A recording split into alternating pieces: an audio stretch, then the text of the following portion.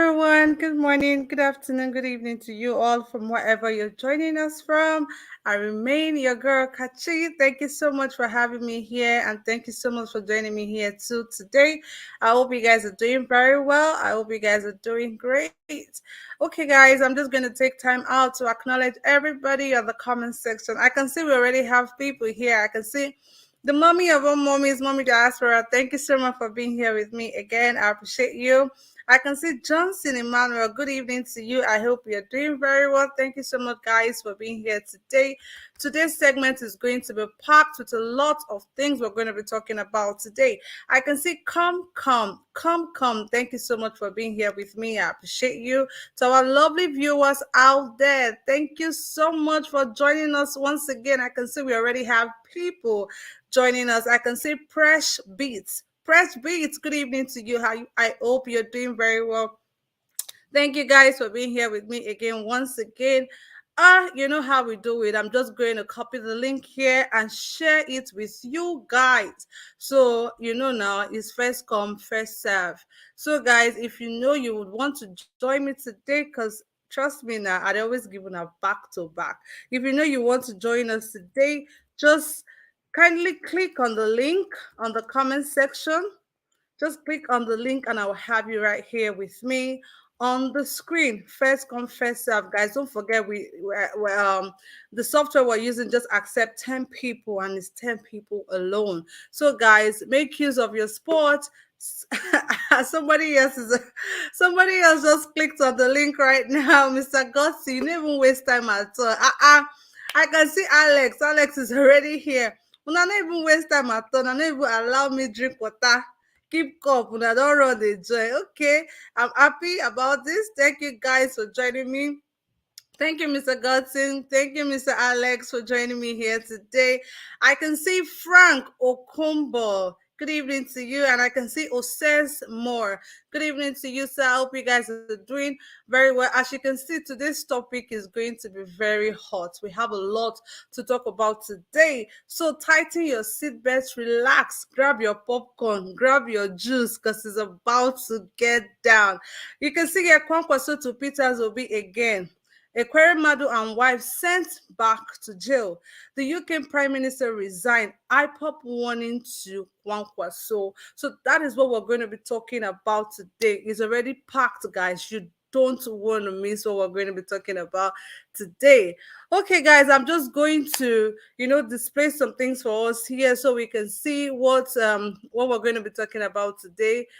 First, we have here, you can see that the IPOB, this is Kwankwaso, the IPOB flag, and that's Peter will be right there. We're going to be talking about these three things because the IPOB members have come out to talk to Kwankwaso. I'm going to be reading also some articles for you guys so we can, get into it. You can see here what I just displayed. Ekweremadu's wife pleads not guilty to charges of human trafficking, amongst others. So, guys, just be taking note of everything. You can see here Ekweremadu's kidney donor is 21 and not 15. The UK court rules. You guys know that we've been having there has been some speculations that the boy, the donor, is actually 15 years old and not 21. But finally, the court just ruled that the child is actually 21 years and not 15 years old.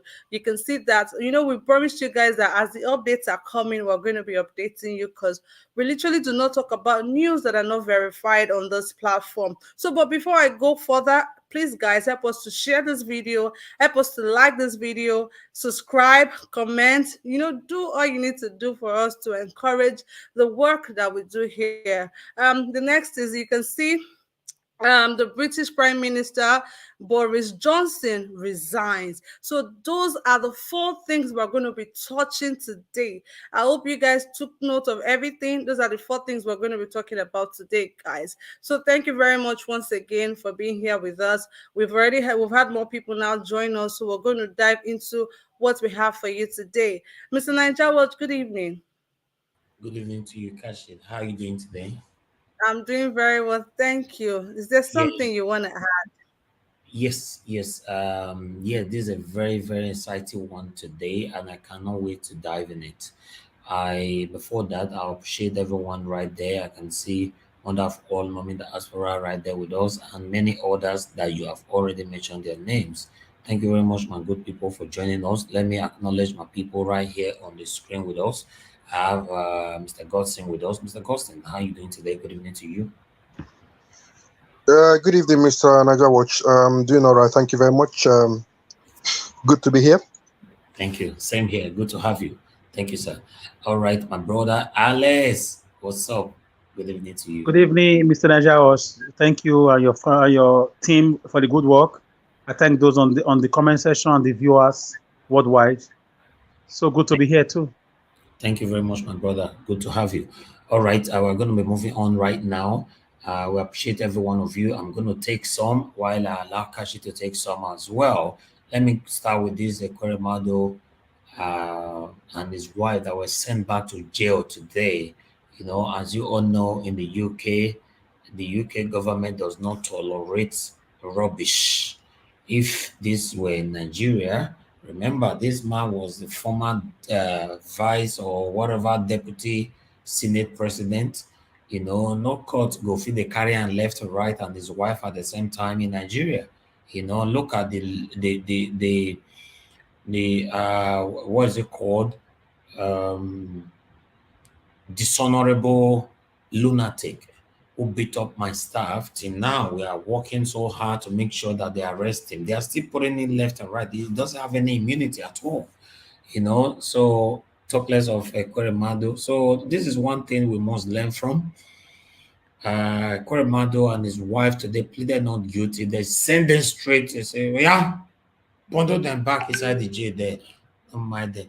Even after they went to go plan, you know, they went to go plan with uh with the boy. Remember, the boy previously said that is for 15, right?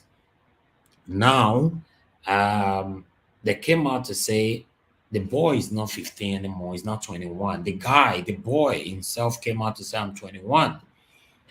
Listen, guys, there was a lot of work going on behind the scene.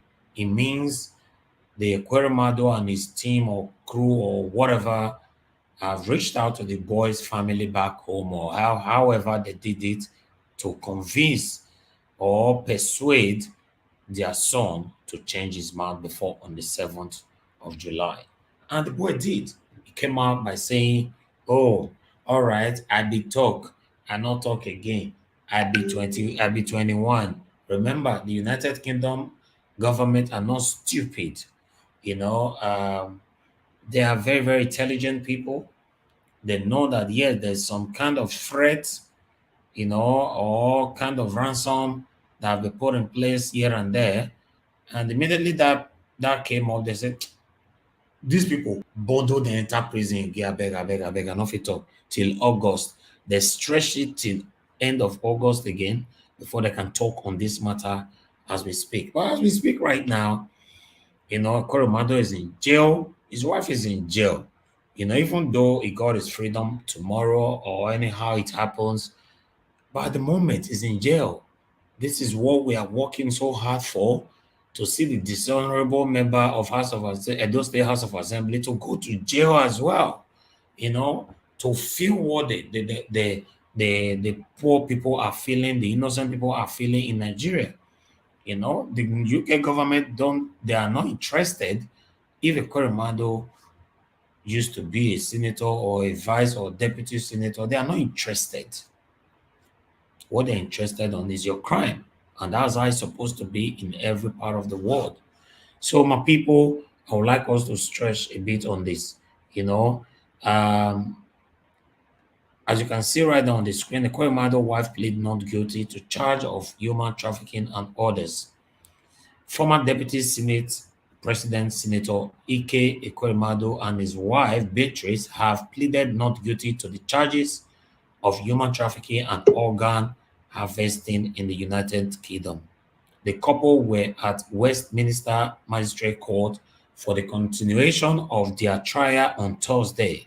Ekweremadu and his wife Beatrice were arrested by the British police on June 23rd on allegations of human trafficking and organ harvesting that violate the country's Modern Slavery Act. UK Metropolitan Police in June had accused the lawmaker of conspiring to bring a child to the United Kingdom for organ harvesting, saying the victim was 15 years old boy. However, a UK ruled that David Ukbo, a purported kidney donor for the daughter of the Ekweremadu, is not a minor. Channels TV reported that the court accepted that the kidney donor in Ekweremadu's case is not a minor. She said the prosecution has accepted that he is 21 years old, not 15 years old, as earlier claimed. The court thereafter fixed August 4th as date for the next hearing. My people, as we speak right now, whether they like them or they don't like them, wetin concern me for inside be say Ekweremadu dey jail, he dey inside prison. So him wife dey inside prison. That is just my concern. You know, why my prayer goes to the daughter, God should heal her and provide her a helper that will donate a kidney for her. But for the papa and mama, I'm not interested because these people are part of the pains that we all are facing right now in Nigeria. So for the yes, I would like to take this as well. The breaking news that happened today is the British Prime Minister Boris Johnson resigned. I'm not saying this kind of thing not they happen. It not happen for our own country. You know, these people, they don't ever resign, no matter how you try to accuse them. The dishonorable lunatic who beat up leftist Hausa, if if this happened in the Western world, it's supposed to have resigned. They will never do that. We are even forcing the speaker, Marcus Noble, you know, to force him to resign. You know, at the moment, you know, they are going left to right, but still we are on it. You know, we're going to make sure that we drag this to the last bit. But the British Prime Minister, Boris Johnson, just resigned. You see? So what can we say about this? All right. So the embattled British Prime Minister, Boris Johnson, has resigned as the leader of the Conservative Party and effectively as the Prime Minister of the United Kingdom.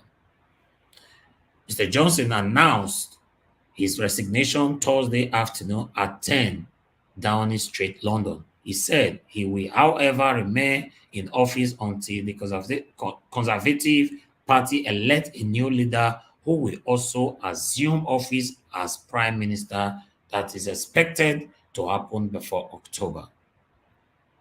In his speech on Thursday, Mr. Johnson thanked the Conservative Party and the British voters for trusting the party and helping it to victory in the 2019 election. Premium Times reported calls for Mr. Johnson's resignation from his party members, with about 50 leaders of the party resigning their government positions. I want you to know how sad I'm giving up the best job in the world, Mr. Johnson said on Thursday today. He added that in politics, no one is indispensable. From now on until the new Prime Minister is in place, the interests of the British people will continue to be served, he said. Mr. Johnson pledged to support the new leader who emerges. The timetable for choosing a new leader will be released next week. See, simple, easy. Life is easy in the United Kingdom. That's why you see I'm very, very proud to call that country my country. Okay? I'm very, very proud to carry their passports. I'm very, very proud to give thanks to God, also to give thanks to my own parents who decided to say, okay, my children to have their life there. To be honest, I'm proud. I understand some people might be saying, oh, wait till they talk. Yes, I'm in Nigeria right now. Nothing good to compare to this useless country. Nothing is working in Nigeria, man. So what are we talking about? Nothing. Absolutely nothing is working here. So my people, that is the end of the article because the next article is also kind of affiliated with the same what we read before of Ekweremadu. So I'll leave that one out so that we can move on to the video and take this from here. Okay, we have another article here for the IPOB. Okay, Kashi, I want you to take on that. Okay, Mr. Ninja Watch, I'll do that. Thank Guys, you. just thank you very much, Mr. Ninja Watch. Okay, guys, just give me a moment. I'm going to take that one right now. So that is the picture right there. That's Kwankwaso, the IPOP flag, and that's Peter Obi. Just give me a moment, guys, while the article loads here. Okay, so it says the indigenous people of Biafra IPOB has warned politicians to desist from linking it with their politics and selection process, insisting its members remained freedom fighters. In case you guys did not get that, I'm going to take it again. It says the indigenous people of Biafra has warned politicians to desist from linking it with their politics and selection process, insisting its members remains freedom fighters. The group particularly advised presidential candidates for New Nigerian People's Party (NNP), Rabiu Kwankwaso, to stop linking it with Peter Obi, his political ambition and campaign.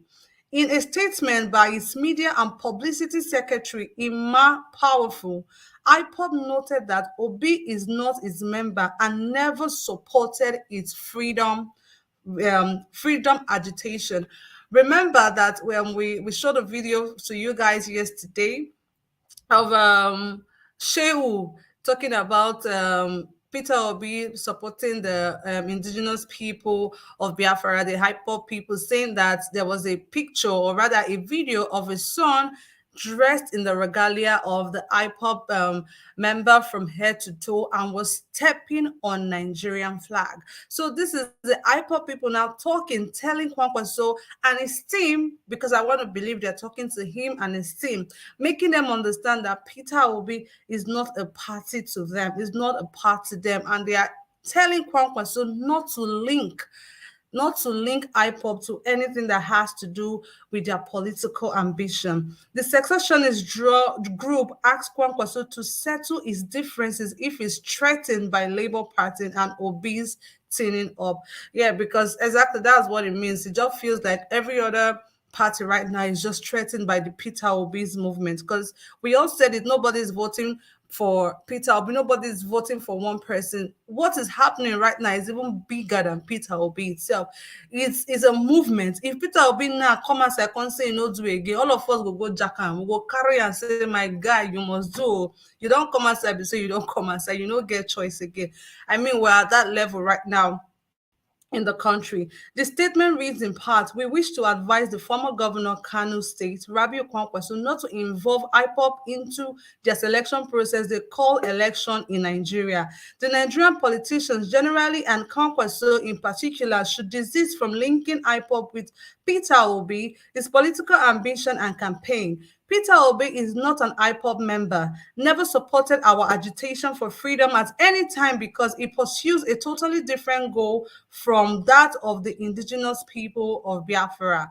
We have no interest in the Nigerian morally decadent and fantastically corrupt political system and landscape. If Kwankwaso is threatened by Labour Party and Peter Obi's teaming support by the creative and talented but downtrodden, neglected, deceived, deprived, killed Nigerian youth from the north, which your generation do not have any good intentions for, then it should go forward and settle its differences and stop linking IPOP to their problem. The IPOP is not interested in the worthless politics you play in Nigeria. We don't regard such daylight robbery, fraud, manipulation, and selection as election. So now the IPOB people are saying election in Nigeria is just a selection process, that it is filled with fraudulent acts and it is filled with corruption. They call it a daylight robbery. fraud, manipulation, and selection as election.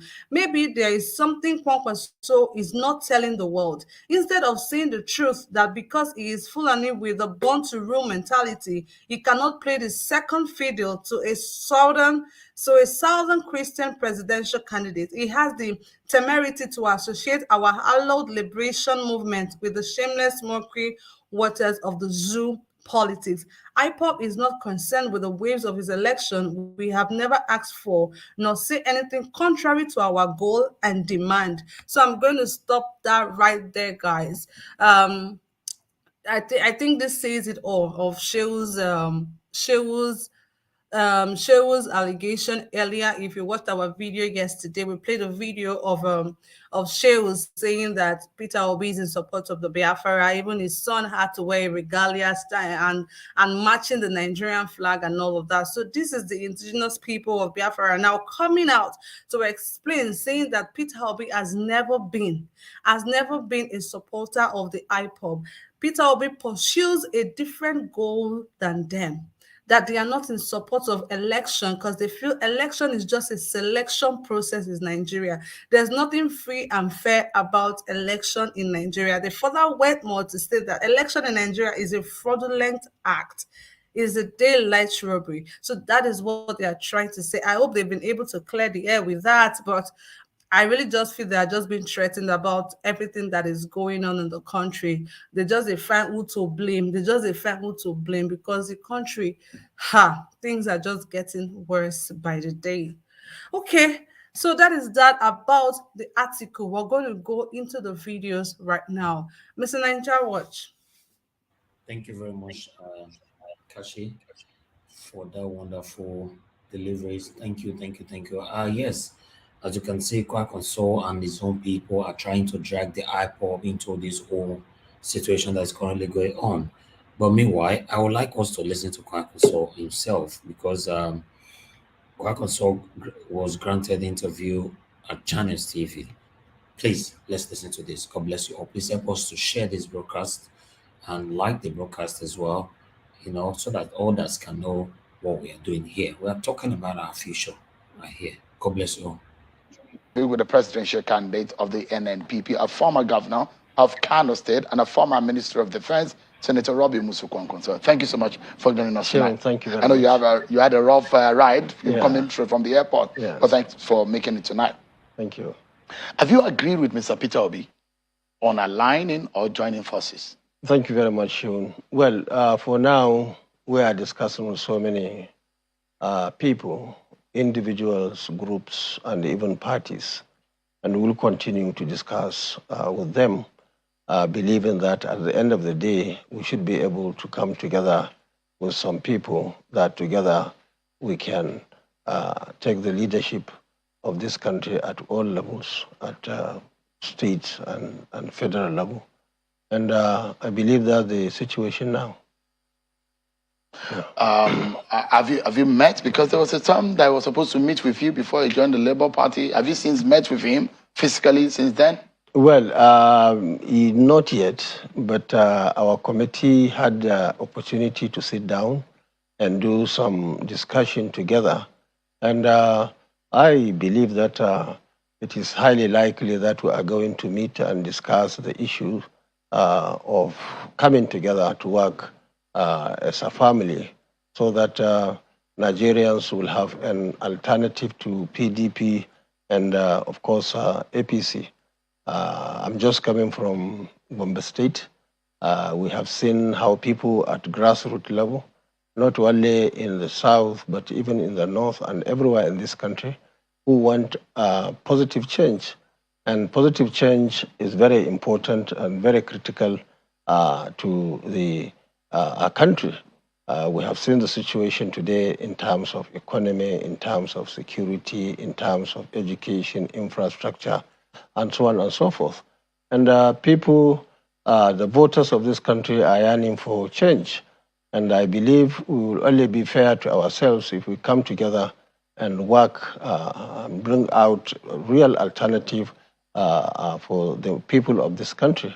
And I'm happy to say that even at the moment, The NNPP, even though very new in some ways, just about 4 months, but it's everywhere in this country, even beyond our own. You're on the ballot in yes. several elections. Not at national level. I contested in 2015. No, I'm saying the NNPP. You're talking about the NNPP, and I'm saying Yes. recently that your party seems to have been having some inroads. Oh, and yes, it's perhaps everywhere. what Alaji Buba Galadima was Oh, talking yes, it's about, not the only ability Buba of, Galadima, even you. for you to set up a structure. Yes. But the question is, are you optimistic about the alliance with Mr. Peter Obi? Do you think it will happen? Yeah, well, I believe that it will happen, but I believe also that there are some challenges that we are having, especially from the side of the Labour Party itself, because there are so many influences, some on their side, positive, and even the negative side. We have a situation today where there are some people who are in other parties who are always also influencing the decision of that party, which I believe is not good for the party. I've just reading in the social media and even people very close to the party that the presidential candidate is very close to one of the leaders of the PDP, which we are trying to verify. But I think the source is very genuine. That is contact with him while he is in a party, the PDP, supporting the candidature of a presidential candidate from the north in that particular party. And of course, saying that the presidency must go to the south and the other party that's in our alliance. And that's really to weaken our own party. And, so you see some war of attrition. Oh, yes, yes, yes. So it's happening. And I mean, with all of this, you are hopeful that Peter Obi and Robbie Kwankwaso might be on the same poster, on the same ballot for the same party. But which party could that be? Could it be the NNPP or the Labour Party? Because now merger is almost impossible now. You probably will use either of these political parties. Would it be NNPP or Labour Party? Well, my belief is that there are so many modalities that can be worked out to work together. It's just a matter of getting the right caliber of people to sit down and look at the situation as it is. Now, you see, the major issue as it stands today is the issue of who becomes the president, who becomes the vice president. And I believe this is the time really to advise, especially those who are positively behind the candidate of the Labour Party, that this, for me, I have seen an opportunity for the Southeast to be relevant in the next dispensation. In NNP, in PDP, they are completely out. So also in the APC. The only opportunity now is the NNPP. Now, we are aware that in the social media, a lot of work is going on. The young men and women, especially of the Southeast extraction, are working towards getting a presidency. But the fact remains on the ground that even the entire zone, any zone in this country, decides to vote for a particular person, that person, going by our constitution, the provision in the constitution, cannot be president. And I think the constitution was deliberate to ensure that everybody is involved in the country. And I believe that it is in the interest of the Labour Party and the NNPP, and even in the interest of this country, because we have seen a situation today where many people in the Southeast believe that they are being marginalized. And it will even be worse, actually, if they are not involved in the 2023 project, because LP, as it stands today, certainly it cannot win election. Really? Oh yes, it cannot win election. It cannot win a presidential election? Not Why in do you think they 2023. cannot? Well, because mainly the support is mainly in particular zone. There is just no spread. And the figures there cannot earn anybody presidential seat in this country. But they're saying that they have the workers, the labor behind them. Well, maybe you don't know the history of the labor itself. We try to be in the labor. Right, my people, I'll stop that right there. You can hear Kwankwaso insist that Peter Obi or Labour cannot win the presidency. You know, he further continues saying that he can never deputize Peter Obi. Although this video were done before the one we played yesterday, you know. So my people, these are part of the things that we're going to be talking about today. Let's move on to the next video. The next video is the one that have everything to do with the Ekweremadu on the court today. Thank you. The trial of Nigeria's former Deputy Senate President Ike Ekweremadu and his wife Beatrice for organ harvesting is underway at the Westminster Magistrates Court in London.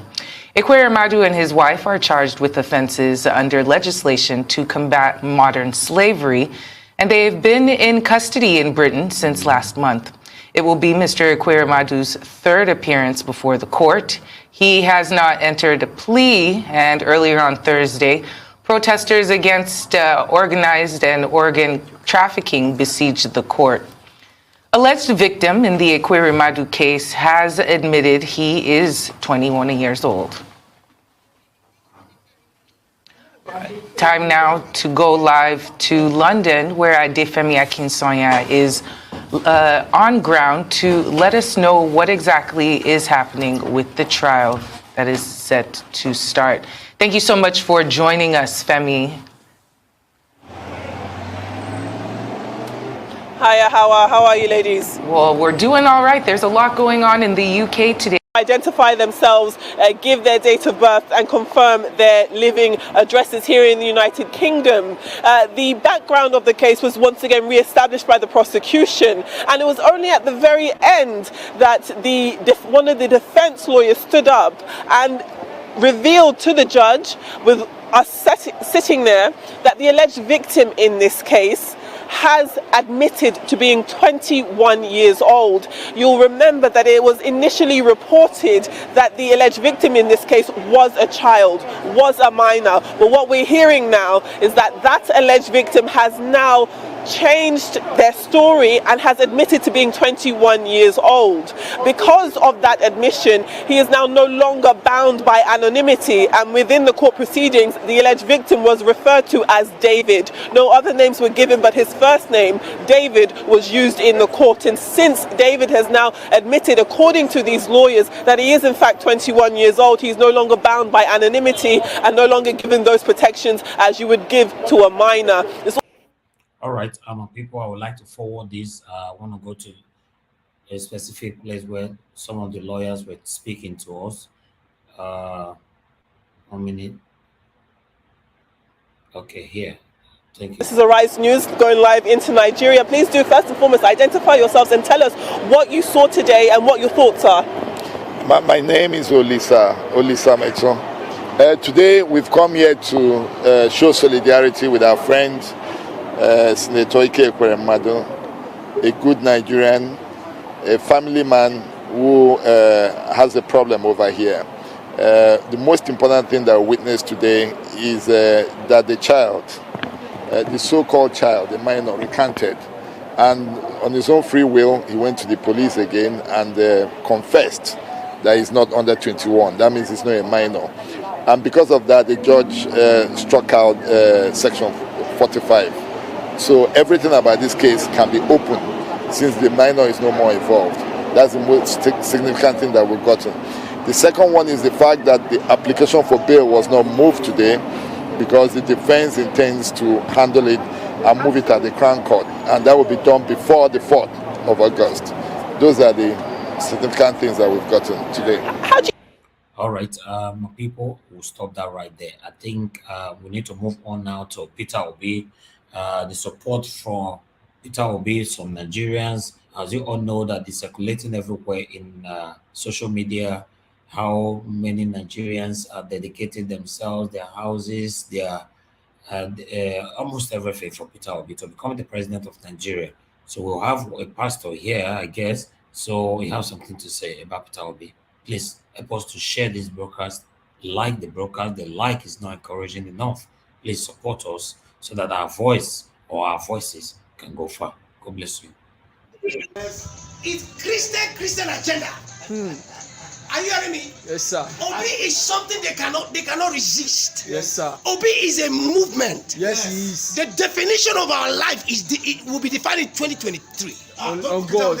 Is our definition. Hear what it says. Hear what it says. Yes, sir. Be willing and obedient. And obedience. And so this is a movement. He say you will eat the good of the It's land. a movement that has been raised and it will accomplish its purpose. By God's Nothing grace. can be thwarted. The youth are here and we are with anybody that's obedient. That's the thing, sir. He couple on the Yeah, that's the thing, my friend. tell them that it's not a campaign.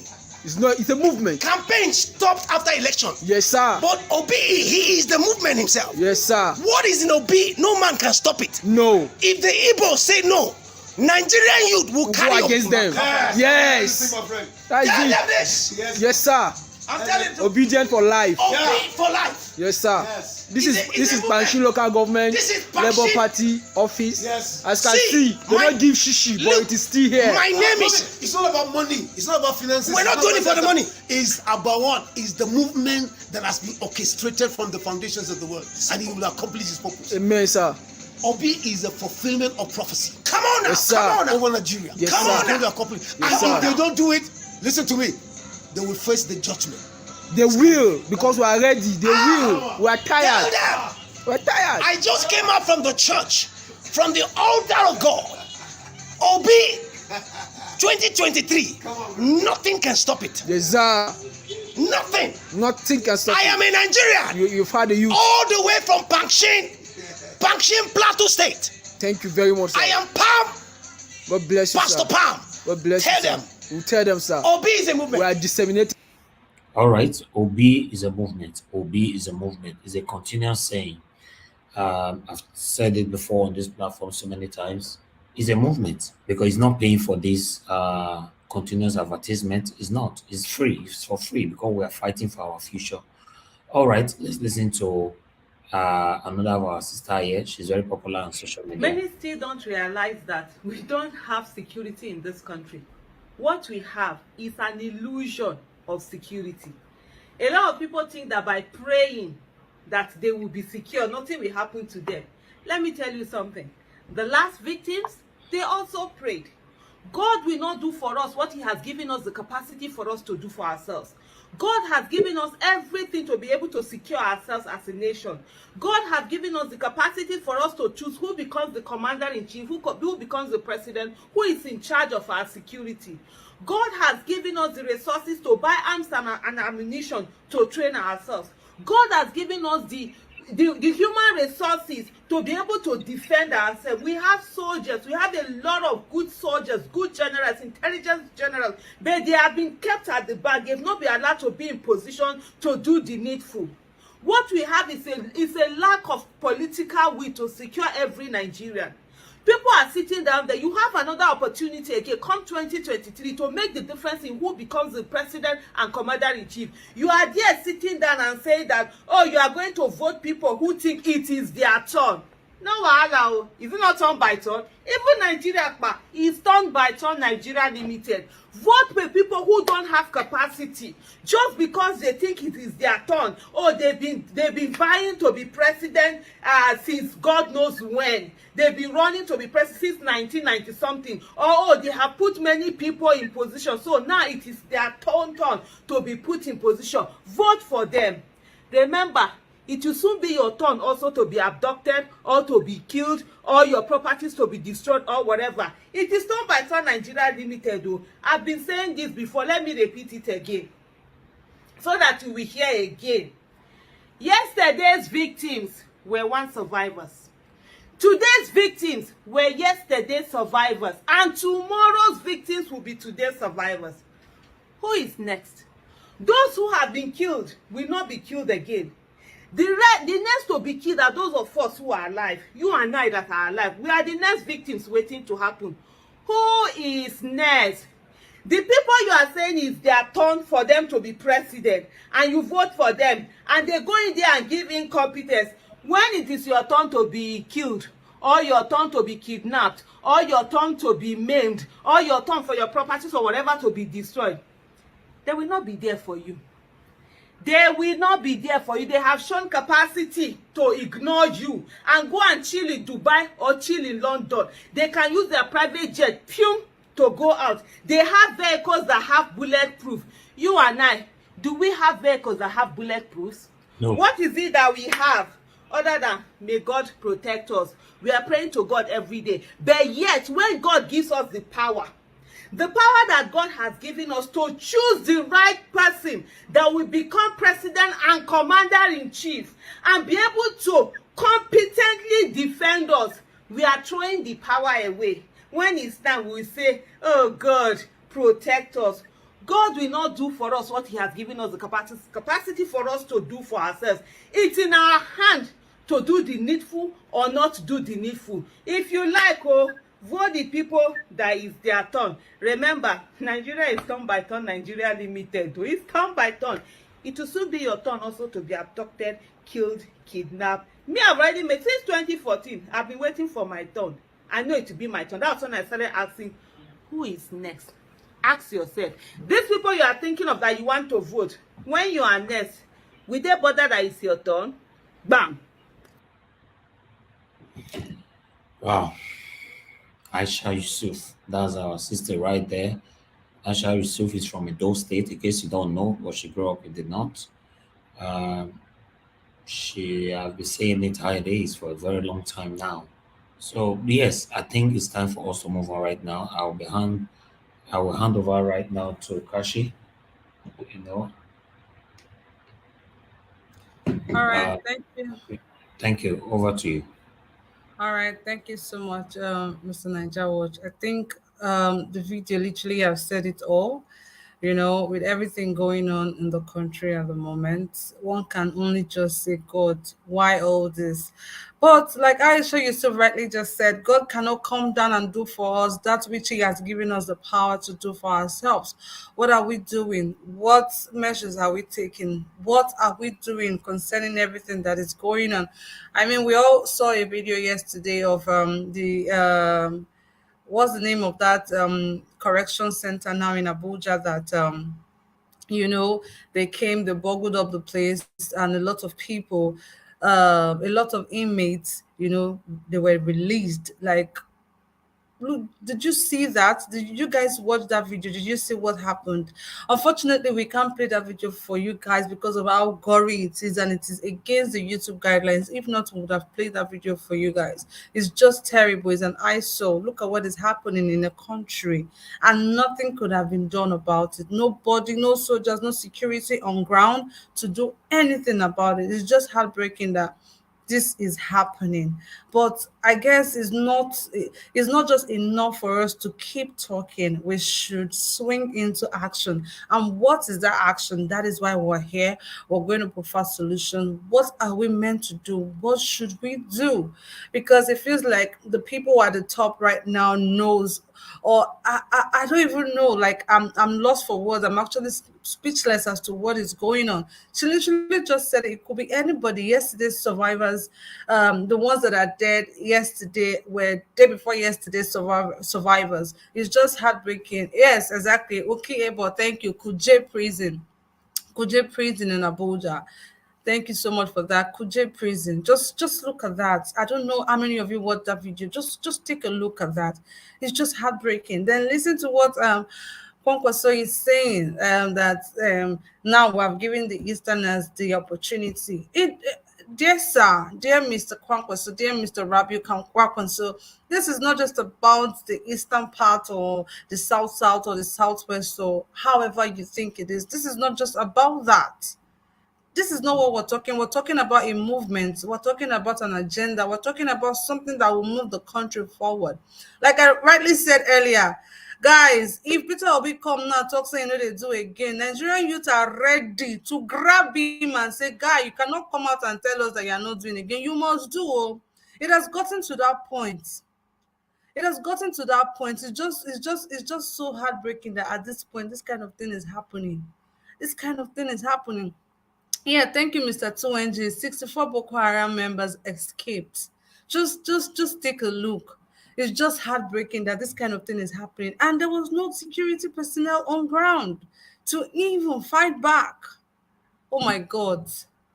Now I want to remember Mr. Tunanja that is always talking about insecurity in the country. Insecurity, insecurity, insecurity. It's just so sad. It's just really sad. Well, we will shock these people, Shad, that really thinks Peter Obi is just popular in one side. We will shock them because the suffering is not affecting just one part of the country. It's affecting everybody. It's affecting everybody. We will shock them come 2023 election because they really feel that it's just popular in one side. Me for one, I don't know who Kwankwaso is until this whole Obi movement started. I never knew who Kwankwaso was. So now, so we're gonna spread the word the good. That is why we're here. So guys, before I start talking to my panelists, I want you guys to help us share this broadcast. Please like, please share, please like. This broadcast is not for you alone. It's not just for you and I. Please like and share so more people can come onto our platform and see the good work that we do here. So guys, please help us to share, help us to like this broadcast. Please, we have a lot of people. We have more than 500 people only on YouTube. On YouTube alone, we have more than 500 people viewing us right now, and the likes are not encouraging. Please help us to share, help us to like. Thank you very much. I can see my sister right there, June Obaseki. June Obaseki, good evening to you. 292NG, I can see you. BTV Nigeria, thank you for being here with me today. I appreciate you guys, to our lovely and amazing viewers. Thank you, and to my amazing panelists. Thank you so much for being here today. So I'm going to start with the first person I have here, which is Mr. Godson. Mr. Godson, please, good evening to you. Are you ready for me? Yeah, good evening. Yeah, thank you once again for giving me an opportunity to kind of air my views as usual. So I'm not going to. I will start off with the Ekweremadu case, but I really don't want to comment a lot because obviously it's a legal issue. My heart goes out obviously to the young lady who needs the kidney transplant. I only hope that the whichever way things work out, that she eventually gets the help she needs. As for her parents, I don't know. It's quite the story is very convoluted. A lot of I don't really know the ins and outs, but obviously there's some shady things going on both from the parent and the boy side. So I don't know. They should go and sort themselves out anyway. So I'll leave that to one side. Now the issue of Kwankwaso. Anytime I listen to, I don't know if Mr. Rajawaj can stop giving this man the publicity because this man, this Kwankwaso man, I think he's full of himself. This is a man that is a local champion, and he was obviously hoping to ride on the Obi wave to achieve his own ambition. My only hope is that since he believes himself so much, that he actually does not pull out. But knowing him, knowing people like him who are full of themselves, he knows he has no constituency outside that is little region. So what is going to happen, I suspect, is that he will continue to deceive himself, and then towards the end, he will cash out. Either the body law man will settle him, and then he will claim to give him some support. But it will be good to actually test how popular he is really, according to, because he feels that he should be the whatever he feels. So let's put that to the test in the national election. Let's see how many votes he actually gets, because I think he thinks he's bigger than he is. Now what other issue did he even talk about? Can you kind of remind me of what other videos we played? Because there's so many videos. Sorry if you don't Okay. mind. Yeah, that's fine. The IPOB members, we played a video yesterday of Yes. Shehu. Yes. Yeah, it is good. Thank you very much. That's even one I wanted to comment on. Thank you for reminding me. I completely forgot about that. Now, these people, these Northerners, they are looking for a way to tribalize this election, because they can't win the election based on facts.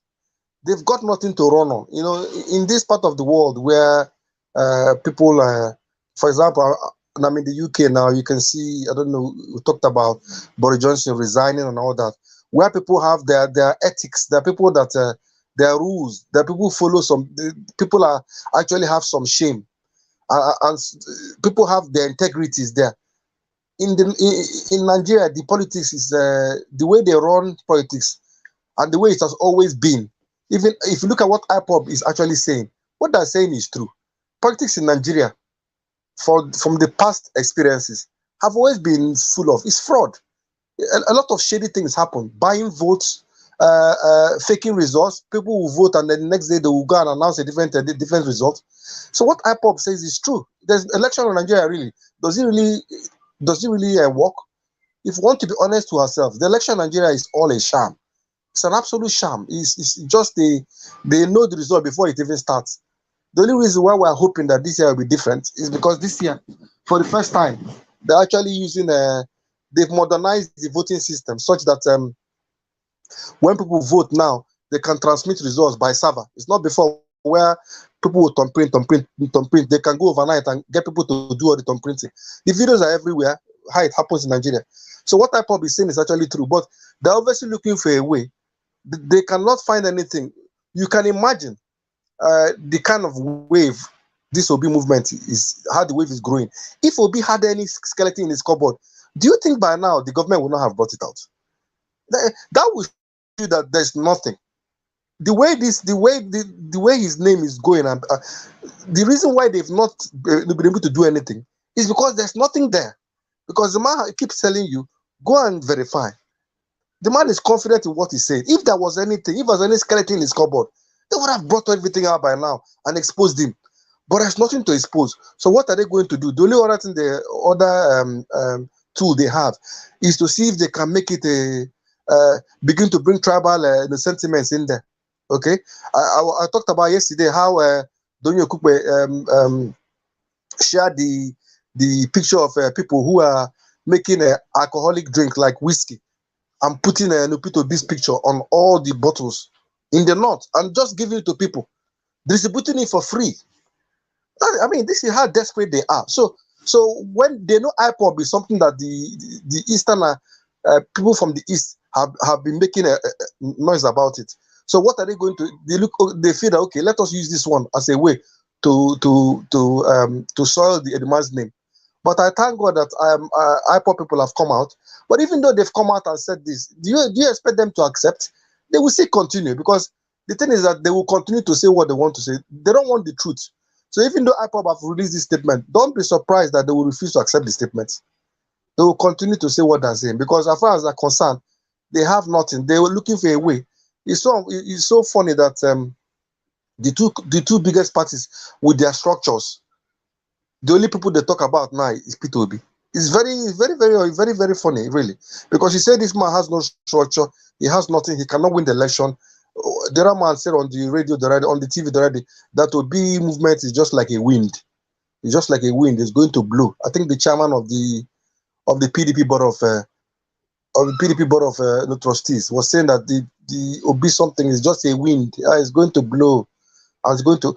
They say all these things, but then their actions, all these things they are doing, does not show that the actions of people who are not worried, and this is the problem. Anyway, in any case, these things that they're doing is only helping the man's popularity, because the more they cook up all these stories, the more people go and find out that those stories are wrong, and they will begin to make those people ask the question: this man that these people are saying all these things about, that really there's nothing there. Why are they saying this thing? That's what they don't understand. And people are still looking at this election from the prism of how election has been done in the past, where people just go out and make up their own results. They're thinking that the election is going to be like the previous election, but they forget that this time may be different. For the first time in Nigeria, the youth, all the years I spent in Nigeria, up until when I left Nigeria so many months ago, I never voted. I've never voted in my life in Nigeria. Even since I've been living here, I don't bother, because in Nigeria I never voted. So when I came here, I decided not to vote myself.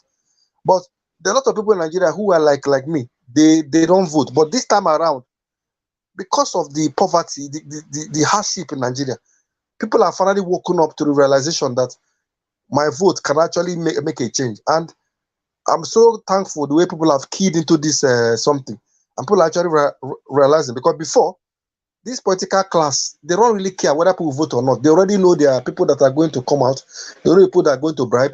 There are ones that are just going to make up the results. But for once, the young people are registering in mass, and the numbers are going to shock people. So let them continue to think that it's all in the East.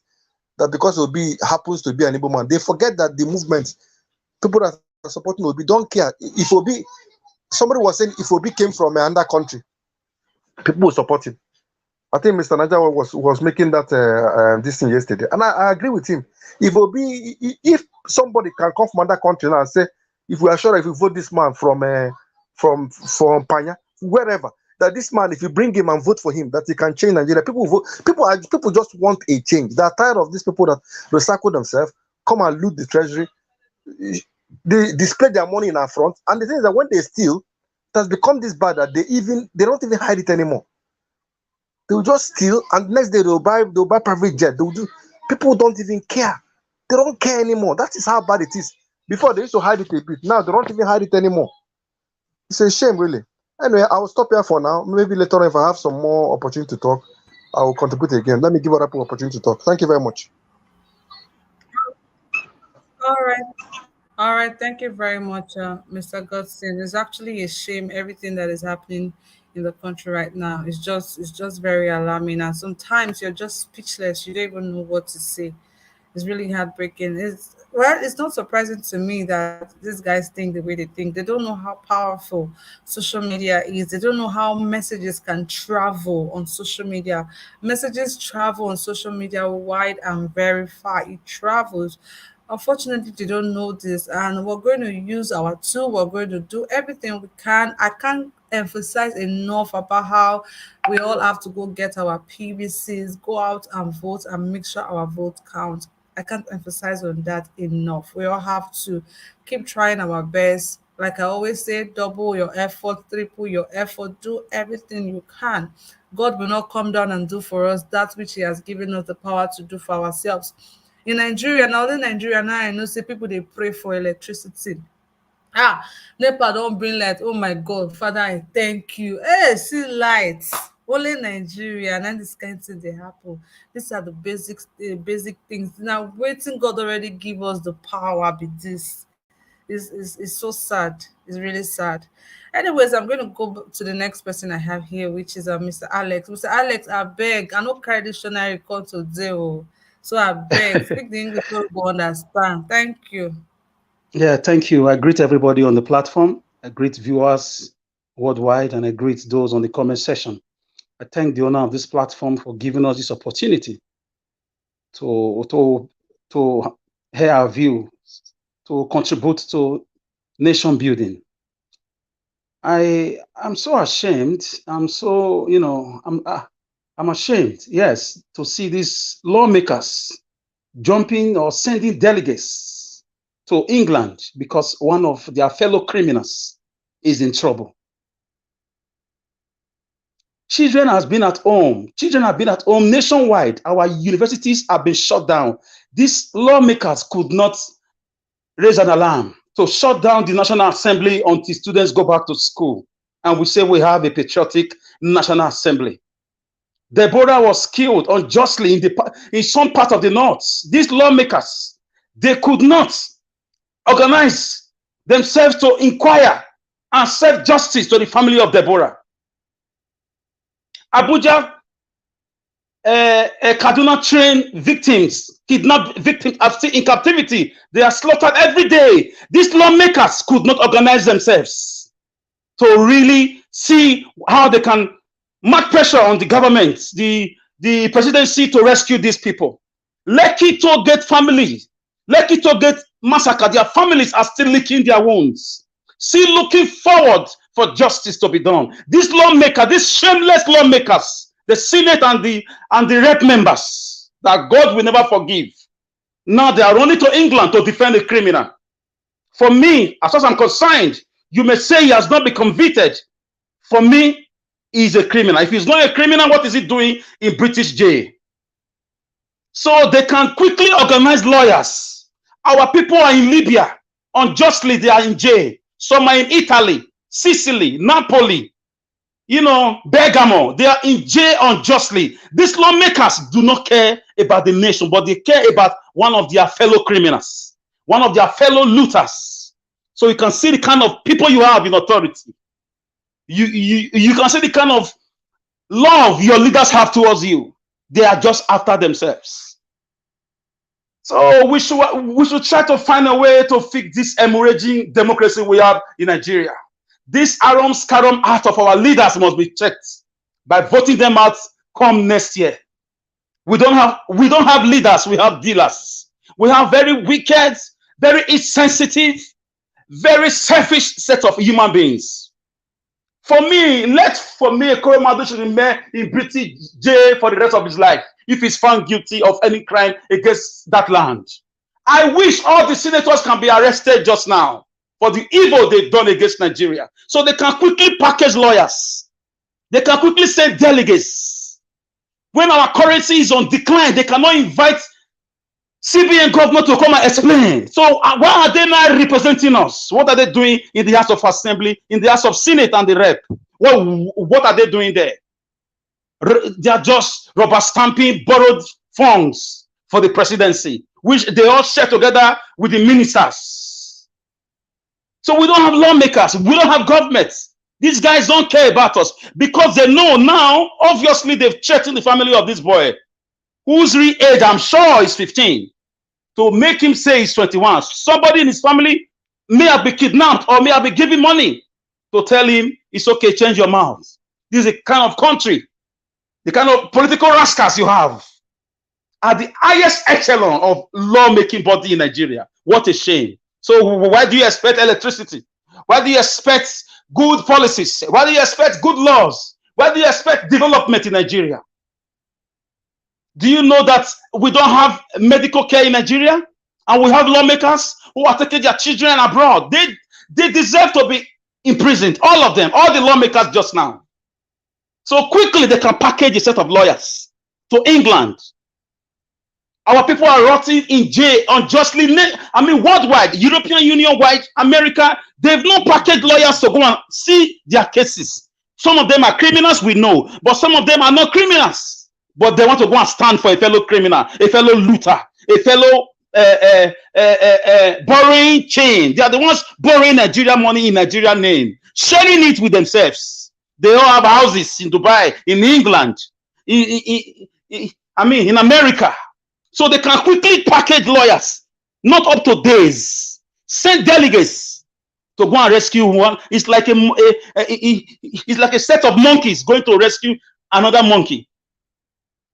What a shame. God will never forgive them. Posterity will not forgive them. That under their watch, people are killed nationwide. These lawmakers have not shut down those chambers and say, we demand answers from the defense minister. We demand answers from the military. They've not said anything about it. But they've jumped to the defense of Ekweremadu in London. Ladies and gentlemen, we don't have lawmakers. We have dealers. We have businessmen in Senate. We have businessmen as rep members. I'm mounting pressure on our governors to start asking questions. The federal government obviously are the ones killing people nationwide with their Islamic agenda. We have people we sent to stand for us as senators, as rep members. They abandoned their duties. They abdicated their duties. And now they flew to London, sent delegates to go and rescue a fellow criminal. May that man not leave that British jail. I want to go to the case of Boris Johnson resigning. You see, Boris Johnson resigning, I know it's a Western word. I'm not a friend of the British. I will not say much on that. British are part of the problem we have in Nigeria. You can't blame somebody else from your problem. You have to blame your political puppet and surrogates. Resigning is part of their culture. We don't have it here. Our democracy is not yet grown. We don't have good leaders. We don't have leaders who have been through. We have leaders who went to school, but school did not go through them, unfortunately. Leaders who are just going there to just enrich themselves. With the killings of people nationwide, no governor has resigned. No senator has resigned. Nobody has resigned.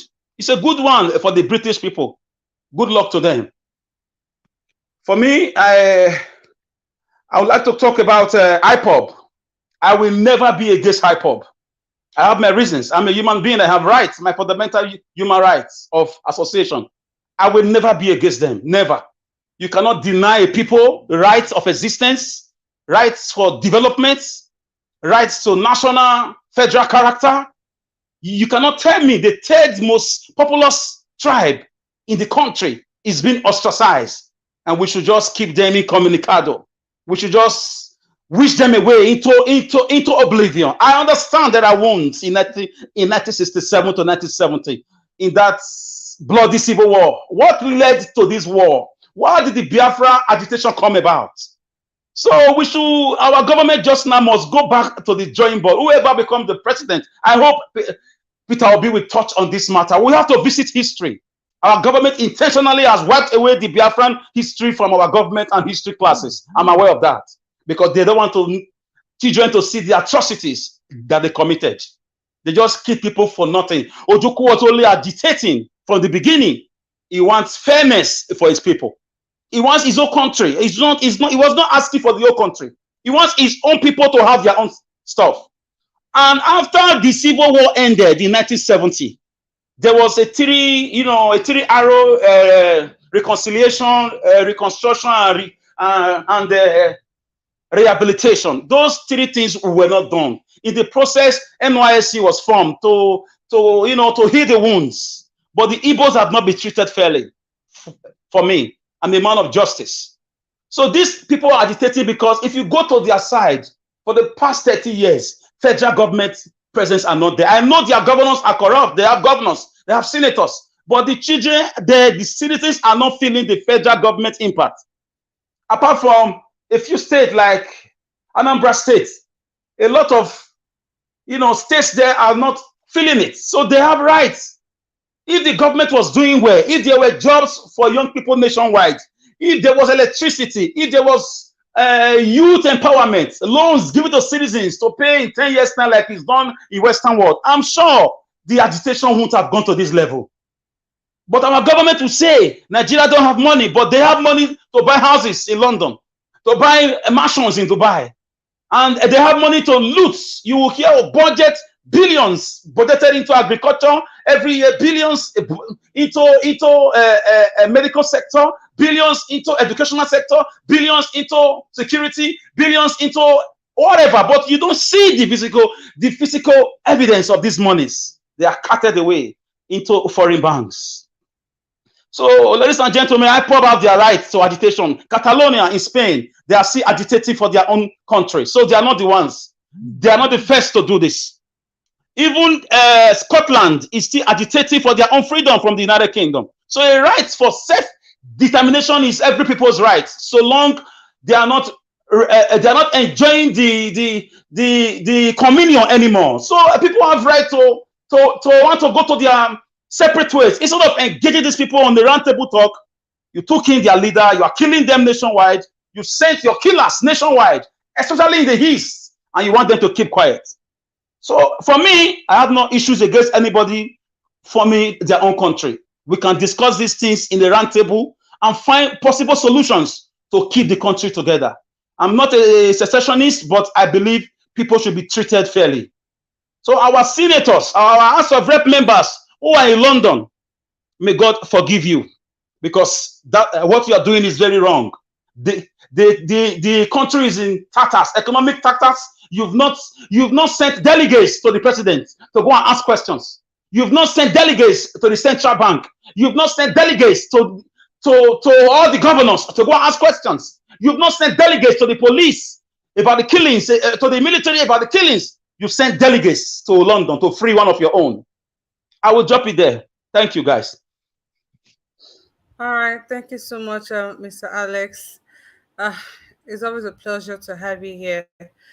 Literally just said everything. These guys just basically swing into action when it affects them directly. But when it doesn't affect them, they will just do like say they don't know what to do. But they actually do know what to do. They are not clueless. They just decide not to do something. They just decide not to do anything because it don't affect them at all. That is what we're facing in the country called Nigeria. Anyways, I'm going to move straight to the next person I have here, which is Mr. Let Go. Mr. Let Go, please. Can you hear me? Yes, yes. Thank you so much, Niger Thank Watch. you. Thank you for this amazing opportunity.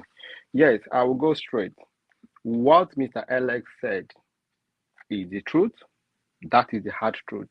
There is no other way to say it.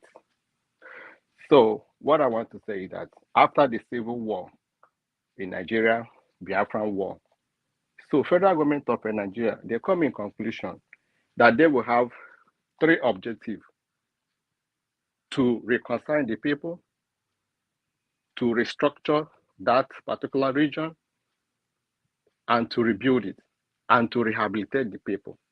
But today, nothing, nothing like that has existed. Obasanjo came and sit on it. All the presidents so far, they sit on it.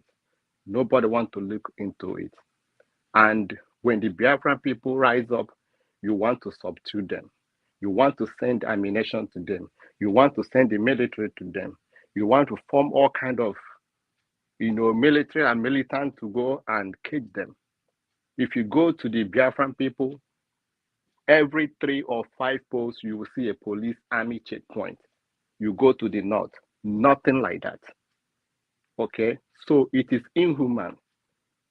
So when any of Biafran people rise up, you will do all you can to put them in jail and sit on it, an innocent citizen. So what Mr. Alex said is truth. They have not rehabilitated the people. They have not rebuilt the people. They have not reconciled with the people. And you want them to sit and be looking at you. No, they are not living, but they're existing.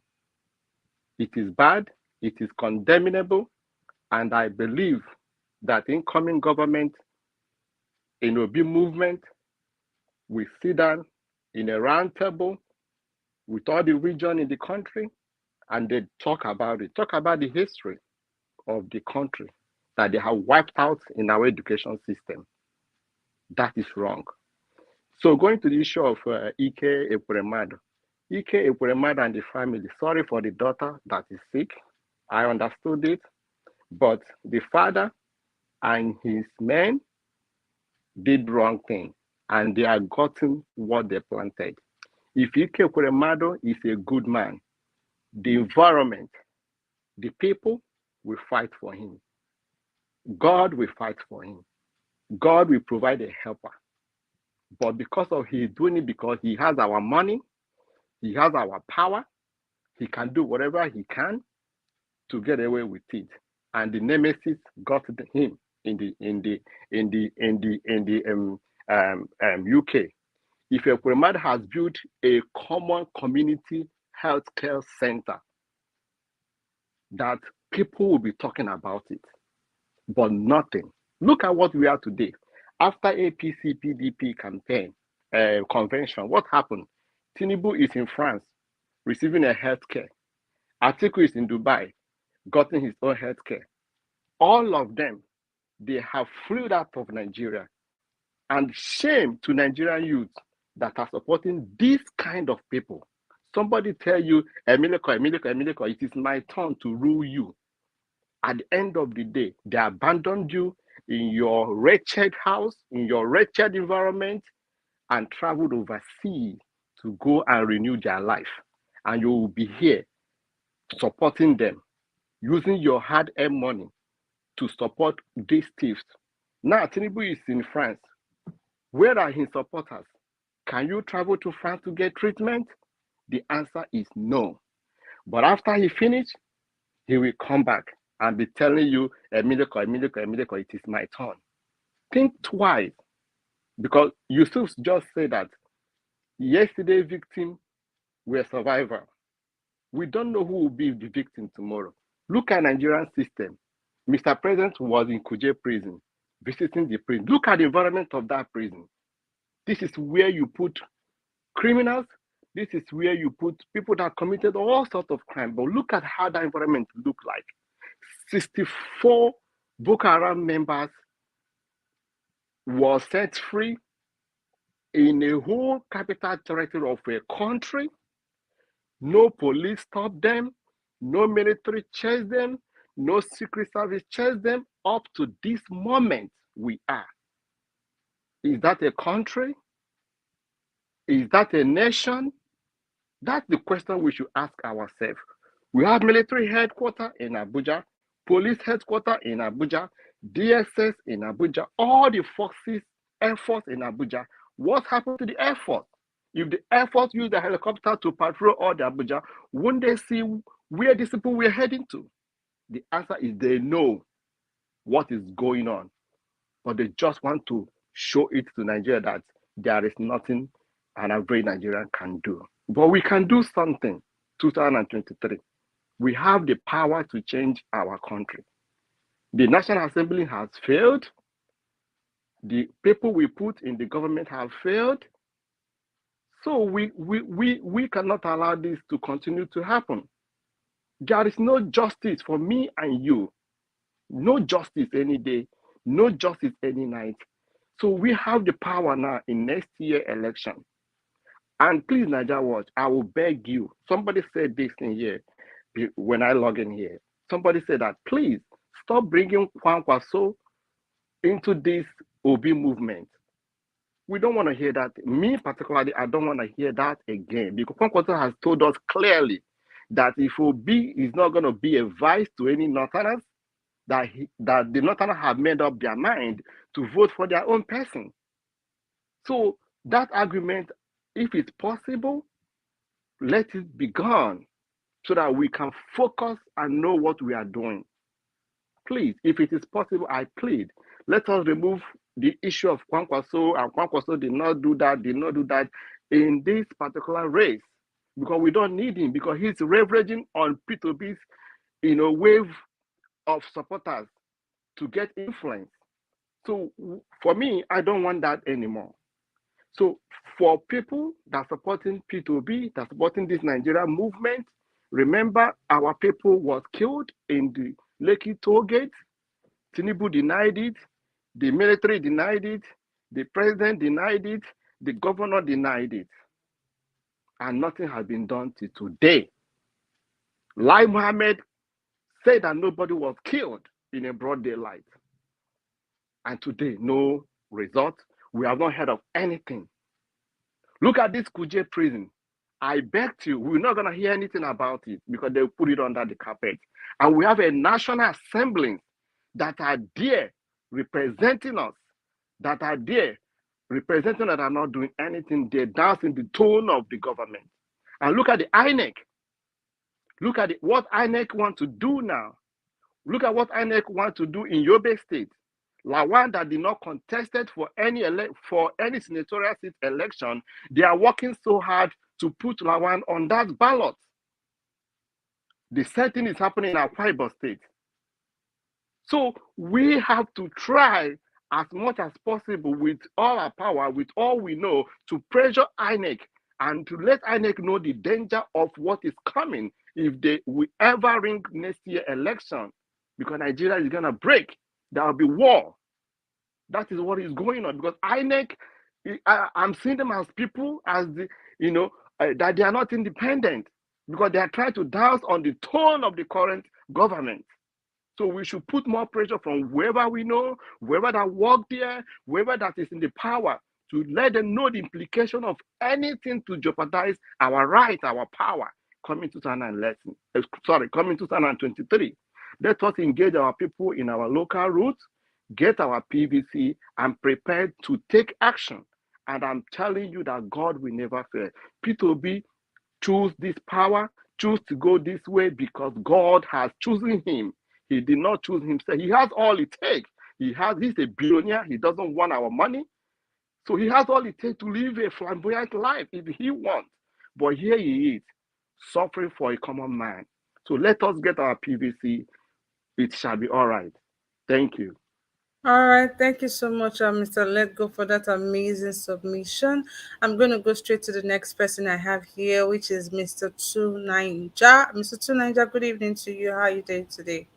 Are you ready for me, please? Yeah, thank you for having me. Can you hear me? Loud and clear. Please go ahead and make your contributions. Yeah, thank you.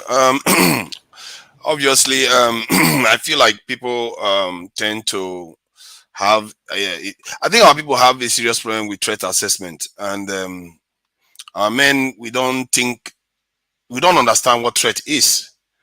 We just understand, oh, that guy deserves punishment, let him get punishment. That guy deserves justice, let him get justice.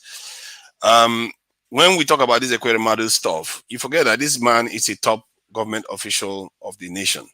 You are willing to sell him out to another country and let them just have it because you think it's not going to come back to bite you. Yeah, it will, because you don't understand what threat that means. It means somebody can ask him, oh, what does your president do? What does your politicians do? Who is this person? They can get all kinds of information from him. This is somebody that knows the secrets of Nigeria. He's been a senator for a very long time and it's in a foreign hand. And people don't understand the problems with that. As if we are little children. Do you think a British official can be held like this? That is a security threat to them. They will do everything to get that guy out or kill him. And how we play with these things, I don't understand it. Maybe we have been babied too much and we don't understand how the world works anymore. Like this is why I keep talking about this thing. I think our people need to wake up to the way the true world works. People don't play around with their survival. People don't joke around with it because it's their children's lives, it's their children's lives, their women's lives, the land that their forefathers left for them. They don't joke around with it. This is why, you know, I go on about it, because I'll go on about it because I feel like that is one of the biggest problems we have. Everything we build, it's like building sand castles by the beach. Everything will just fall apart easily. No nation can build the way we build. We are completely inefficient at doing things. Everybody wants to do things separately. Everybody wants to point fingers while they are just doing exactly the same thing that they are criticizing the other person of doing. How many of us here will have our family member join government and not want them to enrich themselves and enrich you in the process? They'll say, it's my national cake, it's my this, it's my that, it's my turn. Akashi, can I ask a question, please? Please. Go ahead if you want to. Mr. Alex. Please, can I ask a question? Just a minute. It's a debate. Please, ma'am. Mr. Alex, go ahead. Okay. Gentleman that is talking, where do you live, sir? I'll start from there. I'm not sure it's very relevant, but I live in Europe. Okay. My question is this. Do your grandparents have farm in Nigeria and has any of your family members been raped in your village? And you have senator representing you and not say a word about it, and your family was not visited, and you don't have medical facilities since 1999, and you have senators. Do you have a father or mother, a grandfather or an auntie who is a farmer and she has been murdered, and you have senators who are quiet about it, and one of them is caught, and you expect me to be singing for him? I don't understand. If you have somebody who have suffered in the hands of these wicked criminals, all the political office men and women since 1999 are very wicked. They don't mean well for us. What have they done for us? What are we enjoying in this country? We pay for water, we sink our borrow, monies are a month for Ministry of Water Resources. We surround our houses with fences and barbed wires, and we have a defense ministry. And our schools are shut down, and we have budget for education since 1999, and these monies are looted by these senators and these House of Rep members. Gentlemen, we are in a debate and being civil. I know what I should have told you. If your brother or your sister is the political position looting this country dry, may God have mercy on you people. Karma, we visit everybody involved in this nationwide bloodletting and poverty. Our doctors are leaving this country. The senators are dead. They've not said anything about it. What are they senating? Who are they representing if not themselves? So she expects me to pray for them to be released. Are they prayed for my health when I cannot access medicals in Nigeria? Are they prayed for my health if I'm traveling from one place to another without being scared or being killed? What has the senators put in place for my security as a Nigerian in this nation? What have they done for my own father, who is a pensioner and his gratuity has not been paid as a federal government staff, who has left work since 10 years ago? Please, let's talk with facts. We are Okay, one, good. but let's not be sentimental. Thank you. Okay, good. All And right. if we are Thank you, Mr. Ahmed. if we are talking with facts, we have to be careful when we allow our trauma or feelings override logic. Clearly, him being there is a threat to our national security. Let's not mince words. That is the fact. And if I say you should get him out of there, I'm not saying you should get him out of there out of his own goodness. It's to protect us. We don't have. This is why I said. That's why I said we don't seem to have. We have a broken threat assessment antenna. We don't know when threat is coming to us, and we don't see it when it happens. And like, yeah, go ahead. I'm sorry that I have to interrupt you, Mr. 2NG. I guess you're the one talking, right? Yeah. Yes. I understand everybody's entitled to their own opinion, their deliveries, and all that. For me, I will not say amen to that prayer for him to be released from prison. I want him to rot in jail. Yes, I want him to rot in jail. I'm not interested. My only prayer goes for his daughter. That's it. Apart from his daughter, he and his wife should rot in jail because the pains Mr. that we Niger all Watch. now Yeah. they are the cause. Who is speaking, please?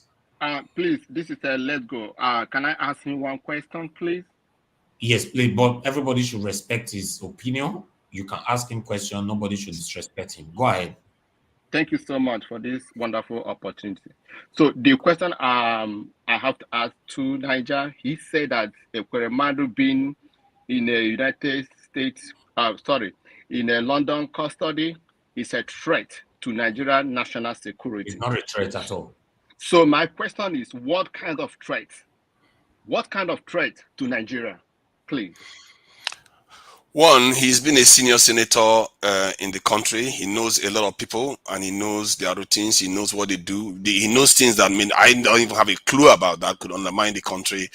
And if you have people of yours being handed over to another people, it doesn't matter how good or bad they are. You bring them back, you discipline them at home.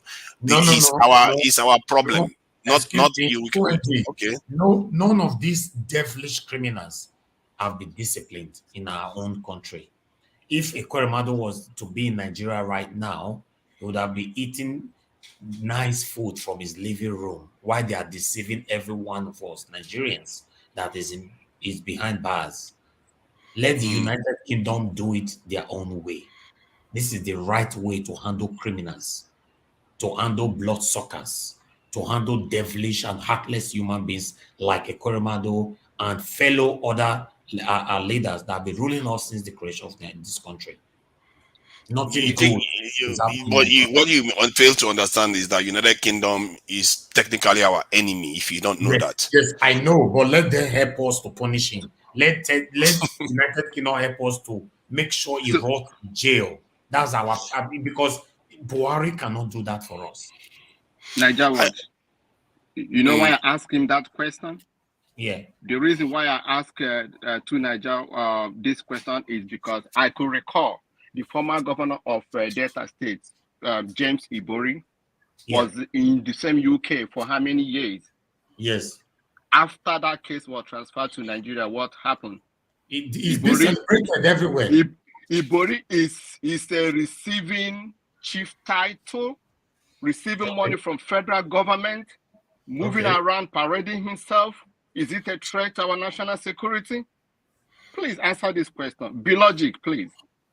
Yeah, it's a threat, all right. Anybody that knows about us, has information about us that is held by foreigners, yes, they are threats. If somebody knows anything about you and they are held by your enemies, they can extract this information from them. So this is basic knowledge. Anybody, like if you go to like Israel now, even if there is a strand of hair held by enemies, they will do everything to get it back, because they understand that the person is their citizen, is carrying their passport. He's our problem. Let us deal with it as a sovereign nation. We are a sovereign nation after all. I can tell you this, I'm not setting a different standard for Nigeria than any other nation. This is what other people do. This is what other non-black Africans do. They defend their own people. When you carry that passport, it should mean something. And if we start if we start understanding that, maybe we won't even treat each other as badly as we do now inside the country itself. Can I ask a question? Can I ask another question if I'm allowed? No, hold on. I don't know if the moderator will allow me. Alice, okay. Hold on. No problem. Right okay. Everybody have the time to ask their questions later on. Let me attend to some callers right now. Hello, good morning, good afternoon, good evening to you. Your name and where you're calling us from? I'm calling from UK. Okay, please go ahead. About Ekweremadu. Yeah. I quite support that watch because all these our politicians need to be punished. Yes. Because if you think of that money, they used to bring this boy to UK and some other money they'll be embezzling. It's enough to build an hospital in Nigeria there, whereby all these things can be taken care of. But they have taken all this money to Dubai and other places because they don't care for the masses. So I'm very happy we are in the UK. Some of our brothers took a poster today to the court and said, yeah, they should be punished. And we all are support. Yeah, I saw that. Punished. And by one, they will all have their own results. One by one. That's all I need. So nobody should talk about Ekweremadu. Ekweremadu never think of us. He never think about the masses at all. He has been in the Senate for how many years? What has he achieved? What has he done for Nigeria? Nothing to think of. So thank you. Thank you, sir. God bless you. Thank you. Thank you, sir. God bless you. Thank you. I appreciate you. Thank you. All right. Let me talk to somebody else because I can see the phone is jamming right now. Hello. Good morning. Good afternoon. Good evening to you. I can see Mr. Henry Peter is right there with us. Mr. Henry, go ahead. Talk to us, sir. Hello. Good evening, Mr. Henry. Good evening, sir. Like what? My name is Henry. I'm calling from Germany. Yeah.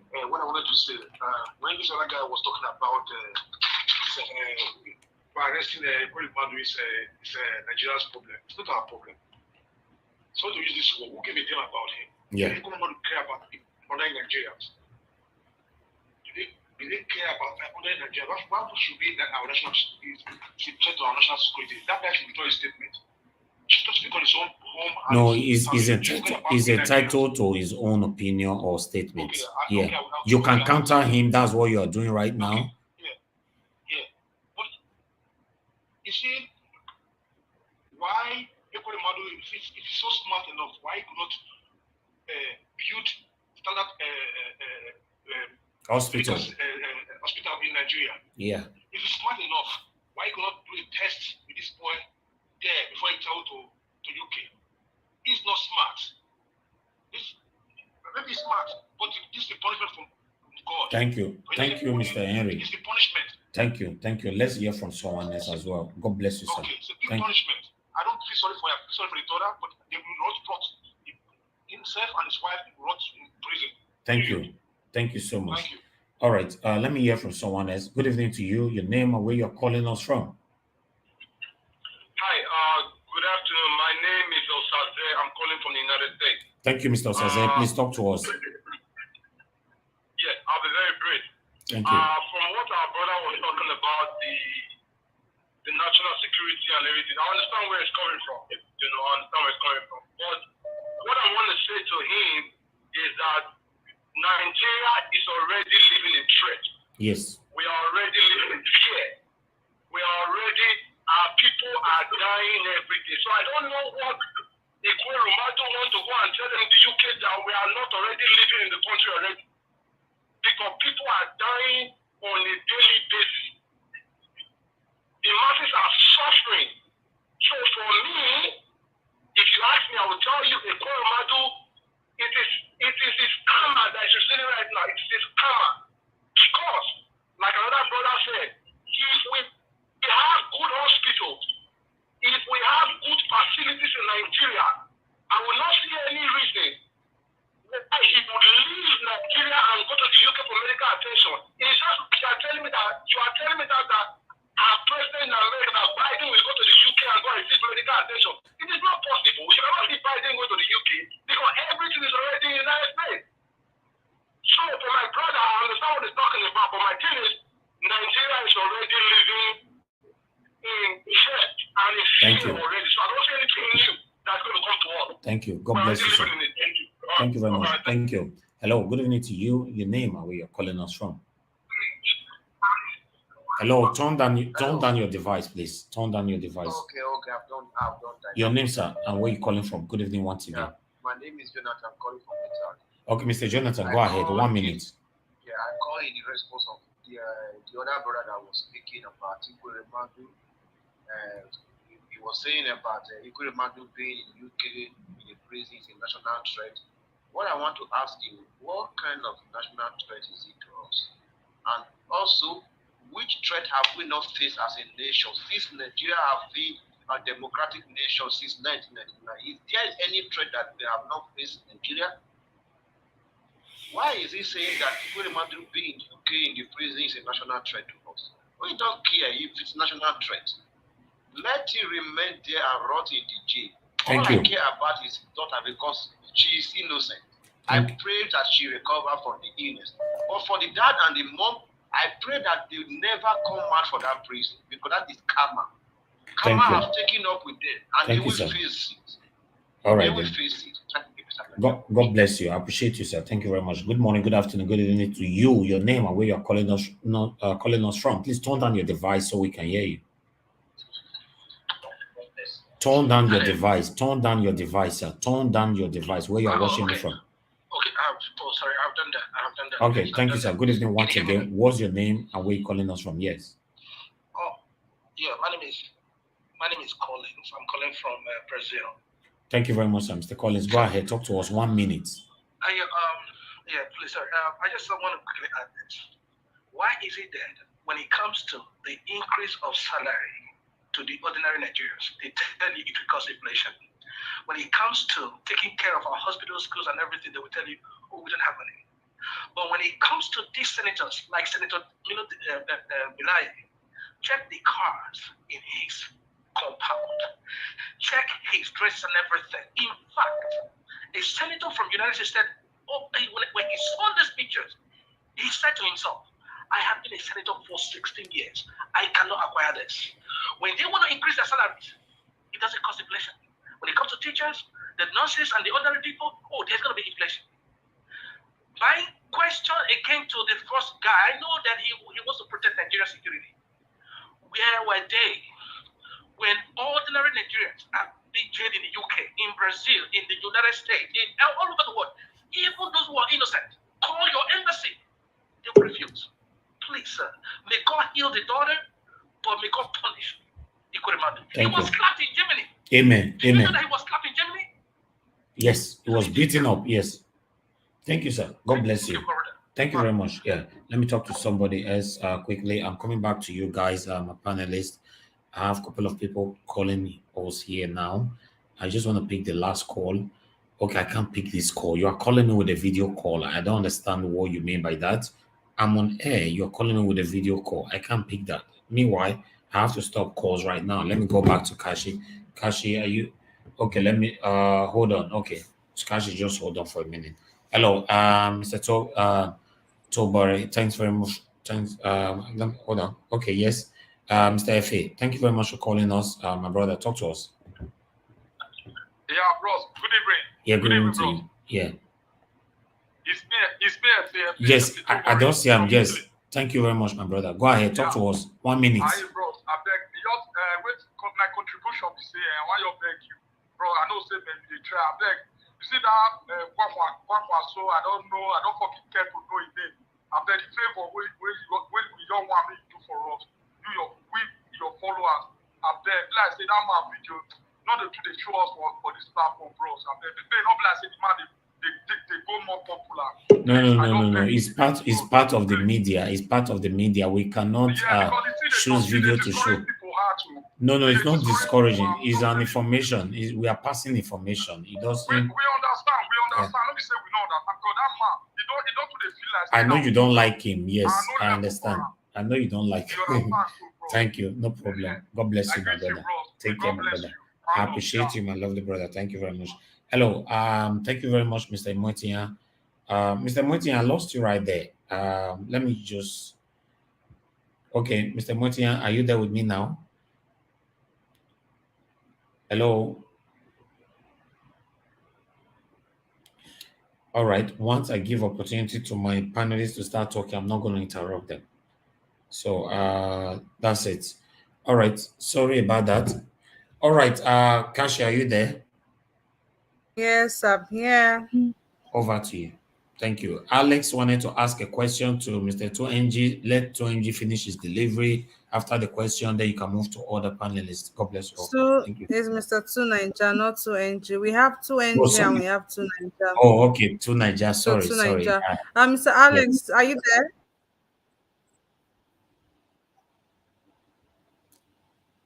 Mr. Alex.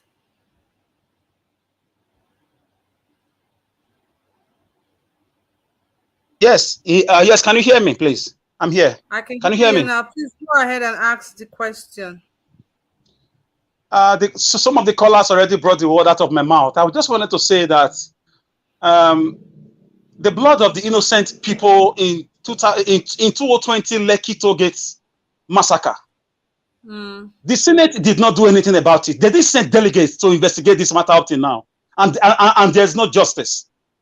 The Senate has not said anything about Deborah's death in the northern side of Nigeria up till now, but they can send delegates to go and meet Ekweremadu, as somebody is telling me is a security threat. What? Nigeria is already a threat to even Nigerians. The currency has been killed, and our currency is like one of the weakest. The Senate have not investigated it. And somebody is here on this platform, although it's a freedom of speech, but we should be human. Farmers can't go to farm nationwide. Women are being raped and killed. Videos are everywhere. Empirical, facts are there. And we are all trying to behave as if we are not humans because our brothers and sisters are in government. Today is your turn. Tomorrow, you could be the one to be killed. I don't wish that to anybody.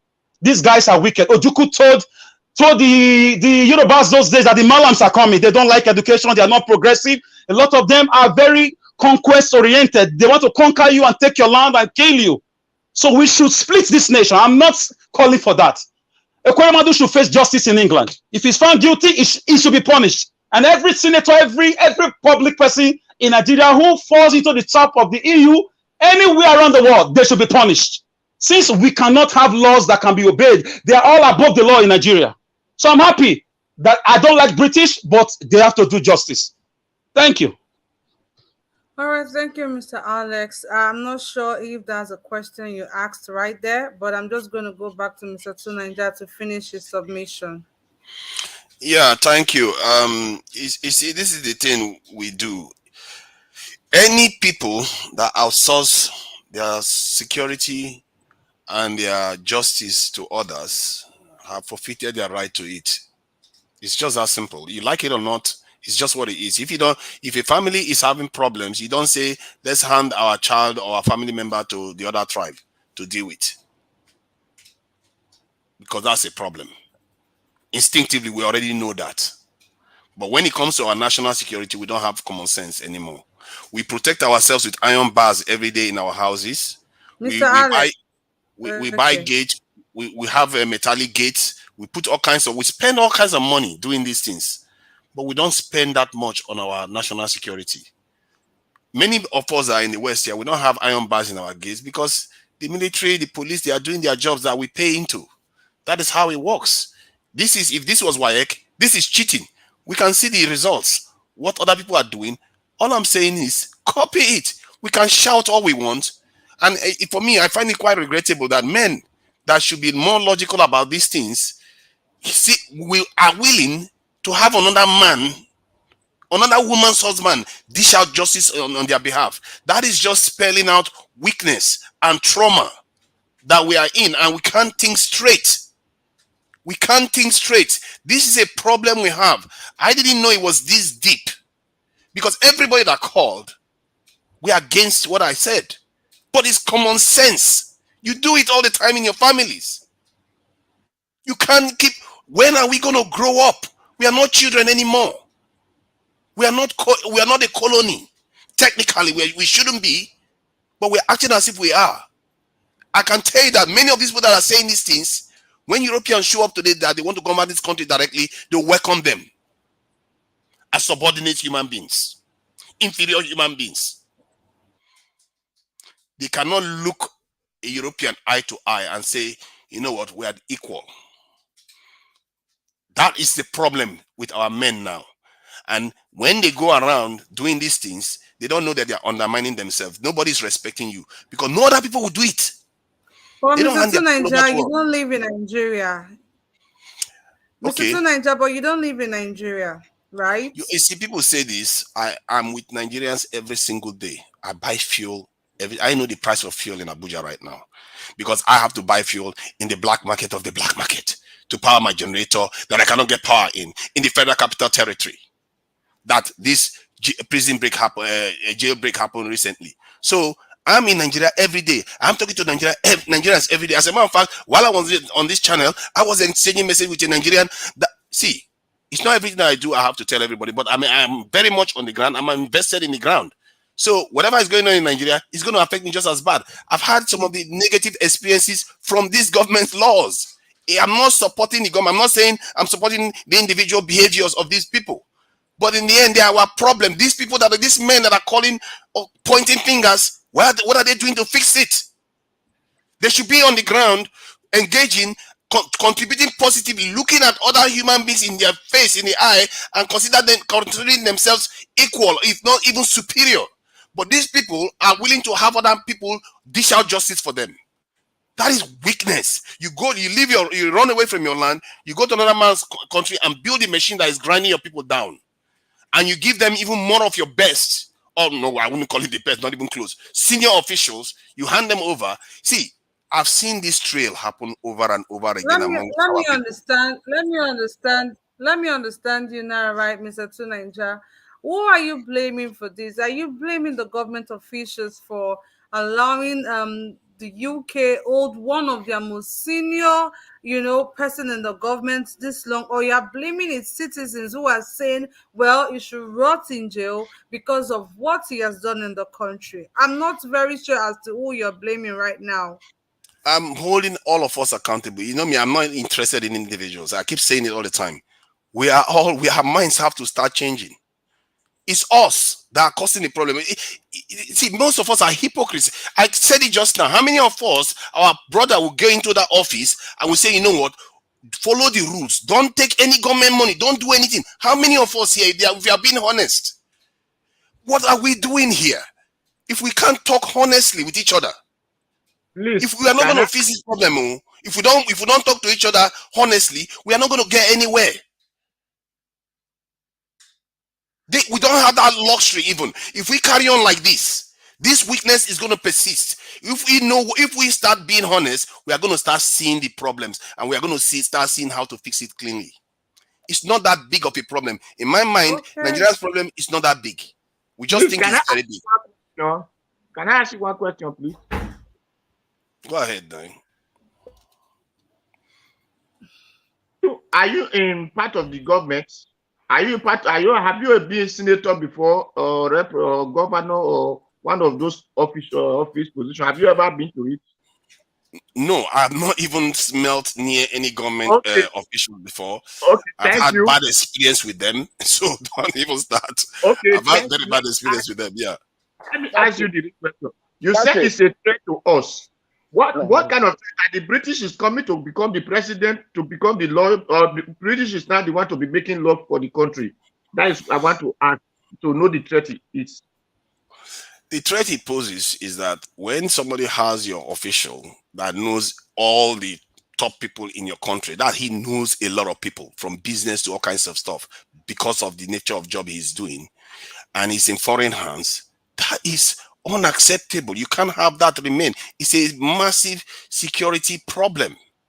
But our people don't see it because they don't understand threat assessment. They don't understand where the threat is coming from. We just do things because we don't see the threat. See, I can give you example after example after example, the kind of mistake we keep making catastrophically throughout history. We keep making this same mistake. How can we not learn?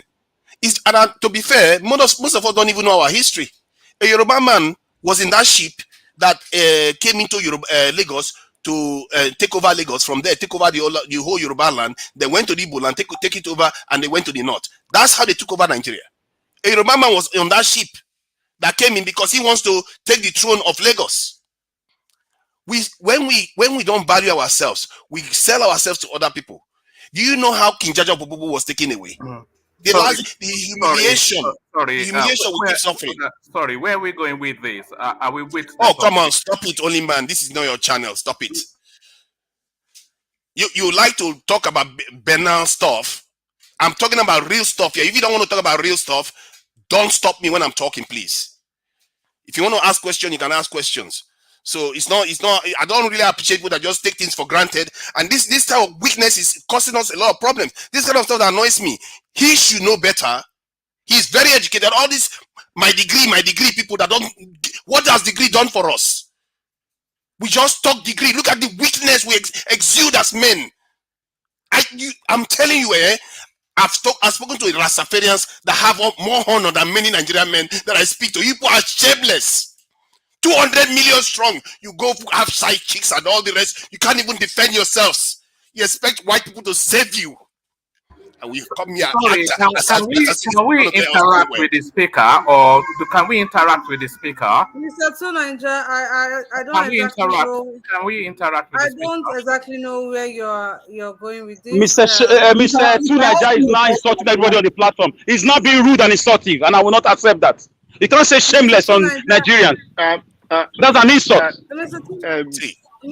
I don't know where you're going to with this, Mr. Tunanja. If your brother is a criminal in England, let him be jailed. Please stop insulting us in Nigeria. We are not shameless, all right? Right. Thank you.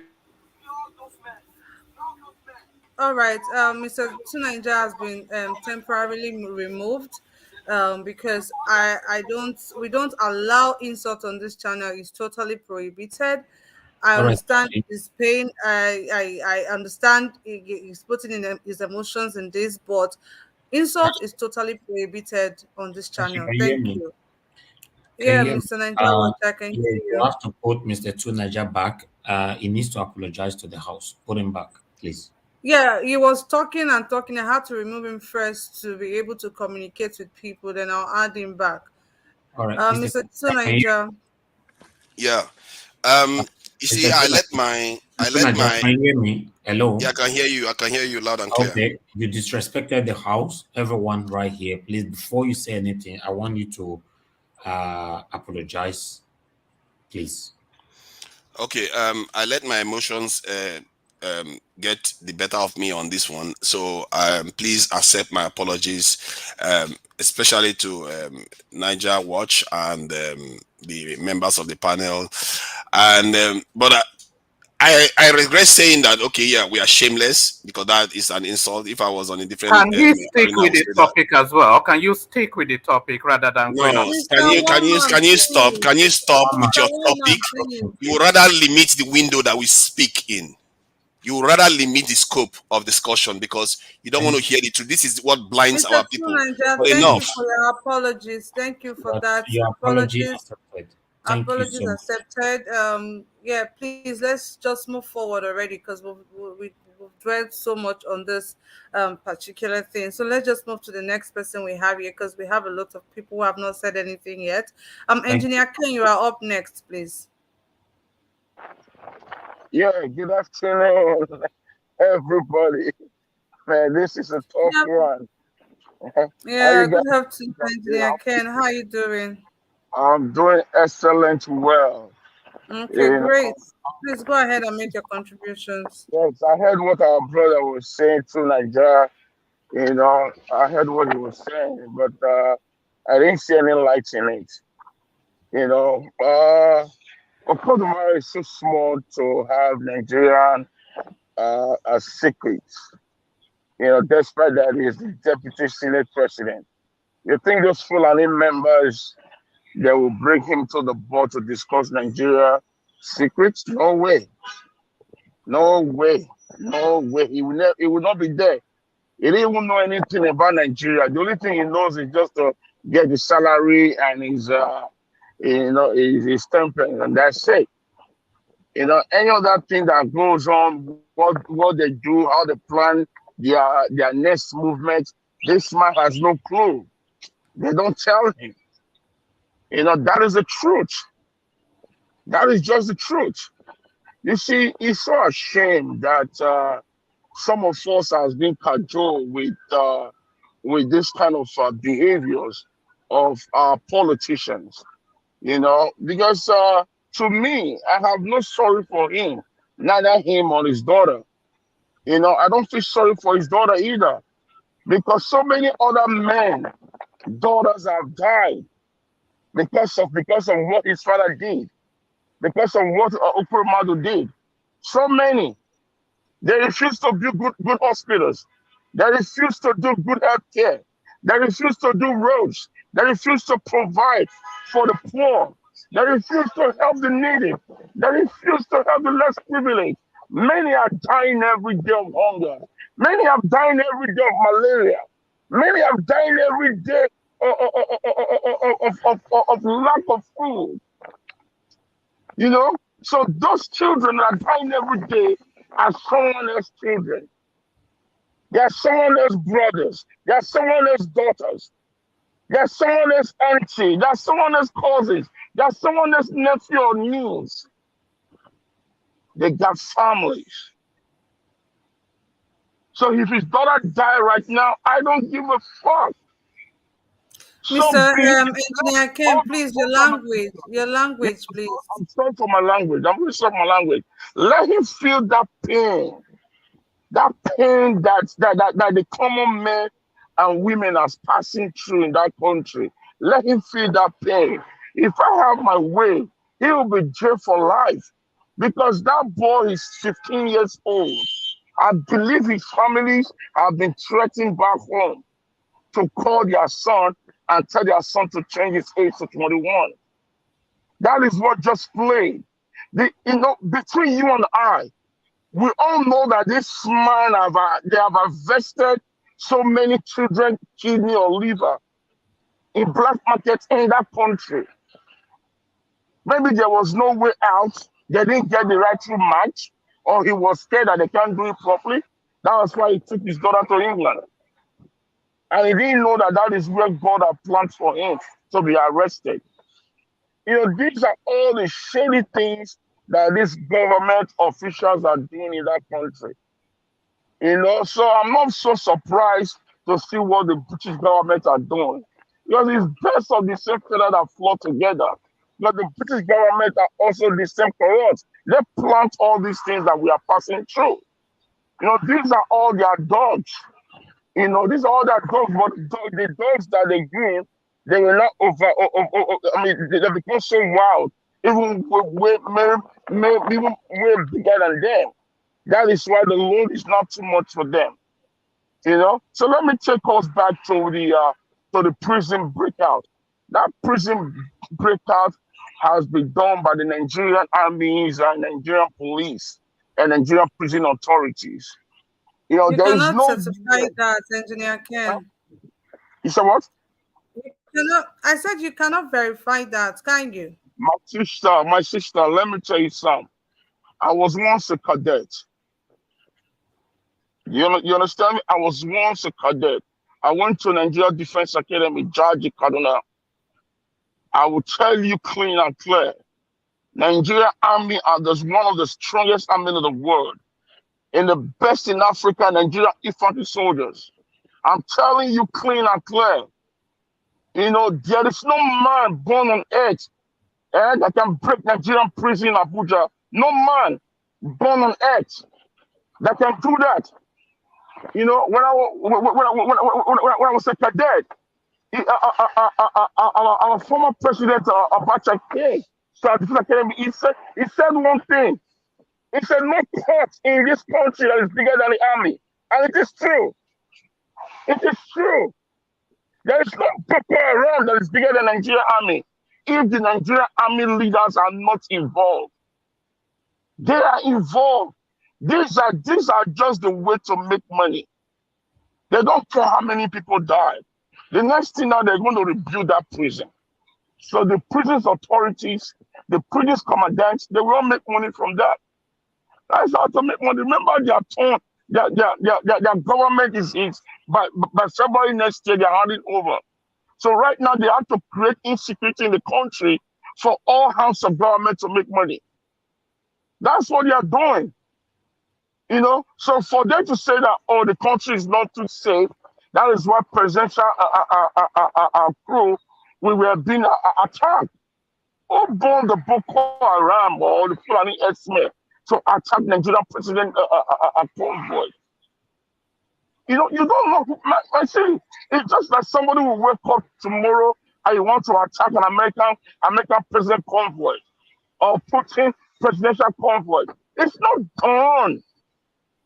It's not done if the government are not inside by themselves. It's not done. It's not done. That is the fact. So these people they have created that scene, you know, to make people, some people that doesn't understand the system, you know, should start dancing around it. These are all things that they have created to make money. It's all about money. So they don't care how many people die. Engineer As Ken. long as, yes, sir. Engineer Ken, good evening to you, sir. Good evening, my brother. How are you? Don't you think that Nigerian soldiers, or rather army, are overrated? Because the way you are also overrating them, it's just like the same way some of our lazy comedians are always using our soldiers to make comment. When soldiers slap you, you go no say so things is whatever. That is what, because I believe these soldiers, No, they only have power to oppress their own citizens. no, it's not so, my brother. It's not so. I've been there, done that. If I've never been there, you know, I will not know what I'm saying. And in my family, we have about 4 generals in my family. 4 generals that have owned a heavy key position in Nigeria. You know, I don't want to start mentioning names. You know, so whatever I'm telling you, my friend, it is the truth. There is nobody born on earth that can in Nigeria or in Africa that can affect Nigerian soldiers. Just the problem that we have in that country, huh? Get ahead. Stand The military leaders, the military leaders who are subordinates of Boko Haram and Fulani X-Men, all of them are big copper mines. So they don't care of anything. They make money. Let me rephrase us. Back to when the chief of army staff that was executed by the helicopter breakdown. You know, you remember that the very first time that the China TV went there, a guy says that he saw 2 guys that jumped out from the helicopter with a parachute, and that was the first news that broke out, and that news was swept under the table, under the carpet. You know, that comment did not make anymore. Why? Ask me the reason why they killed that guy. Because the guy wanted to bring out what General Balotai did with the Nigerian Army's money. You know, when the Senate called him, he wanted to start talking. So they have to take him out. So that's just the way it is. You know, and I pray that God should help and God himself should answer the cries of Nigerians so that someone like Obi can come in. If Peter Obi comes in, it's going to bring out good generals that will lead the Nigerian army. It's going to bring out chief naval staff, good ones that will lead the Nigerian Navy. It's going to bring good air marshals that will lead the Nigerian Air Force. It's going to bring good ones out of there. And when those one comes out, my brother, you're going to see the truth in all these things. Let me take us back to 1999 when Obasanjo was in charge. Boko Haram was dead, and there was nothing like Fulani X-Men. You know, I saw the video clip. They were all dead with, door to door, house to house. He empowered the Nigerian Army. He empowered the Nigerian Navy. He empowered the Nigerian Air Force. They were all dead with. You know, they were all dead with. Because because he himself was a former general. And he knows what it takes. And he knows what is going on. So he messed them up. So what they are doing right now in Nigeria is a revenue for them to collect money. That's what they are doing. So these guys, man, their heart is more than the devil. It's more than the devil. So I'm telling you, these guys, when you see devil and you see them, follow devil.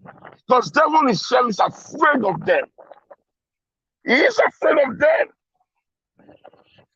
You know, so Ekweremadu, what is passing through, he deserves it.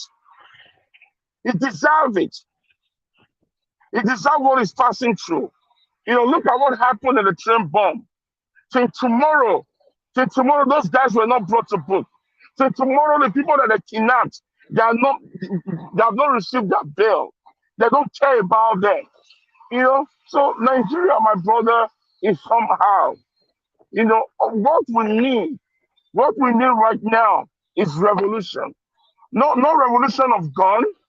The same Peter Obi revolution that we are seeing right now. That's the kind of revolution that we need. And I pray that everyone should key into it, and let's give Nigeria a new bond. Let's give Nigeria a new bond. That is what we need. And the one of IPOB. IPOB are not a security threat. IPOB is not IPOB is not security threat. IPOB are not Boko Harams. IPOB are not Fulani X-Men. IPOB are not killers. And IPOB, and they are not terrorists. They are just individuals like you and I that are fighting for good government, that are fighting for liberation of their own country, that they want a better country, that they want to be on their own. If I have my way, Nigeria should be shared into 4 places. Let the Yoruba stay their own side, the East remain on their own side, while the South, when it formally bended, will be on our own, so that whatever we produce, then we used to take care of ourselves. That was how that country supposed to be. So no matter how they're gonna say about IPOB, IPOB is not a terrorist. IPOB are not terrorists. You know, they are not terrorists. Sorry, can I interject? Go ahead. Sorry, how can you say IPOB are not a terror organization? They are designated by the Nigerian state as a terror organization. Their satellite arm, the Eastern Security Network, are notorious for acts of terrorism. They are so hold on. No. Satellite group. One man went to moon. Men, they are known for kidnapping and savagery. Give us an example. How can you say that? One man went to moon. Can I chip in a word? Can I answer you, Kachi? Can I talk to? Let him talk. Unless person is talking, let him talk, please. Go ahead. I'm still listening to you, my friend. No. I'm querying what you're saying because the evidence on the ground said they run contrary to what you are saying. The IPOB and the spin-offs of their satellite organizations, they are verilously and notoriously terroristic. This is well known. They are offshoots, the ESN and the unknown gunmen. They've turned the southeastern part into a wild west. People constantly, and we just saw the clips on just a few weeks ago. How can you go to the public space and make such a claim? Are you done? Are you done? Well, I can carry on, but I've been muted, so. Okay, let me ask you a question before I answer your question. What part of Nigeria are you from? Well, that's not the subject of discussion, is it? Is that the topic? You have to answer that. No, play the ball. Hold on. Play the ball, not the man. Play the ball. Why not? It's the man that plays the ball. Ball cannot play itself. Yeah, so play the ball, not the man. So play the topic, not the person. And let me ask you a question. And before I answer your question, I want to ask you 2 questions. Number 1, where are you from? And number 2, where are you talking from? So that is immaterial. It's my opinion that I'm presenting, not my person. Because Am you I are, presenting my you person? are speaking from your nose. You are Am I speaking presenting from my your person nose. or my opinion? If you're in UK, you are speaking from your nose. You are not speaking like a true Nigerian. You know, I've been in the United States here for close to 30 years. I don't speak with my nose. I just Oh speak no, as I don't worry about how I speak. Worry about what I said. What I said, not how I Hold on a speak. second. Hold on a Play second. the ball, not the man. Play the ball, not the man. IPOB That's to what I said, not be a me. terrorist organization. What will you call the Boko Haram? And what will you call the Fulani herdsmen? That's whataboutism. Do you know what whataboutism is? What you're doing is called whataboutism. Answer my question now. If you classify IPOB as a terrorist organization, what will you classify the Fulani herdsmen and the Boko Haram? They are terrorists. Sorry. Do you know what whataboutism means? You are in America. It's an Americanism. Do you know what whataboutism is? Answer the question. Answer the question right so that common man and woman will understand. Whataboutism now. What about? Engineer Ken. Engineer Ken. Listen to Engineer us. Ken. Engineer Ken. Engineer Ken. He asks you question. You answer. If you don't know, if you cannot give the answer, tell him that he should wait to the next person. That the next person will answer his question. Finish. Asking a question. I'm answering him. I just asked him a question that if he should say IPOB is a terrorist organization, what about the Boko Harams and the Fulani herdsmen? What would he classify those ones to be? Huh? What would he classify those ones to be? Sir, listen very well. These are listen very well. He asks you if they say it's not terrorist, so and so. You not give an answer. No, with this reason, they are not terrorists. Simple. See, let me tell you something, eh? It is you and the Nigerian government that are painting IPOB to be a terrorist organization. You know, we all know about the unknown government of what they are doing. We all know about the unknown government of what they are doing. That they're killing people all the time in the eastern part of Nigeria. That is wrong. We speak against it. We kick against it, and we don't like that. There has to be just stop. But those guys that are doing that, those guys are not IPOB. They are Those guys part of are the not IPOB IPOB. narrative. They are part of the IPOB narrative. They are not IPOB. They are They part are of not the IPOB. Mr. One Man went to move. Are you aware that the federal government is the #1 killer machine in Nigeria with the Fulani? Yes, I'm aware.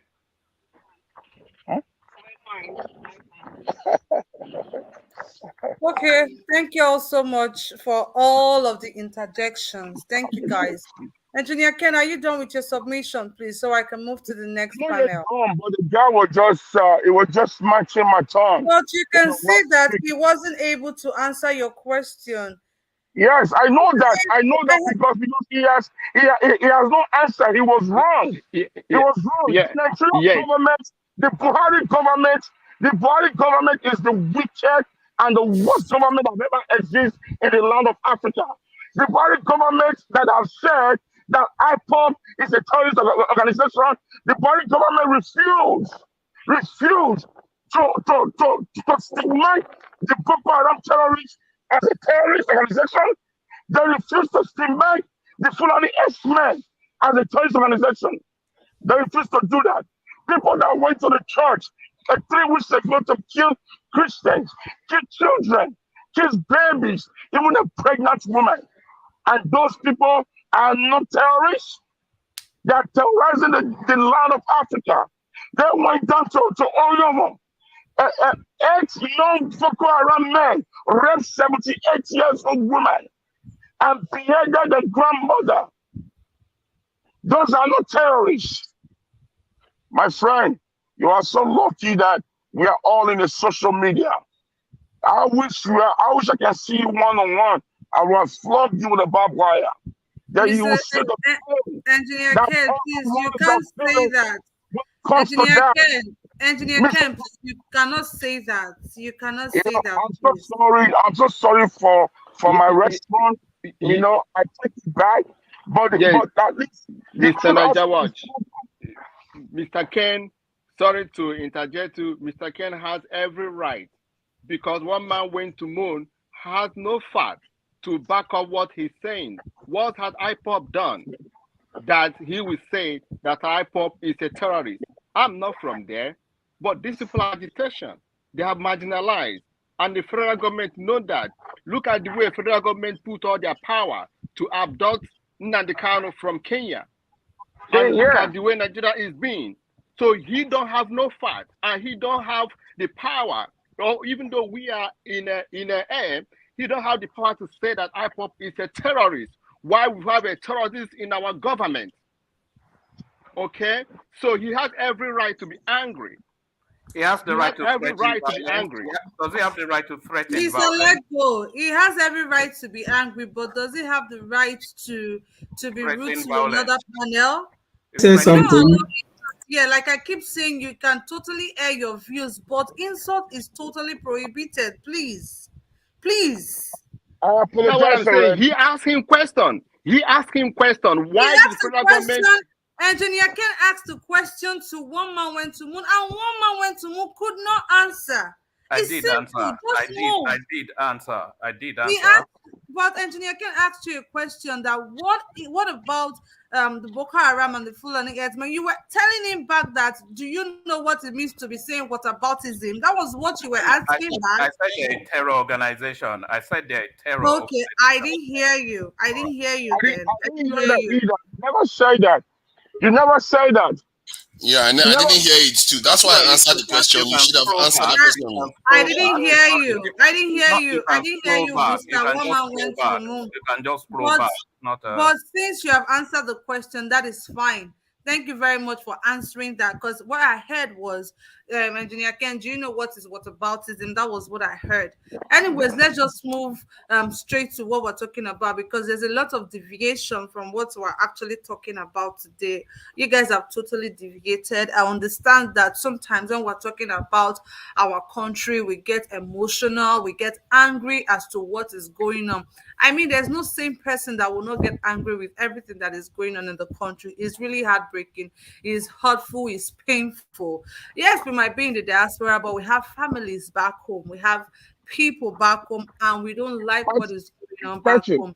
So, let me tell you something, Kachi. let's Engineer Ken, coming back to you. Let me wrap up. Let me just wrap up. Let me wrap up. No matter your qualification in another man's land, you are still a stranger. No matter what you have, you are still a stranger. There is no place like home. Those of us that are crying out of Nigerian Watch, using Nigerian Watch platform, may God bless Mr. Elvis Edigay. May God bless you very much. Using his platform to air out our pain and grievances. You think we are happy where we are? No matter what you have, no matter how much you earn, in the beginning you'll be happy. But when you now live there for over 2 decades, you now find out that you are not comfortable, that you are not happy. When your people are not happy, So that's just the fact. That is why you see us. Sorry. That's why you see us fighting every day for that land to be good. Because if that land is good, some of us will pick up our luggage, will come back home, will not be treated as a top citizen, as a low citizen, will be treated as one. That is what we want in our lives. Thank you. Thank you so much, Engineer Ken. As I was saying, I understand our emotions. I totally do. Sometimes when I think about Nigeria, I cry. I totally understand our emotions, but I mean, this is a social media platform. Kids are watching. We have to be mindful with our language. We have to be mindful with what we say to one another. We are all adults here. I know sometimes our anger gets a better part of us and all of that, but please, insult is totally prohibited. And like I said, please don't come with Mr. One Man and Mr. Soji came to this platform the other day, they were saying some things. I addressed that. Please don't come to this platform to say things without having any tangible fact. We deal with only verified information here. Please, and please. A lot of people are watching. We wouldn't want to mislead the people watching us. Please. And I can see a lot of people on the comment section talking about why are we talking about Kwankwaso and the rest. Guys, please, you need to understand that this is a media. We talk about news. We don't have to we cannot sideline some news just because you don't like that person. It doesn't work that way. We talk about news, we talk about what is affecting everyone. So we cannot say, oh, because my people don't like this particular person, we're not going to talk about him. No, it doesn't work that way. It doesn't work that way, please. This is a mainstream media. We talk about news. We talk about what is happening around the globe. I hope I've been able to clarify that. And please, guys, let's stick to the topic for today. You know, you can deviate a little bit, but something that has to, what do I say now? Something regarding to what we're talking about today, but don't deviate totally out of this. I'm going to just apologize to Mr. One Man there, you know, for the word engineer Ken used. We don't accept insults here or rude languages here. We do not accept that. So that being said, I'm going to go to my next panelist here, which is Mr. Collins. Mr. Miss Collins, Niger Watch. Yeah. Niger Watch. but Mr. Collins, hold on before I come to you. Miss Niger Watch. Before I come to you, I'm just going to say thank you to Pansat HD. Thank you so much for this amazing contribution. God bless you. May your pocket never run dry. You can see right on the comment section that we have the dollar sign right there. You can just click on the dollar sign, support us with whatever you can to keep the movement going, because right now it is a movement. You know, you guys take time out of your very busy schedule to come here to talk to Nigerians, to hear your views, to bear your minds. I said thank you for doing this. Without you, we cannot spell success. Thank you so much. Somebody was going to ask me a question. Miss Who was Niger that? Watch. Yes, it's Who is me. speaking? Let's go. Okay, Mr. Let Go. You've interrupted a lot, but please go ahead. Yes. So you were apologizing to one man, right, for what the other person said. But to me, because it hurt me, for one man to come to this platform and tell Nigerians that IPOP, Biafran people, that they Mr. are being Let Go, it described was as a countered. terrorist. Mr. Let Go, it was countered. That is what we're yet to do. When anybody, basically, I addressed that already. We don't accept, we don't allow people come here to give any news without backing it up with facts. I addressed that already. It looks like you allow one man to be saying nonsense. One man, be very careful. Oh. Who is this? Who is speaking, please? One man, be very careful. Who is speaking? You guys, please, I'm not going to accept this on this panel. I will not accept it. If you know you're not comfortable, please just gladly just leave. Please, I will not accept any insult again. Please, I beg you. Please don't do that. We're all Nigerians here. We're all going through the pain, the suffering. It's not affecting just one person. It's affecting the all of us. We are all going through pain, but one man is a very, very divisive human being. But I'm asking who is speaking, and you're not even telling me. You're not even saying. Naija, is that you, please? Please, I'm here minding my business. So, hey, I'm not a troublemaker. You know me. I'm a very peace-loving person. Please. All right. Please, I'm not going to accept that, guys. Let's not do this. Let's not do this. Let's not do this. I said it before that we have kids watching this program. Please. We don't do this. If one man comes here and give news that are not verified, we're still going to counter him. That is what we do here. Yes, I know you can counter him, but whatever is... Mr. Let Go, please just stop it. Mr. Let Go, please. I'm begging you. Just stop it. Please. Mr. Let Go. Stop it. I'm going to go next to the next person I have here, which is Mr. Collins. Mr. Collins, please go ahead and make contributions. Thank you for having me, Miss Kachi, and thank you. I listen to what everybody is saying. I understand people and their anger is normal. Like if you watch what P2B said yesterday, he said when people treat you with hatred, You treat them with love, and that is how life is supposed to be. For me, I have come to make peace with my life. I have made peace for a long time ago. Me, because I come from the southeast, I have come to make peace because coming from a southeast, you have to, if you don't embrace it, I don't know how you're going to live your life. Because when it comes to a place that people dislike you for no reason, you just have to accept it and move on. Now, people are talking about, first, I want to make a comment. I'm not going to take my time on it. When they call IPOB a terrorist group, it took federal government only 1 day to declare IPOB a terrorist group. It took them 1 day to declare IPOB a terrorist group. And if IPOB happened to be a terrorist group, IPOB shouldn't be practiced overseas. People are following them overseas. No international community have ever come out 1 day and said IPOB is a terrorist organization. Now, till today, federal government is even the Senate have to debate on even before they can be able to say that Funani Herdsmen is a terrorist organization. Then I asked one question: is Oduduwa Republic a terrorist group? Which is no. The same thing Oduduwa Republic is fighting. The same thing IPOB is fighting. This is agitation. It's just because Sorry, whatever. sorry. Can I answer that? The Oduduwa, Mr. Hold on. Woman, You please. answer me later. Mr. Hold on. Woman, Mr. Let me Woman, just say please. this, then I'll leave. You don't have to Mr. leave. Woman, please. Mr. Kachi, sorry, Miss Kachi, please, can I say something? It's just a minute. Some people are being paid to move from platform to platform just to find a way to discredit this. That is one man. That is one man. That is one man's job. They will say if you need, they will just come out. Don't allow them. Don't allow. I don't know, Sha. Some people are being paid just to discredit the people from the southeast, and they started doing it here. Can I continue what I'm saying?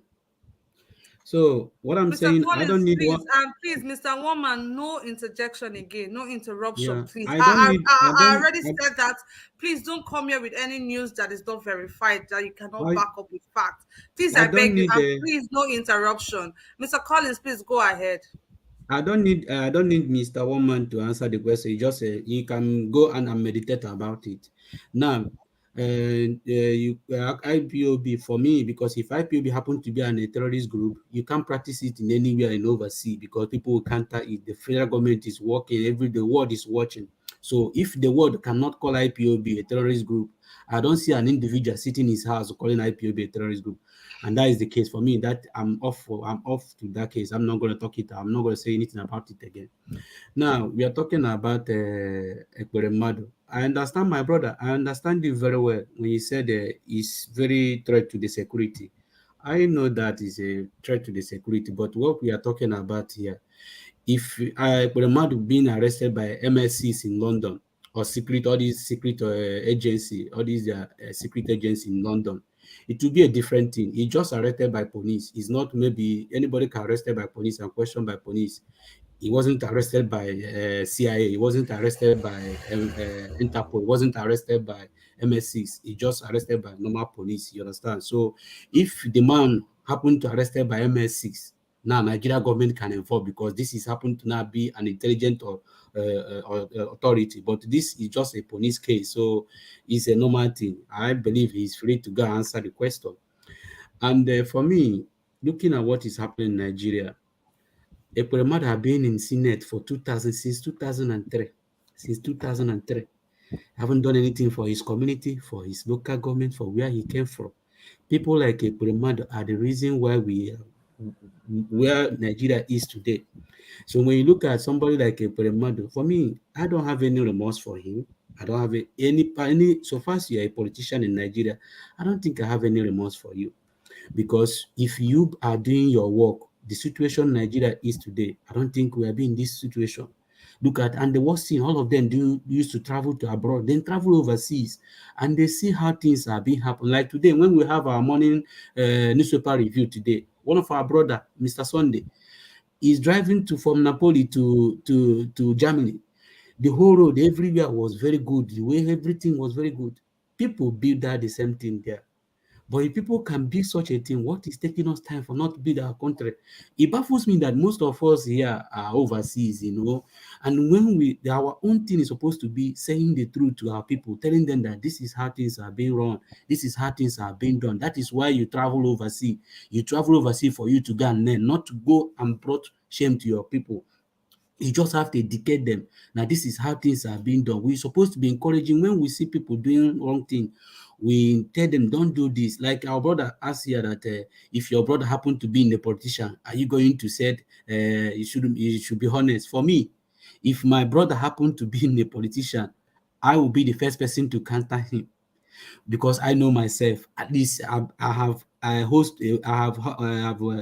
been in a post, and I know how I'll be able to manage it. So if I can be able to manage in that simple post that I was elected to, then there is nobody in my fear, my heart. Like that girl now, they are talking about it should get well. For me, she knows what the father is doing. She knows every atrocities that their parents are committing. All of them knows it. They knows it, because I believe every child have right to talk to your parents. I talk to my parents when they were alive. If I see my father doing something wrong, I will caution my father, this thing you are doing is not good. If I see my mother doing something wrong, I will caution my mother, stop doing this. But where you come out, you see their children keeping silent, because their children are the ones seeing what is going on in Nigeria, and they can't even call their parents in order, say, Dad, can you stop doing this? Can you just do something good for you, for this country? Because at the end of the day, they are the one enjoying it. They are the one in overseas. Can that son of Ekweremadu, the daughter of Ekweremadu, are you telling me the daughter of Ekweremadu don't have money to build a community school to his people? I believe they have money to do that. If he force the parents, say, Father, I want you to build this thing, trust me, the father will do it. It's just because the same father, all of them are the same people, both their children, both their relation, they are all the same kind of people. So for me, I don't have any remorse for them, because people are dying in Nigeria today. People are dying through no medical care, no facilities, nothing. People are being died. People are dying by accident. People are dying so many ways. So if people can be suffering, it's just that we citizens, we average Nigerians always have this pity to our politicians, and they don't even have the same pity to us. The way if anything happened to politicians, we kind of, everybody will start shaking, praying for a politician, and the way the average Nigerians, they don't care. Even they don't care. They don't even care how we are living. They don't care. Even they most of them feed by your sufferingness. Most of them achieve money through how you are suffering. So for me, I don't have any remorse. Whatever they want to do is their own business. It's not my business. I don't care how Ekweremadu and his family did that, because I have my own problem. When we have problem, we don't call Ekweremadu, because Ekweremadu, if he has his problem, he should deal with it. If Nigeria government can be going and looking how to make Ekweremadu to come out, my brother, I've been in Asia before. If you go to prison, you see how people are being there. People are being detained. Nobody's asking after them. People are being detained there because they don't have paper, and they are there more than 2 years, 3 years. Nobody's asking after them. When they call the embassy cannot even go and check how my citizens are faring. So that's the situation we find ourselves. So when something happened to a politician, it baffles me when people begin to have remorse for them. I don't have remorse for them, because people in Nigeria are suffering. Because if you have relation in Nigeria and see how things are being done in Nigeria, I know how much I do send to not only to my parents, but people around me. So if I remember in Christmas, I gave somebody just a 5,000. The person was crying because of 5,000. He couldn't even have food to feed. Even they don't even have food. They don't even plan for anything to buy for that Christmas. But I was shedding tears, just 5,000. And I can't ask myself, I wish I could have done more. So look at how those people are faring. So if those people are there crying, what concerning with Ekweremadu, who is going to do whatever he's going to do for his children? A lot of people in Nigeria having kidney, they can't even do. They don't have anywhere to even remove kidney. They are dying. Nobody is there. Even nobody is going to there to help them. So Ekweremadu that have opportunity to help his family and the daughter. So that is their own business. I don't want to talk too much about that case. Now, when it comes to Kwankwaso, thank God I like the way things. If you watch since this week, Kwankwaso have already freezed out. Nobody's talking about it. Nobody is talking about Kwankwaso. He's already freezed out. Thank God the young man that the Labour Party is bringing out. Once the young man is being announced, like Mr. P2B said, everything about Kwankwaso will be off. Nobody's talking about it. And I believe with the way Nigeria knows, even Mr. P2B said something. If you watch the interview, he said, all these things they are doing, they're also promoting him. Because the more people like Kwankwaso keep talking about P2B, people will now begin to verify all those things, when they verify and find out that this man is lying, they now have every reason to begin to support P2B. So I don't have problem with them. I don't have about what happened in Nigeria, about like the Mr. Engineer, the engineer, the army person said, for me, the whole thing that happened in that Kuje prison, the government knows about it. They knows about it. So it's not like a super story again. You know, when something happened, there are some certain things that are supposed to happen in Nigeria. It shouldn't be a surprise to us because it's something that we used to. It's something that we know is going to happen. It's like a story. This is like they want to act a movie, then just write it and say, go and act it. So it's a storyline. We know it. So it's not like a new thing. You can't just come out there. People, even like somebody saying 300 people and nobody knows where they are moving. Are they not moving from road? Are they moving with car? Are they spirit? People saw them moving. So why are they not countering them? So it's normal thing. They knows the federal government their hand in it. So it's not a new thing. Like my brother said here, he knows more than me. So he been in that system. So if he told you, I think we should listen to him. So he knows more than we do. So for me, I don't have much thing to say. I don't want to kill anybody time here because I believe there are other people that are waiting to come in also to contribute. So I would love them to contribute. I will leave and allow other people to come in and say something. Thank you. Okay, thank you very much, Mr. Collins. Thank you for that submission. Once again, I just want to address us. Please, guys, I understand that there's pain in the land. I understand that there's suffering in the land. I understand that we can be emotional sometimes, but please let's not let our emotions get the better part of us. Please, I beg all of us. I beg us. Please, please, please, I beg us.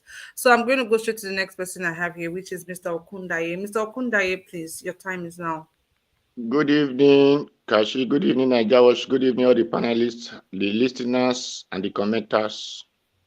For the topic of Ekweremadu, we see people that our brother were saying it is a threat that a person that has secrets of Nigeria, the people that have secrets of Nigeria are the British.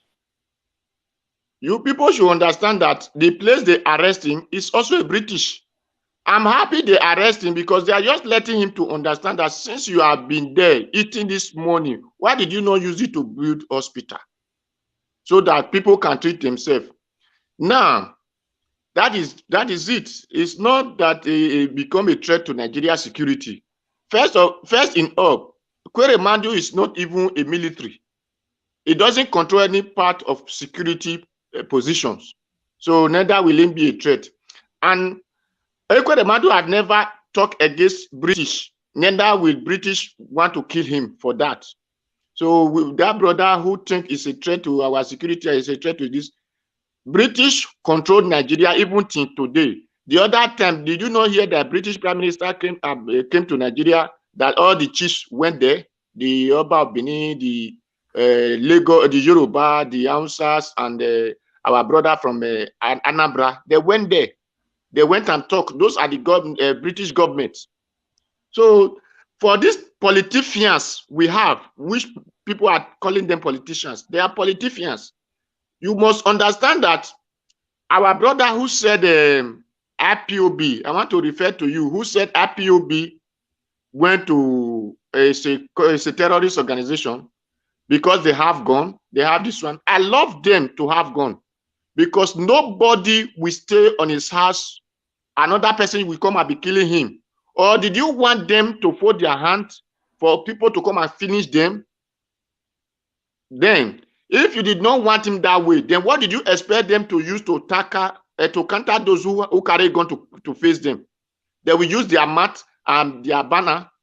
It is good to counter gun. If not gun, you cannot counter gun. Now, will you call Amotekun terrorists because they are protecting themselves from a hand of killer? Even as Amotekun that is even being praised by everybody, do they not still go and kill people in Ondo church, in our church? Are you not aware?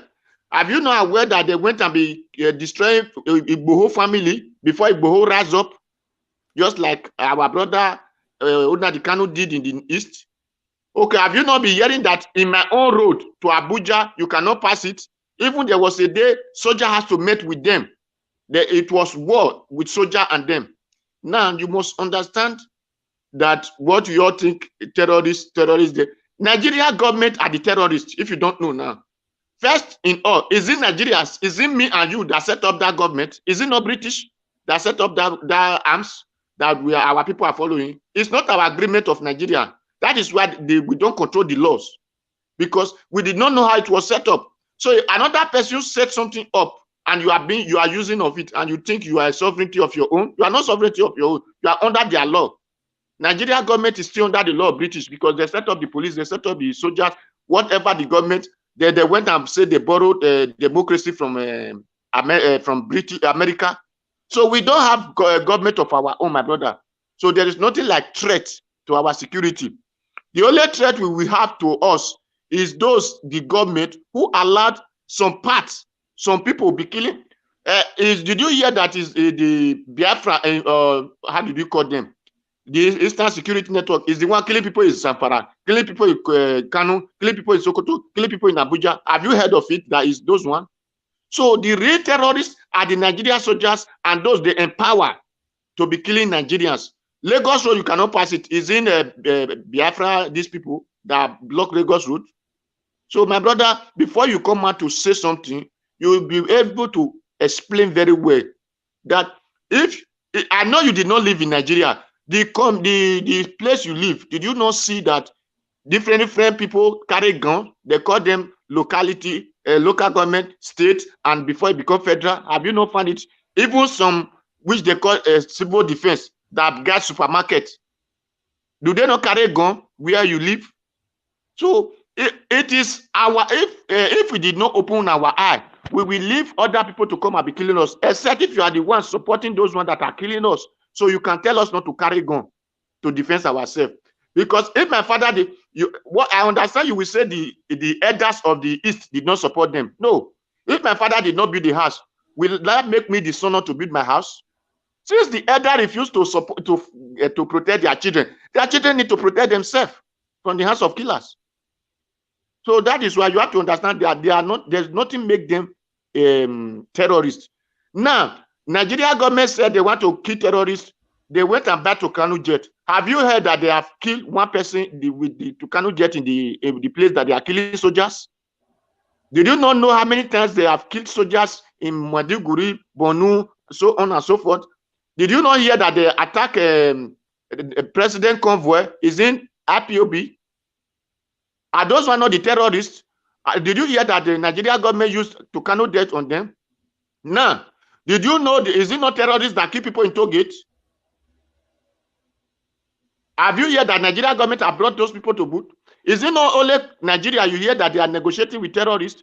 What did you do with terrorists? You not destroy them, but you want to go and destroy the Biafra agitators who said the country is not good. They are killing people, so we don't want them to kill us. Let us go. Let us live on our own. You want to go and use it to Kano jet to destroy those people. Where are they? Where they are killing your own soldiers? You did not carry to Kano jet and destroy anyone. So, my brother, before you call IPOB terrorists, you think well. Now, for the Ekweremadu, I'm happy for my brother who we are supporting him. If I don't know if it is your brother or if it is your friend or your in-law, I am happy that Ekweremadu has been arrested because his daughter that is sick is not even in Nigeria. He's a British citizen because he carry British passport. That her daughter or his daughter, something like that. His daughter, Ekweremadu daughter, is on a British passport, not Nigeria passport. He has all the right to hospital in British. Whereby we Nigerians that Ekweremadu is collecting money since 18 years now. We cannot even treat ourselves in our own country, not to talk of we can enter plane to go and treat ourselves in another country. So the money that Ekweremadu collect only 1 month can build a standard hospital, 14 million. Please calculate it as a year and tell us will the hospital that kind of money we produce. And he is here looking for a place to go and treat himself or to go and treat his daughter. And people are sorry and say, even if it's his daughter did not get healed, because the other day, what the both small girl died because of kidney something. Do they have money? Do they have people who treat her with money? Because it doesn't. It's not belongs to those that are politicians that are stealing Nigerians. So my brother, if Ekweremadu is suffering and his wife, I pray they should not come out in that jail. I pray that they should never come out in that jail, so that God will not take their seat and give to good people, so that we can have a good hospital in Nigeria. Thank you. God bless you all.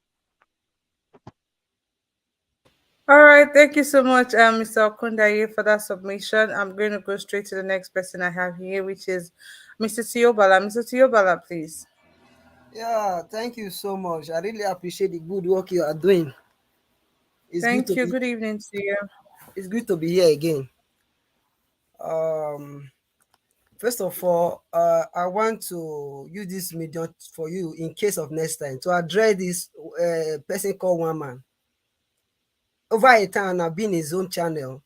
Anytime I make a statement in favor of Peter Obi, he call me IPOBian. I'm from Edo State. I'm not from the East. If anybody is doing anything, he call them IPOBian. So he has been like that.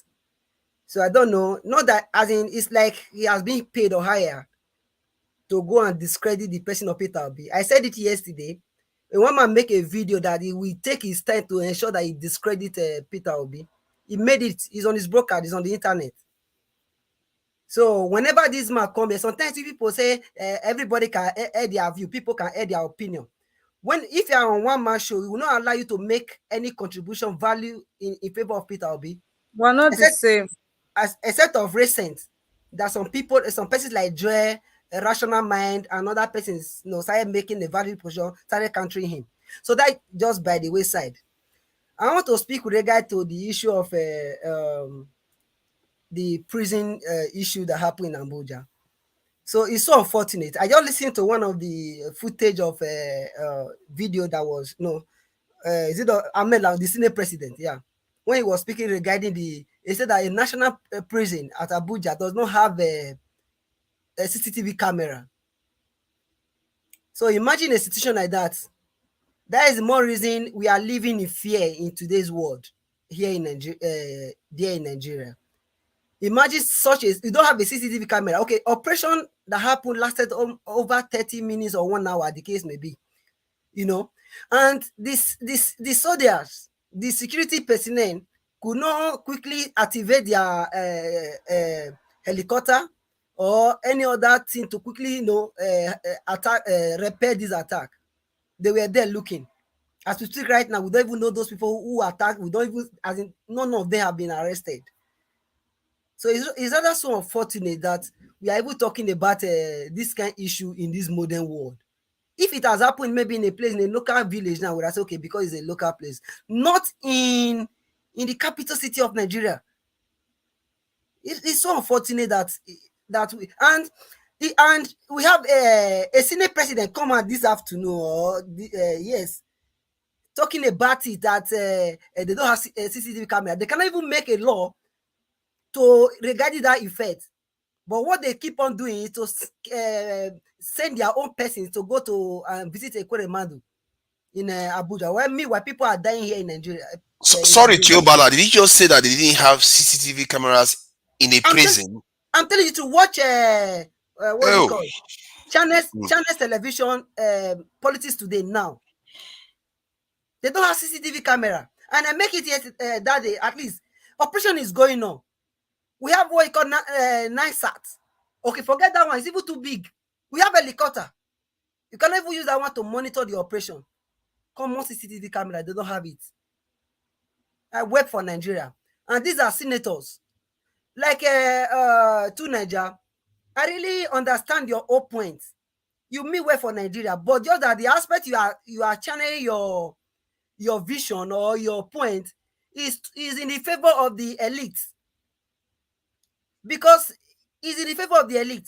If it were to be in the favor of Nigerian masses now, you see people supporting you. You are making a valid point. But the truth of the matter is that point is in favor of the elite. They don't care about us. Nigeria have never happened to those people. Nigeria have happened to us. Even we living in the US or any place you find yourself. Nigeria has happened to us. Those people, we are happy that Nigeria keep happening to them one after the other. I think Buhari thought maybe nothing will happen to his convoy or to him. Whether he like it or not, Buhari convoy have been attacked. At least it will get to him if they don't make the necessary correction. So it's so unfortunate. Regarding the issue of a Ekweremadu case, I think the UK have their own rules and regulation, and the law should take its course there, because according to what we have on ground right now, is the citizen of the United Kingdom. So also his own children. So whatever happened to him, they are dealing with him based on the citizen of the country there. So he cannot be a citizen of a country. You are violating their rules and regulations. It has nothing to do with Nigeria or wherever. It has nothing to do with us. So it's better they have to deal with what they are facing there, and whatever happened to him is left for him there. So it's my prayer that the daughter gets well as soon as possible. So, and regarding the issue of Kwankwaso, running mate and all that, I think is a settled issue right now, because Doye Okupe have just tendered a resignation letter regarding the effect position of vice president. So I believe by tomorrow they will be announcing the person holding that position. So that would be great for Nigeria. So I don't really have much to say. The point is that for people calling IPOB a terrorist organization, they don't know what they are saying. If, for instance, we have a Boko Haram who have been killing Nigerians, who went to our church, slaughter human being, those people have not been labeled as a terrorist organization. We have the herdsmen who are killing people, raping women up and down in our land. Nothing has been said about them. But we have one man, what is called himself, who called this, I don't know, coming here telling, saying all sort of rubbish. That they will say his own opinion. Find his own opinion to be start castigating all people up and down because he's being paid. His own opinion to start saying things that are not verifiable. It is well. In short, carry on, please.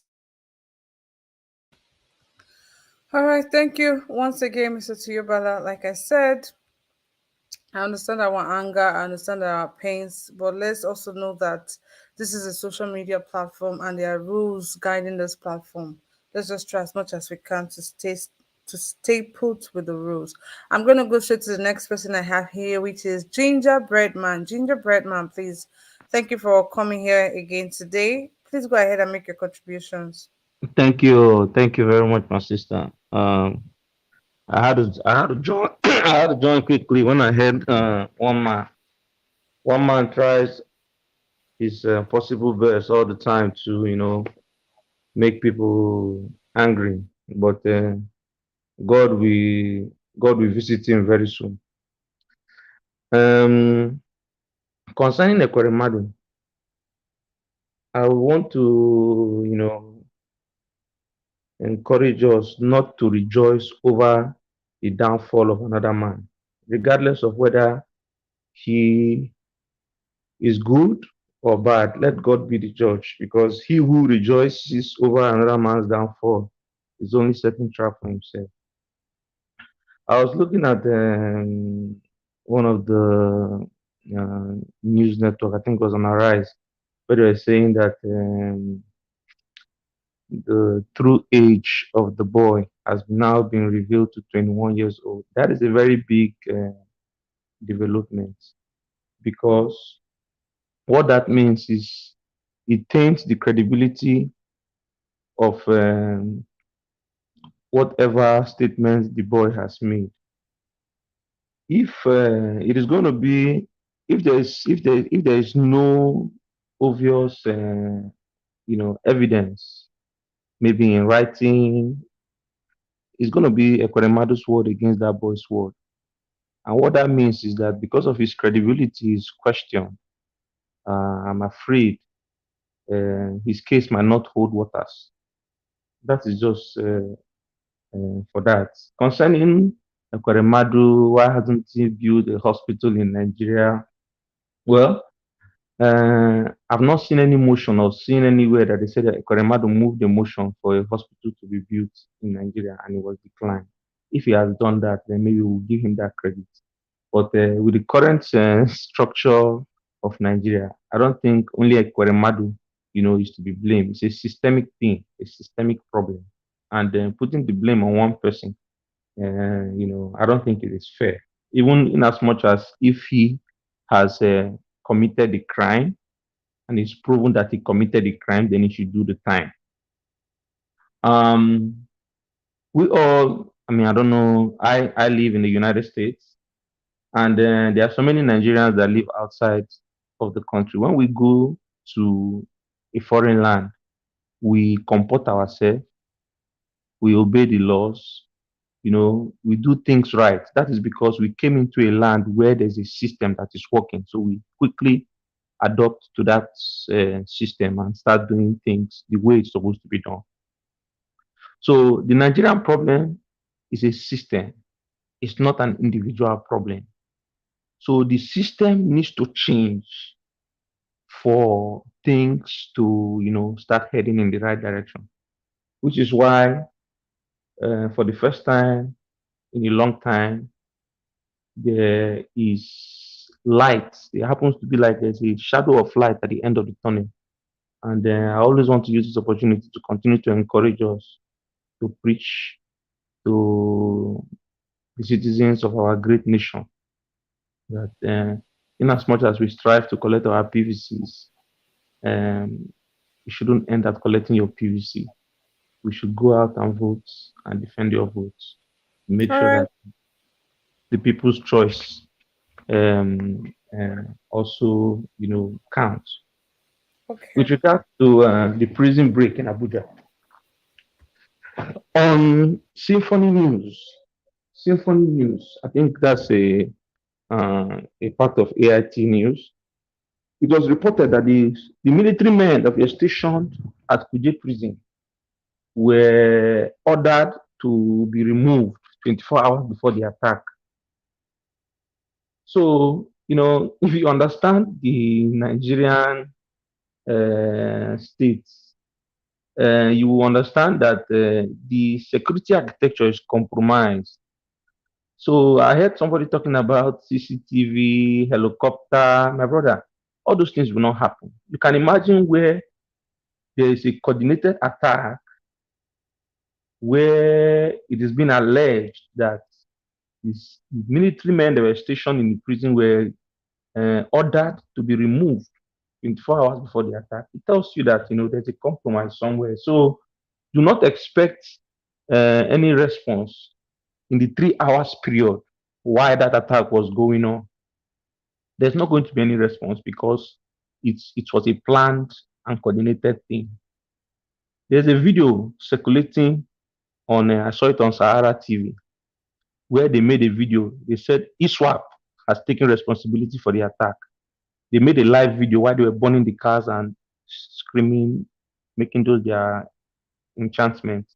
So the Nigerian security architecture is compromised. We need to understand that. And that compromise is something that can only be corrected with the right leaders in place, such that they are able to put people that will take full responsibility of the positions of security in the country.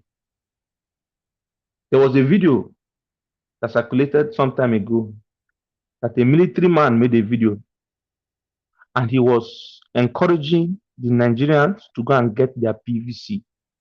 And part of the thing he said in that video was that he is a soldier, and as a soldier, they take order, and they take order from their commander, and their commander takes order from the president, that is the commander in chief. So therefore, if Nigerians want the commander in chief to give good orders, we should make sure that we are involved in putting whoever is going to be the commander in chief so that he can give good orders. That tells you a lot. So because I believe that Nigerian military have the capacity to withstand and repel this aggression from these terrorists. But when the orders are not given, when they are giving orders to stand down, then you see all these things taking place. Somebody was mentioning earlier, a speaker said Tucano jet, they've not used it. Yes, they've not used it. Who did you buy Tucano jet for? Did you buy Tucano jets to kill and to bomb civilians, or to bomb people that are agitating for self-determination? You are calling them terrorists. You as a country declare a group of people agitating for self-determination just because of they feel that they are marginalized. you call them terrorists. Meanwhile, the other international community have not called them terrorists. They are carrying out their demonstrations peacefully in other countries with the full label of their name, IPOB, but they are not held, they are not arrested, they are not called terrorists. But you in Nigeria, you call them terrorists, and somebody come on this platform and say they are terrorists. See, let me tell you, half education is very, very dangerous. It's very, very dangerous. So when somebody thinks that they know, you know something, you come on a platform where you have people of different intellectual capacity, and you are opening your mouth and talking shit. It's very, very unfortunate. But Gingerbread man, please, your language. I'm sorry, I'm sorry, I'm sorry. I'm trying to be very modest, but having said that, Kwankwaso, I don't think Kwankwaso, we should be talking about Kwankwaso anymore. Kwankwaso, that topic has been closed. Kwankwaso had the opportunity to, come to the limelight. But it was just an opportunity for us. Personally, I used to respect the man. I thought that he had values, that he had the interest of Nigeria at heart. But this major saga just ended up exposing who he really was, that he was not different from the cabals who think that power belongs only to the North. We look forward to what Labour Party is going to present to Nigerians as the running mate for Mr. P2B. And I believe that such a person is going to be one that, the Nigerian state, youth, and everybody will embrace. And by the grace of God, this light we are seeing at the end of the tunnel will surely come to pass. Thank you. All right, thank you so much, Gingerbread Man. I want to once again say thank you to Mr. Pansat HD for your donations. Thank you. We love you. We appreciate you. Henry Gabriel, thank you so much for your donations. We love you. We appreciate you. Thank you for all you do. For Ninja Watch Me, your pocket never run dry. God bless you. God bless you, and God bless you. Okay, guys, I'm just going to go straight to the next person I have here, which is Mr. CM. Mr. CM, please go ahead and make your contributions. Mm. And thank you, Kachi, and good evening. Those Good evening, listen, CM. those listening, and then every other person. Please, all protocols duly observed. I just want to make just some few comments on one or two or three issues. Number one, talking about NNPP and Labour Party, whether they are merging or Kwankwaso's idea of a merger or what they want out of NNPP. I think Dr. Doyo Kupe has nailed everything because I remember I saw one either in channels he was answering a question. He said the merger talks is DEAD, dead. But one thing is instructive, which I would like to point out. Doyo Kupe said because he led the team, he said he asked Kwankwaso and the people with him. He said, "What do you think? Do you think it is proper for a president of northern extraction, President Buhari now from Katsina, completing 8 years next year, and then the next president coming from the next state adjoining Katsina, which is Kano? Do you think it's proper?" Kwankwaso say, "Yeah, it doesn't mean anything. Yes, it's okay, it's okay." So at that point, he told them no. That was what ended it. So if every other thing you are going to hear from anybody is just a make hogwash. And if you want to interrogate further, that will tell you the mindset of people you are dealing with. I don't want to bog us with some historical facts which we've of recent years, which we all know. At the time Jonathan was in power, most of them in the PDP with Jonathan in 2015, 2014, they shifted to APC that power should go north, that power cannot be, Jonathan cannot recontest. They did it to keep the power in the north. And they were saying then after 8 years, it will come down south just to win the likes of Amechi over. That's why Amechi then followed them. Amechi was governor of Rivers State under PDP. They were saying, say, you come with us, let's move the power up north. After 8 years, then it will come down again. That's why Amechi followed them. Now look at what Kwankwaso is saying. You see, why I'm saying this is that people should be, you're not just like you don't have, not that you shine your eyes, you also have to open your ears. That is why the accord or whatever failed. How somebody will think that in the north, after 8 years from a man from Kasina, then another man from Kano will take over. Who knows, for God knows when. Then we will be following them like fools. It's not gonna work. So hopefully, like people have observed here, by tomorrow we know who is going to be with P2B on the ticket. Hopefully the person will be somebody almost as bright as P2B to complement each other. That is for that. Then on the Kuje prison break, it's just like saw a way what federal government organized to set free the Boko Haram so that they can continue to cause havoc. Do not believe any theory that something happened or no. He just arranged something. They opened the gate for them to go, and then they left, and you can't get them again. So that's also going to tell you why Nigerian army.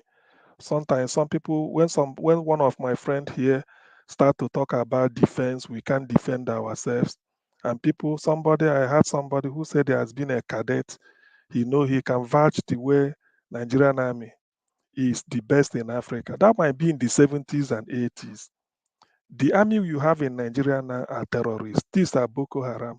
I want somebody to challenge me in this.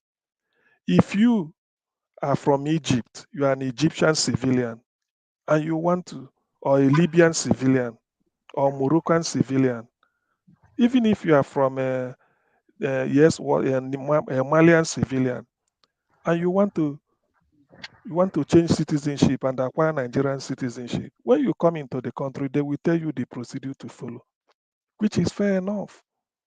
How come people decimating the country since 2015? The president, with all his intelligence, said these are non-Nigerians.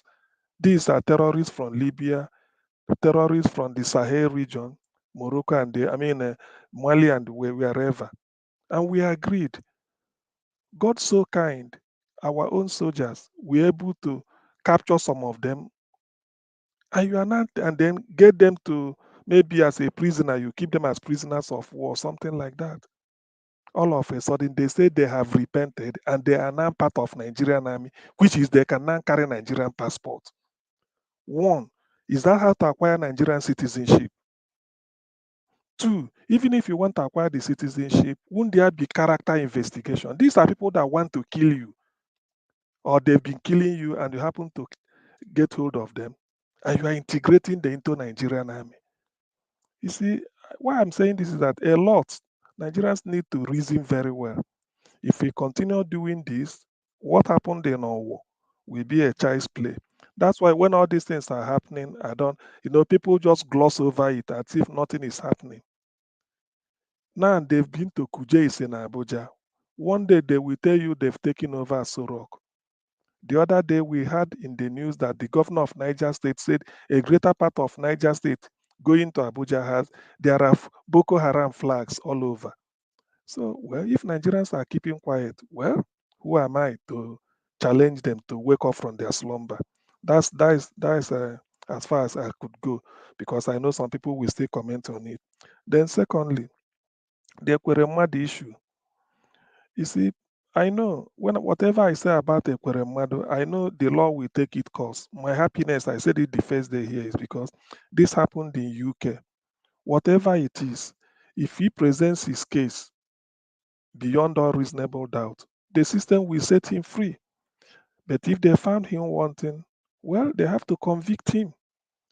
Boris Johnson resigned today. Although his own might not be a criminal case, but that is to tell you that nobody is above the law. And when there are public criticisms of anything, they act on it. So that tells you what you need to know about the Ekweremadu case. That is on the one hand. Then on the other hand, Ekweremadu became a senator in 2003. I remember then when he entered, he said there are digital senators. He replaced Senator Ben Ben Collins Ndo for Enugu West Senatorial District. Since then, not even a good hospital that can even, even if it's not for anything, why can't they, for how many years? I'm getting to 20 years now, a good 19 or 18 years. A greater part of that year spent as number 2 in the Senate. You see, that's why when all these things are happening, you never can tell. You never can. I've heard of a big man, somebody, I wouldn't mention the name because of embarrassing him. He was in a position to put something like this down in our rural area then. He didn't do it. I don't know. I wouldn't say fortunately or unfortunately. He was involved in a motor accident and they were looking for where to carry him to. By the time they organized and took him to somewhere, said they are going abroad, the man died. Who knows, if we had put something like this down, we wouldn't be talking about this. Even if it's not for their own good.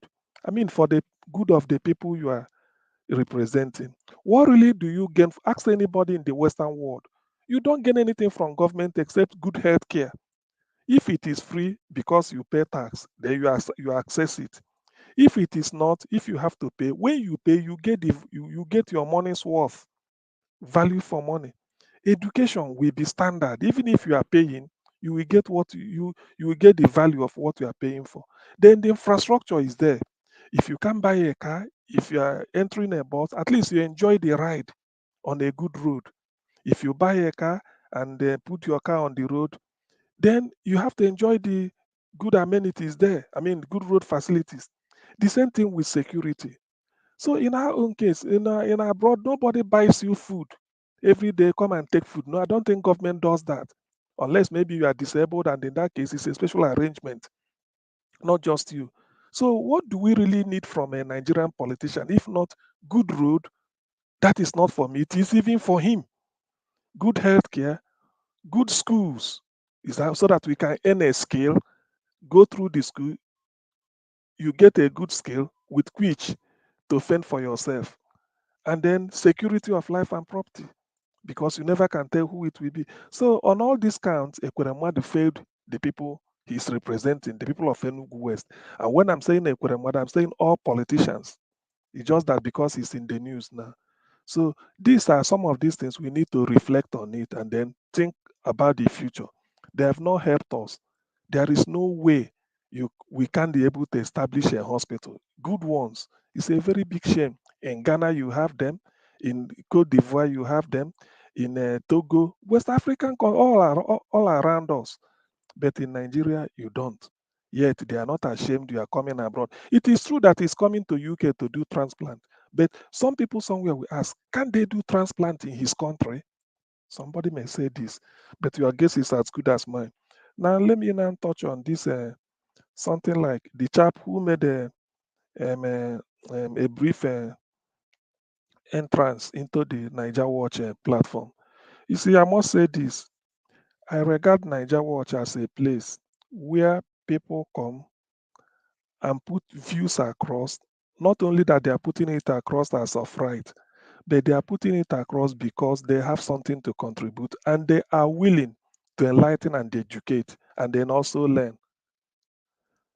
Why I'm saying this is that I would like, because Niger Watch should also do this. I'm just suggesting and I'm not forcing it on them. Please, this man called Niger Watch, one man, go and do a background check on him. He runs a platform like this. Go and look for part of all his broadcasts, what he analyzes. You see the language he uses. The language he uses in that his platform reminds me of one man they called Adeyinka grandson, who was preaching hate until the British government get hold of him. Now he's in prison.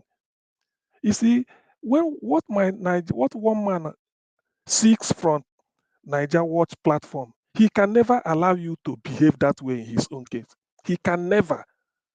I stand to be corrected. People can go and investigate. So I would like Niger Watch, go and watch his previous clips. Do some background check on this person. But the common sense question that you can ask people when he comes here, All he want to peddle is falsehood against P2B and then the Igbo race as a whole. We all know this, but I wish him well so that one day he will go the way of Yenka grandson. It will happen here in the UK. I know they monitor all these things. One day, when people raise it to some extent, you will see what will happen. On the issue of IPOB, the question you should ask yourself is, because I believe in evidence, I'm educated and I want to learn. If you are talking to me, all I want, I will jot in. Reason number 1, number 2, number 3, number 4. When you finish, I start to counter you reason by reason. Whatever you say, that is where I am. IPOB, if you check World Terror Index, IPOB is not there. Fulani, Mieti, Yal, all these Boko Haram are there. It's on the internet. Go and check, Google it. There are 195 countries in the world. It's only one of them, called Nigeria, that you hear IPOB is a terror group. Over there in Togo, nothing. IPOB, they have branches all over the world. How come this year, how come every time you see a flag of IPOB, even in America of all places? So it's only in Nigeria they call a group of freedom fighters, who people that want to secure their freedom and live an independent life. They are calling them terrorist group.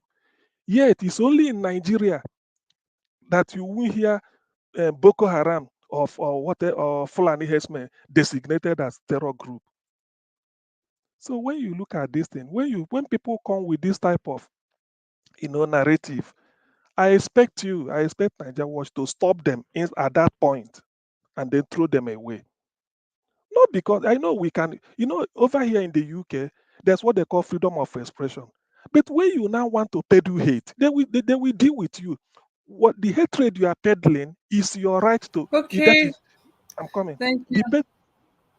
The hatred you are peddling, you can say it's your freedom of expression, but they are telling you that it's not absolute. They will define it to you that what you are doing, you are trying to gaslight some people or incite some people. So all that he's trying to do is just to knock one head against the other. Already he has said it in one of his broadcasts that he must bring down P2P. But that doesn't bother me. But when you now come and call a group of people, you start to talk of terror. Who has more intelligence than UK and the United States in terms of terrorism? Whatever we are discussing here, they are hearing it. Who has more intelligence than them? For UK, somebody to be in United, a group to be in UK, calling themselves IPOB, and you say they're terrorists, and the British police are not aware, or United States. So when we say this thing, and even then, IPOB, this is a question. So I know he may be listening or somebody. This is a question he has to Mr. answer. CM, your time is up. Mr. CM, Mr. CM, please, your time is up. Just round up in 10 seconds, please. Yes. Your time is up. Okay, yes. Yesterday, somebody came here. Was it somebody called Soli? He said he will compile whatever P2B did. We agreed that it should be before July 5th. I'm still waiting for the person.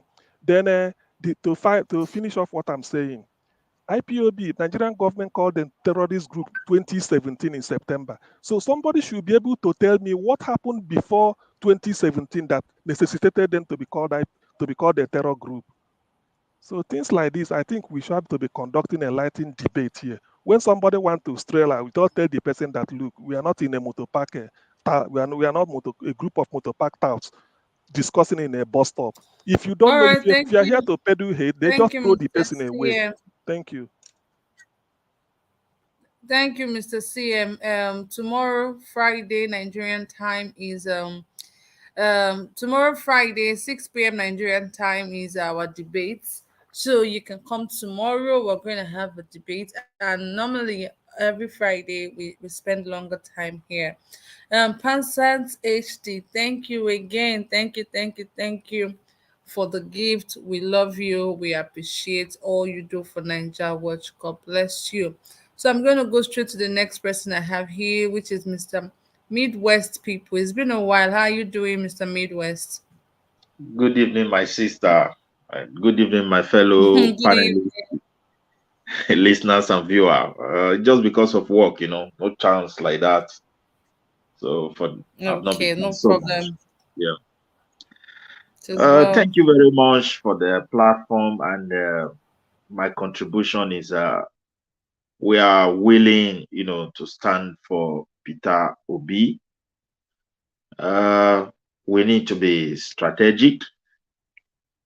We are talking about president of a country, not a president of a tribe anyway, but in Nigeria issue, tribe is first before the country, and that is why we are in a total mess. It has been so indirectly before Buhari came in, but with Buhari administration, it is very clear that tribes and kingsmen is the number one, not competence, and that is why we are in a total mess. But however, in this platform, I keep on saying Buhari administration is a blessing. That is my own opinion. It's a God sent, so that we don't open our mouths and be saying Nigeria will work. It's going to be a great country. We need to make sacrifice for it to work. Just hoping like that it's going to work without making a change is a very huge mistake. And I believe we are on that track by saying we want to vote for Peter Obi. But however, I will also advise this platform, as we campaign for Peter Obi, we shouldn't be bringing IPOB issue to campaigning for him, because IPOB as a group is a divisive issue, though it's majorly Igbo movement. But within the Igbos, there are those who are in support, there are those who are not in support. There are Igbos who call IPOB terrorist. So if a Yoruba man said he's a terrorist, it's not all Yoruba that will say that. So that is based on individuals' opinion. So we are all talking about Nigeria here, and we have to talk to our people the need for a change. What we are suffering today is that truth is not in Nigeria at all. We are trying to outsmart one another.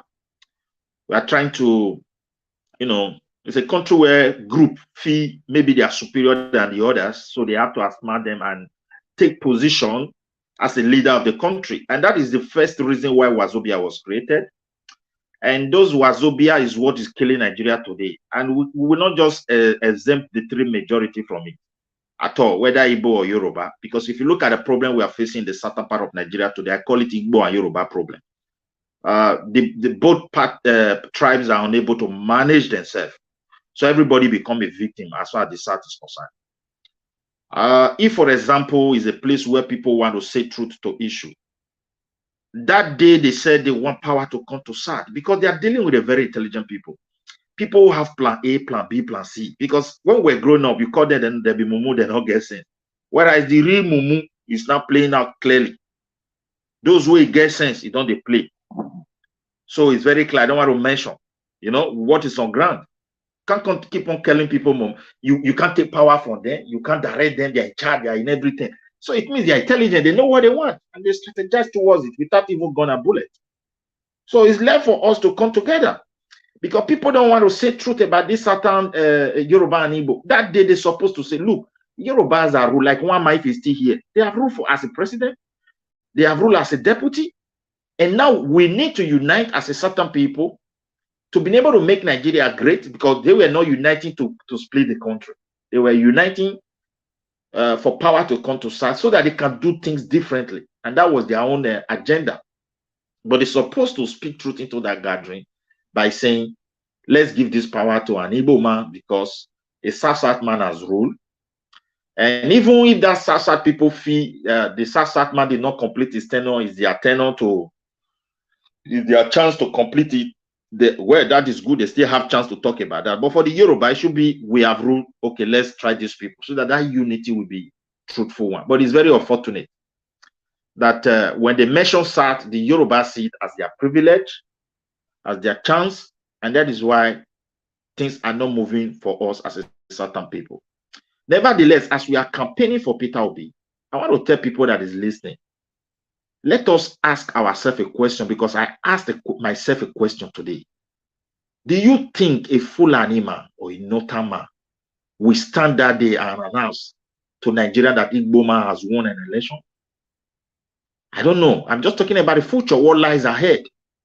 And with what happened to the prison, it is obviously clear. You know, Nigeria, since, as that one of our guys just said, the best army, that was 70s, early after maybe they came out from the Civil War. From there down, it's just a tools to intimidate civilians in the street of Nigeria. They don't have the training. They don't have the equipment. So they cannot even protect anybody. And That these is guys that is not true, Mr. My brother. I will allow you to give your opinion. Wait. So Okay. you can put that there. So they are just a tools to intimidate we the civilian in the street of the country. As we speak today, they don't even have what it takes to protect that country. Few years ago, America warned, these guys are infiltrating your country. Some of the most superpower countries in the world, like Israel, the only principle they have, they said, don't give them a footprint in your country. Don't allow them to germinate at all. That's the only way you can survive. Once they germinate, you have problem. You get what I'm saying now? But in Nigeria, they are encircling us. They are growing. They were released from the prison. The government cannot trace their whereabouts. Some people say they recruit them into army. They recruit them to police. Let's hope maybe it's true or perhaps it's just propaganda. But the government cannot trace for this guy. They call them repeated one. Today, 800 of them is out. They are going to be in the country. And one day they will blow an alarm that is going to shock every one of us. So we need to prepare for all scenario as a people, whatever it becomes, because I'm so worried. Because those who want power, they mean it by all means, and they are going to do everything within their power to seize it. So we in the South should be ready for the PVC, vote for the rightful person, and look at this game in a different angles, because it's not just something that's just going to wake up one person from like Barry will sit down there and look at the people that are going to conduct the election for us. So I'm so worried about the country. No place is safe. Will they even destabilize the country before the election? So, but I pray that it shouldn't be so. But if it becomes like that, what are we going to do as people? Our people have suffered enough. People cannot go to church again. People are now afraid. In some cities, they don't want to go to church. They are afraid.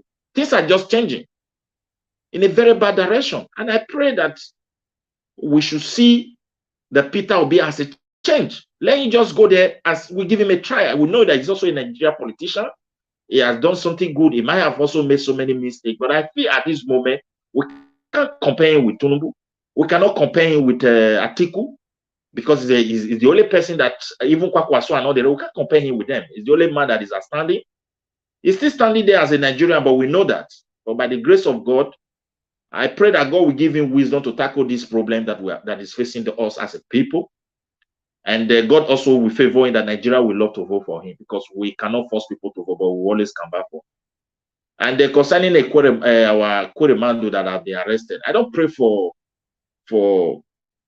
anything to happen to him. He was arrested in a country where judiciary system is at least 80% trusted and proper investigation.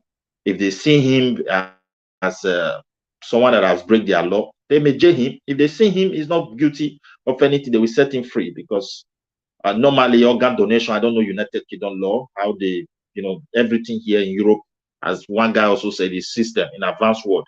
So they go there. What is a system? They go to parliament, they make law. If you want to do this, if you want to do this, this is how procedure, and it become law. Anything outside it become offense. So that is the system we are talking about. That's why most of us, when we are here, we respect law. From the door of your house, if you enter your car, you enter their road, you drive with law in your head. Not because you can turn steering and move the car like that one we drive in Nigeria. No. If you're on the road, you drive with law. Everybody understand that. So if you're in your working place, you and your boss, the people who give you the job, everything that governs us is law. Even you, if you are handling your job, laws are there. These are the system. We don't have it in Nigeria, and that's why we are not moving forward.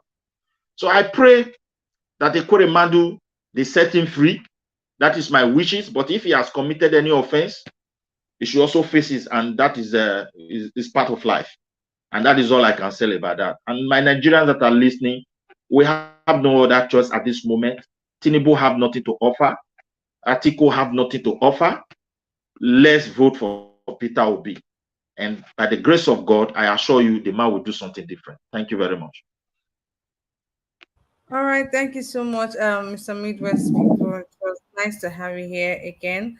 I'm going to go straight to Almayens Corner. Almayens Corner, please. Good evening. Thank you for joining me. Please go ahead and make your contributions. Sure. Hey, everybody. Good afternoon, good evening, good day to everyone. Let me just put it that way. Thank you guys for this awesome platform as usual. And thanks for all the great speakers. Before I forget, I was going to say sorry to Leftist when I saw him yesterday, but I forgot. So if anyone can pass the messages across to him that I'm really sorry about what happened to him. I hope he feels better. And then coming back to the Oga that spoke before me, echoed some of my sentiments in the sense that we should be careful who we allow, on the platform to say certain things, because there's a lot of people that are watching. They might not be commenting, they might not be calling in, but they're listening. And we're trying to, I believe this platform is about love, right? And respect for one another. So we need to be very sensitive about that. We should not allow people to come and change the narrative while we're trying to have a very effective discussion, especially in the times that we're in and we're pushing for, things to change in that country. So we should not allow anybody to spew any hate, any type of unity amongst us. Now, I personally don't believe what they say that, a certain group of people are terrorists. It's not you can't just blanket people like that. And if we know our history well, we should know that this particular set of people have every right to agitate for everything that they're agitating for. I empathize with them because I read history and I know a lot of the horrors that went on. Now, that being said, me, it's all about Peter Obi. Anything else is nonsense to me, as far as I'm concerned. So this is where I come to push the Obi movement. And I always say it's a movement. It's a quiet revolution. It's being televised as we see it. So there's nothing anybody can do about it. As far as, and I'm not gonna make anybody more important than they are. The people that are coming out and those certain people that have come out and tried to put this man down and make him look a certain way or try to create disunity and make it tribal. Those people are irrelevant. What is important is Obi movement. What are we doing on the ground? And what do we continue to do on the ground to ensure that this becomes a reality? I know it's going to be a reality, but we need to keep the fire burning so that we don't miss any points. We need to hold down every corner as much as we can. So for anyone that has gone on TV or social media to say one thing or the other and feel more important than he is, nobody is more important than anybody, but to make himself feel more important and seem relevant, we all know what the truth is. Everybody, a lot of these people that have come out are not relevant. They are just trying to hang on to the power and the force of nature that is moving, that they cannot understand, because this is a force that is going on. They cannot understand because it's overtaking them. It is cutting through every type of sentiment, whether you're on one side or the other. It doesn't have any regard for your own ideology or your own sentiments about a group over another. It does not. It's cutting through all, for lack of better words, it's cutting through all the BS to get to the fact that it is a movement, is more than the man himself. It is a movement. Whether people want to recognize it or not, that's a different thing entirely. Now, I do, to a limited extent, understand what Tunisia was saying. I can't believe I'm even saying that because I've never agreed with Tunisia. I wrestle him to the ground. But there's some points he made, and I'm not going to re-echo them. I know what those points are, and I'm sure some of us also understand where he's coming from. But the only, if I may, sir, Tunisia, the only thing I'm going to say to you is, you have some very good points, but I think you need to work on your delivery. if you work on your delivery and take out the emotions, right, it will be more effective. But when you're saying it, it comes off wrong. It comes off offensive because of the way you say it. I see some good points there. And then with regards to what's it called now? The insecurity situation in Nigeria. These people already know. Let's not pretend, man. We know. We grew up in Nigeria. These people already know. And one Oga Sa mentioned it earlier, a couple of calls prior to me calling in. There was a particular Oga Sa that said that the government is the greatest, is not them be the terrorists. Not them, they fund them. So they know themselves. Okay, if they had security people leave, vacate 24 hours prior, they already knew that this thing was going to happen. So make we not feign ignorance. We know that. This is why I'm saying, and I'm of the opinion, and I stand strong on it, that we need to remain focused, no distraction. With regards to the one man, they call him whatever, to be honest with you, that man doesn't really have anything to say but to cause division. Please, we need to be careful. All he does is come here and just perpetuate division. He's hanging on to his own tribe, and everything you say, he's defensive. Most of us know history in depth of what happened and how we came to be about and be where we are. The reason why they see us as disposable in Nigeria is because Nigeria is originally a corporation. If anybody doesn't know that, please educate yourself. This is an opportunity to go back to your history so that you can understand certain fights and certain agitations. That's all I'm going to encourage people to do. So there's no need for all the sentiments. Now, with regards to the people in London that are being, I don't want to mention names, but you guys know who I'm talking about, those that have been held because of acts that they committed in someone else's country. Now, this is where I differ with Niger. If you commit the crime, you do the time. Even if it's my father or my mother. I don't know how everybody else was raised, but I know how I was raised and the principles and the values that I stand on. You do not commit a crime and commit a sin for your generation to be suffering after you are gone. No. Whatever actions, they say a good name, we even have it in our adages in our various tribes. A good name is better than silver and gold. If you not get, manage the one you get. No go take another person because you want to enrich yourself, because you want to make your own better. No go collect, no go deprive another person. Those are the values I was raised on. So to the question that he raised as per, oh, well, if any of you have a relative, thankfully, I don't have any relative in any position of authority that guzzles money. And I'm so proud that they didn't partake in any of that, because I personally, anybody that has been a part of this government is corrupt. I don't care how clean your name is. You are already corrupted by the actions of those people. So if anybody in my family now dares and says, okay, I want to go and partake, it go suffer, because the kind of family I come from, they go cut you off. So, and there are many families like that. So everybody should speak for themselves. If your family member is in a position and you see the person doing wrong and bringing bad name to you, clap for them, because you are collecting 5 kobo or 5,000 naira or 20,000 naira. That is on you and your family. So don't generalize and say, well, because my brother will be there, we support him. I support nobody. When it comes to nonsense and rubbish, none whatsoever, because this is what protects people in their lives. This is what gives people all the prosperity and the work or whatever it is that you're desiring. It is make sure your hands are clean.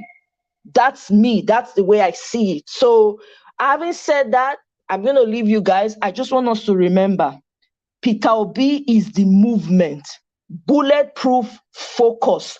All this other one, na 10-10 we dey play. May all of them go hug transformer, as they say in Nigeria. I rest. Thank you all. Thank you, Yes, Connor. We have the last person here, which is Mr. Kel. Mr. Kel, good evening to you. How are you doing today, sir?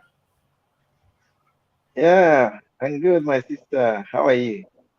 Fine, thank you. Mr. Kell, is this your first time here with us? No, this is my second time, even though Oh, I've been oh, great. connected several times. All right, great. Thank you for joining us. Please, where are you joining us from? Yeah, I'm joining you from New York. All right, thank you so much. Please go ahead and make your contributions. All right. Thank you, everyone, all the Niger family, and all the rest of the panelists. I want to thank you for all your contributions. I want to start by saying that I believe in Nigeria. I am highly positive about my country, and I know that Nigeria will work. Definitely, it will work. I want us to be positive. I want us to be optimistic, and then speak good words about our country. Speak the future we want to see, and then it will become a reality. Um, I want to start with my brother that talked about Ekweremadu, the anger Nigerians have expressed, about what's happened. We sometimes, um, we that are outside the country or we that have traveled to other countries, we expect what we see in the countries we are in these countries to be the same as it is in Nigeria. Yeah, I would have loved to be have it that way, but our leaders have not made it so. For me, the biggest security threat a country we have is to have his leaders go to other countries for medical attention. These people that have their children abroad, that's the security threat. They go to foreign hospitals for treatment. That's the security threat. They can be hijacked. Monitoring ships can be planted into the system to monitor what they do in Nigeria. Their children live abroad and they all have houses. And they stay in Nigeria and be calling. And we know what you can do with phone call. So those are highly security threats. See our president's headache is outside. Fever is outside. The one that is contesting in PDP lives in Dubai. So we're going to have a foreign president if he wins.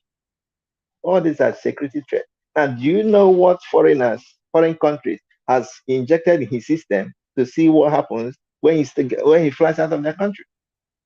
Those are highly security threats. Now we are talking about let the justice has its cause in UK, because we know that if he gets to Nigeria, nothing will happen. And if they return him to Nigeria, if they transfer this case to Nigeria for for continuation, the family of that young guy in fact, they will be better go into exile. Why? Because the whole of their life will be under threat. So until we have a system that works, we will not be proud to say, let our leaders, or especially our leaders who committed or who have issues outside the country, to be brought back home for trial, because we know what will happen. We have an example of James Ibori. We have an example of Alames. If those things trial were to be done in Nigeria, nothing would have gone out of So maybe this will treat them as as a case study. They go back to Nigeria and begin to fix our hospitals, so that when they have good hospitals, when they have this kind of issues, it will be treated in Nigeria. Imagine if there's a good hospital in Nigeria for kidney transplant, and the Ekweremadu comes out in Nigeria and say he needs he will pay XYZ amount of money for anybody that will come and donate a kidney for his daughter. 1 million people will show up, right? So that's the angle I also want us to look at it. So it will make them to begin to say, instead of going outside to disgrace ourselves, we can get this thing fixed in our home country. Can you imagine? Can you ever imagine a president or a minister or a commissioner in Ghana or in Cotonou to come to Nigeria for medical treatment? Is it done? It is not done. I live in New York. I can't see a New York governor going to New Jersey for treatment. Everything he wants lives here. So this thing we serve them, we let them be disgraced outside so that they will go home and fix their home. They'll go home and fix their home. I was watching them today with all their abandas, all their danshikis, all their 1,500 clothes. They were all bundled in a courthouse in UK. They were all bundled in courthouse in UK for Ekweremadu, a whole bundle of delegates. Are they not ashamed of themselves that the white man will be looking at them? You mean that these are legislators, they don't have jobs? They just left here, Nigeria, to come here for one person? That is highest level of irresponsibility in my own. I still don't understand. So let's leave it at that point. Nigerians are not happy. Why? Because those things, basic thing that will make us be proud of our nation, is not there. I have seen a few country in the world, and I understand that. See, Nigeria is one of the easiest country in the world to govern. Why? Nigeria doesn't demand much. We're not demanding for more, we're only asking for basic. Give us good road, electricity, water, education. Simple. We don't have all this. An average Nigerian is a local government of himself. Why? If you build your own house, you fence it, that's security. You put borehole, that is, you talk about your internal other security you want. So an average Nigerian is a country of its own. He's sovereign. We live abroad. Somebody was talking where you live abroad. You don't have fence in your state. That's how it's supposed to be, because government. You're not thinking of who is coming to disturb your security. Because government, that's the job of a government. But in Nigeria, that becomes your primary responsibility. So that is one. Number two is I want to ask the management or the leadership of Nigeria Watch.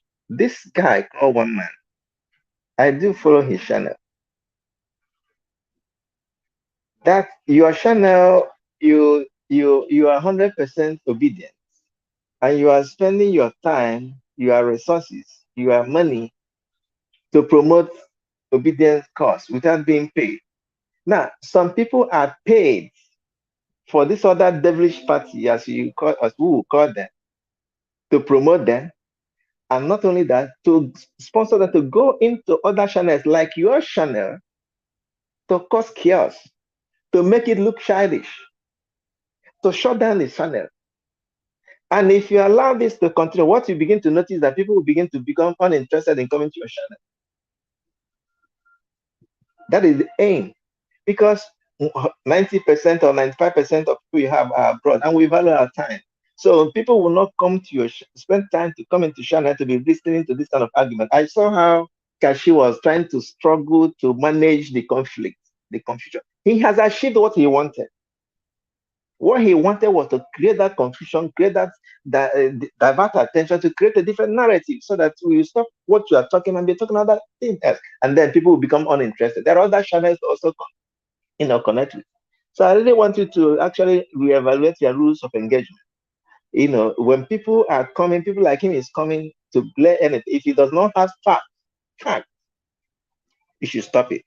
Everybody knows who P2B is. When P2B was the governor of Anambra State in 1999, I personally had an encounter with him. I used to think he's like other governors. That this promotional gift items that somebody brought, and we took it to him.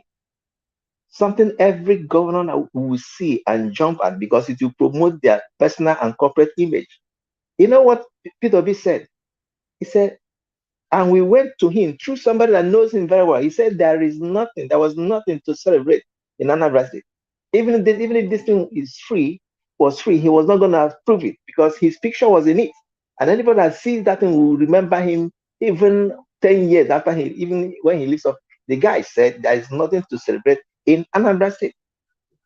So those days they call him Papa Ngozi Akago, means that he does not spend money on things that are not, going to affect the life of ordinary citizens of Anambra. So let's remain obedient as we are, and be careful. and be strategic in this struggle, we will get there. It may not be easy, but it's not difficult. Or it is difficult, but it is possible. We will get there. Nigeria will change. All right. Nigeria will change. Our Nigeria will change. We will see the Nigeria we want. We will see Thank the you. Nigeria we would love to leave our foreign countries of abroad and return home. We all want to come back home. Thank Thank you. you very Thank much, you. and God bless you, and God bless people, Republic of Nigeria. Amen. God bless you too, Mr. Kel. Our time is already fast spent. I've listened to all of your concerns about the people were allowed to come and air their views on this channel. We're going to have a team meeting, and we're going to make a decision concerning that. Thank you all so much for your consistent concern towards Nigeria Watch. We love and appreciate you guys. But I need to take time out to acknowledge my people on the comment section. The comment section looks fun, anyways. I want to take time out to acknowledge them. You guys are amazing. I can see the finest of them all. Irene Finest, thank you so much for being here. Mr. Akim, Israel Okafor, Orudu Priest, Mataya, I see you there, the mommy of all mommies, mommy diaspora. We see you there, Father Evangelist, man of God. I see you. I can see Johnny Che Ofoli. I hope I got that correctly. I see you. I can see Bobby Ijezie. Thank you so much for being here with me. I appreciate you. I see Frank Lewis. I can see Eric Oliobi. Thank you so much for being here with me. I appreciate you guys. June Obaseki, Omaye's Corner. Thank you so much for being here. I appreciate you guys and everything you do for Nigeria Watch. Without you guys, we can't spell success. Thank you all so much for being here. I can see Princess Kristen. Thank you so much. And to everyone who gifted us one thing or the other, thank you. I can see Daniel Alex. I can see Pat Oka. I can see Pansat HD, Daniel Alex, Eric Oboli, King Abson. Thank you so much for being here. We appreciate you guys. I can see Onwuka Ebuka, Collins Ebuka. Thank you. Hello, Chukunwa Chuku. Thank you so much. I can see Doom Sacks Oluvio. Thank you. I can see come. Thank you. John Che Ofoli, thank you so much for being here. I can see Stew Maker. Thank you for being here with me. I can see Lies Never Pays Forward Ever. Thank you. Biafra is here. Thank you. Thank you. I can see Insibidity. Thank you. I can see Yusuf Abadi. Thank you. 2NG. Thank you so much for being here. I appreciate you guys. Guys, we have more than 900 comments here. I might not be able to call everybody, but if I skipped your name, guys, please don't be offended. I might not be able to call all of the names. Like I said, Efosa, aka Aso Rock General. Thank you so much. Just Emeka, thank you for being here with me. I appreciate you. I can see Henry Gabriel, thank you. I can see OA, thank you so much for being here. I can see Okpo Julius Peter. Thank you. To Ninja. Thank you for being here with me. I appreciate you guys and everything you've been doing for Ninja Watch. I can see Aniaga Emeka Jude. Aniagba Emeka Jude. Thank you. I can see Mobis Kitchen Dortmund. Thank you. I can see Mazi Last Jet. I can see Bronuli. Thank you all so much for being here. And to everybody viewing us from anywhere you are in the world and wherever it is that you are at the moment, thank you all so much for being here with me. Thank you so much for watching our programs. We love you. We appreciate you. To our amazing panelists, oh my God, Gingerbread Man, Mr. CM, Mr. Ken, Midwest People, Engineer Ken, Mr. Alex, Mr. CM, Mr. Collins, Yes Corner, everybody. Oh my God, you guys are amazing. Mr. Carol, like rightly just said there that, you know, you guys are busy people. You have a lot to do, but you took time out of your busy schedule to be here with me. I do not take that for granted. Thank you all so much for being here. My panelists, thank you. The people in the comment section, thank you. Everybody viewing us right now, thank you. But please, guys, help me do something. Help me do something, guys. Please help me like this broadcast. Please keep pressing the like button. Keep pressing the like button. Like this broadcast and share it. This broadcast is not meant for me and you only. It is meant for people to see what we are doing here. Please encourage us by liking this broadcast don't forget to like. Just keep liking this broadcast and keep sharing this broadcast. You will see a thumbs up there. Just click on that thumbs up. You like that broadcast. You are telling YouTube that YouTube should suggest this video to more people to come on our platform to see what we're doing here. Please do not forget to like. And if you're yet to subscribe, please subscribe. Thank you all so much. Thank you. You guys are amazing. I can see some amazing comments on the comment section. Thank you guys. I'm flattered. Thank you all so much. Okay, then. I'm just going to go straight to my amazing panelists to round up the show. Oh, we lost Mr. Ogbunski. I was going to allow Mr. Ogbunski to make his contributions, but we lost him right there already. But then I still have my amazing panelists here. I'm just going to give everybody 30 seconds to round up on everything that they've said so far. Today has been amazing. It has been wonderful. Though we had some distractions, but we were able to pull through. It's going to be tough. This is just the beginning. More people will come here to try to distract us and do a lot of things. It's going to be tough, but we will scale through. We will pull through. We just have to keep we just have to focus. We just have to have a goal in mind and know that this is where we are going to. We just have to keep pushing, double our efforts, triple it. Just keep pushing, and the sky will just be our starting point. Thank you all so much, guys. Thank you. Words alone cannot qualify how grateful I am to have you guys here. So I'm going to go straight to Mr. Gingerbread Man to round up. Mr. Gingerbread Man, please. Gingerbread Man, what is even your name? Gingerbread Man. Yes, so my sister. Mr. Gingerbread Man, what is your name? It's so funny that I'm calling you Gingerbread Man. Oh, my name is Victor. Oh, Mr. Victor, much better. Mr. Victor, please go ahead and round up in 30 seconds. Oh, I just want to use the opportunity to say thank you for the opportunity. I really don't have much to say. Just to touchlight one more thing concerning, I believe, the Ekweremadu's case. I think this is my own thinking. One of the reasons why was it Tunanja was talking about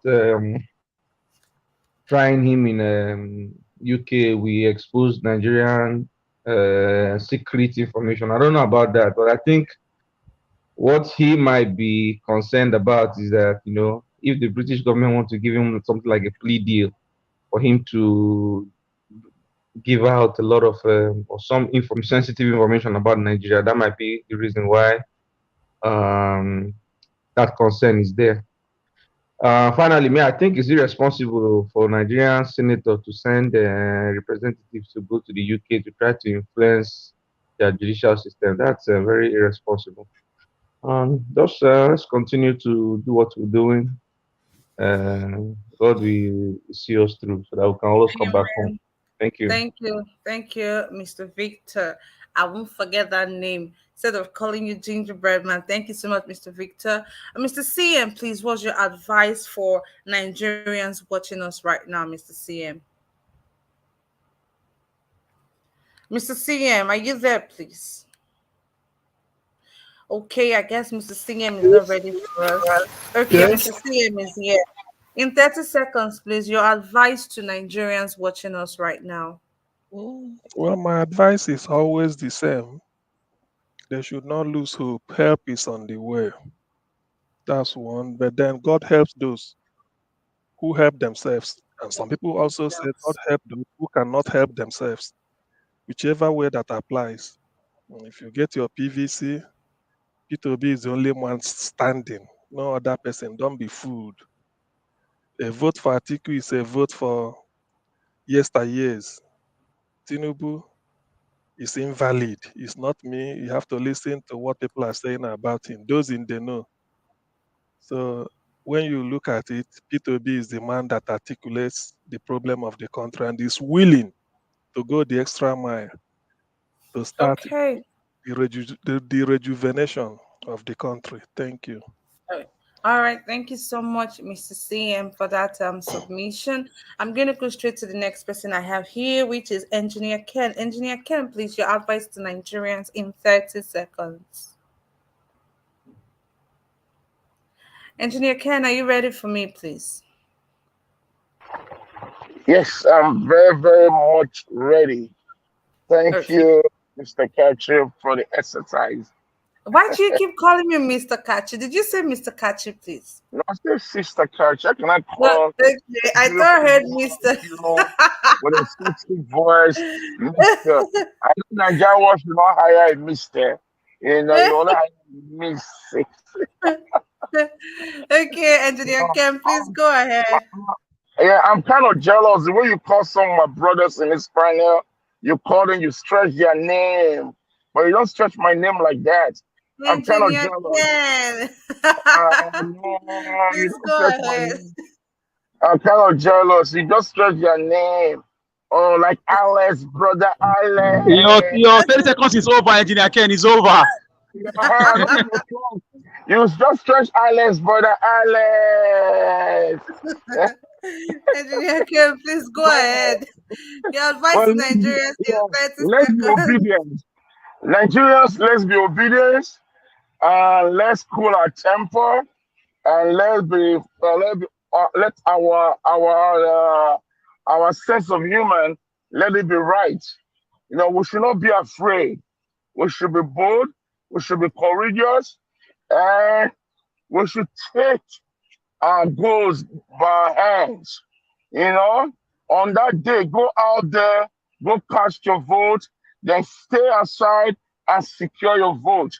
If you are coming, if you are going, go with tools. If you are a mechanic, go your mechanic tools. Whatever tools you have, go with it. You have to protect yourself because we don't trust these people. Anything can happen on that day. So I don't want us to be a victim of circumstances as you are going, whatever tools you have to protect yourself, go with it, protect yourself, don't be violent, protect your vote, and let's vote in a true man, a man that God himself has sent to come and help Nigeria, a man that is ready to redeem our name, to redeem the goodness of Nigeria, so that Nigeria will be back to the global pride that we used to have. Thank you, Nigerians, and thank you, Mr. Ninja Watch and Ninja Watch family. Thank you. Thank you, Engineer Yeah. Ken, for that submission. Oh, I like I'm the way you call the name again. Say it again. Say it again. Engineer Ken. Okay, guys, I'm just gonna go straight to Mr. Alex. I'm trying not to stress the name this time. Mr. Alex, please speak the one we can understand. Thank you. Oh no, I don't intentionally want to mystify my audience. It's just a matter of what you have inborn in you or what you have acquired over time by reading books. So they just come naturally. So my apology if anybody feel suffocated. No, So if that's anybody fine. feel I'm just mystified. Anyways, I want to call on Reino Mokri and all Nigerians living in the United Kingdom to go and look for the whereabouts of the Senate delegates into United Kingdom for Ekweremadu and ask them about the national insecurity in Nigeria. There should be a protest right there. I call on those living in the United Kingdom, in Wales, in Scotland, in Northern Ireland, in Dublin. They should go and look for those Senate delegates and ask them questions, what they've bought, what they've transacted with the security network of Nigeria. The killings, the miming, the raping, the evasions are too much. Our senators, we demand answers from them. So if you live in England, in London, ask your senators questions, demand answers from them. Enough is enough. And it'll be all the way for next year. Thank you, guys. Thank you. God bless you. Thank you, Mr. Alex. God bless you too. I'm going to go straight to Mr. Tiobala. Mr. Tiobala, please, are you ready for me? Yes, thank you so much. Hope you can hear me. Loud and clear. Please go ahead. Okay.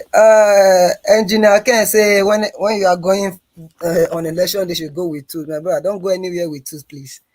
That day is going to be a very peaceful day. I'm assuring you that. In every election year, that day is always a peaceful day, except those people the issue with ballot box, snatching of ballot box. But with the modern election, recent election we have had, the issue of ballot box snatching is becoming a thing on the past because most of these things are now be transmitted electronically. Did you see anyone like that in Ekiti? So, what do you know by tools? No, I understand, please. No, I don't want to create fears. That's what I'm saying. You know, if I'm a mechanic now, I'm going to go and vote. I want to go with my tools in case I see any broken cars on the way. I'll help to fix it. No. I understand you. If I'm a organizer, I can go with my tools too. If there's any car that has a punch tire, I'll help them to fix it. That's what I mean by I tools. understand. No, seriously, we are saying the same thing. Okay, Please, rephrase that word, okay? Please rephrase it. Like I said before, please, that day is going to be a very peaceful day. Don't go with anything that will incriminate you, please. Whether iron or anything, whether being a mechanic, please. No matter what, like we just recently noticed what happened at the Ekiti election. There was nothing like a ballot box national apart from vote buying. But however, we still need to hold these security men accountable. We need to keep stressing the matter. And I also want to quickly stress this this modern day that prison don't have CCTV camera. So it's so unfortunate hearing it from Ahmed Lawan coming on national television telling the whole world that our prison don't have CCTV camera. It's rather so unfortunate. Please, we need to correct this come this 2023 by electing credible leaders. Please, Nigeria is going to be great again. Thank you. Amen. Thank you so much, Mr. Tiobala. I'm going to go straight to Mr. Tu Naija. Mr. Tu Naija, please. Yeah, thank you for having me. I've always been saying this, that I'm always about the people. You know, we are the saviors we are waiting for, as Obama said, something like that. Peter Obi is only a tip of the spear. And you have to remember a spear's tip is a very small part of it. It's the whole body that gives you the momentum. The people have to do their due diligence on this one. And if our generation do the right thing, Nigeria will get itself out of the mess it's in. The earlier conversation we've had today has reflected clearly the distances we have to move, not physically, just mentally alone. So let's do the hard work to grow, to become a truly sovereign people. Thank you. Thank you so much, Mr. Tunaija. I'm going to go straight to the next person I have here, which is Midwest People. Mr. Midwest, are you ready for me, please? Thank you, my sister, for the program. Thank I still want to tell my fellow Nigerians that they should be ready to vote for Peter Obi. If you look at the people that are contesting, Atiku and Baba Jagaban, or whatever they call him, these guys are not different from Buhari. So we have to do something different as a people.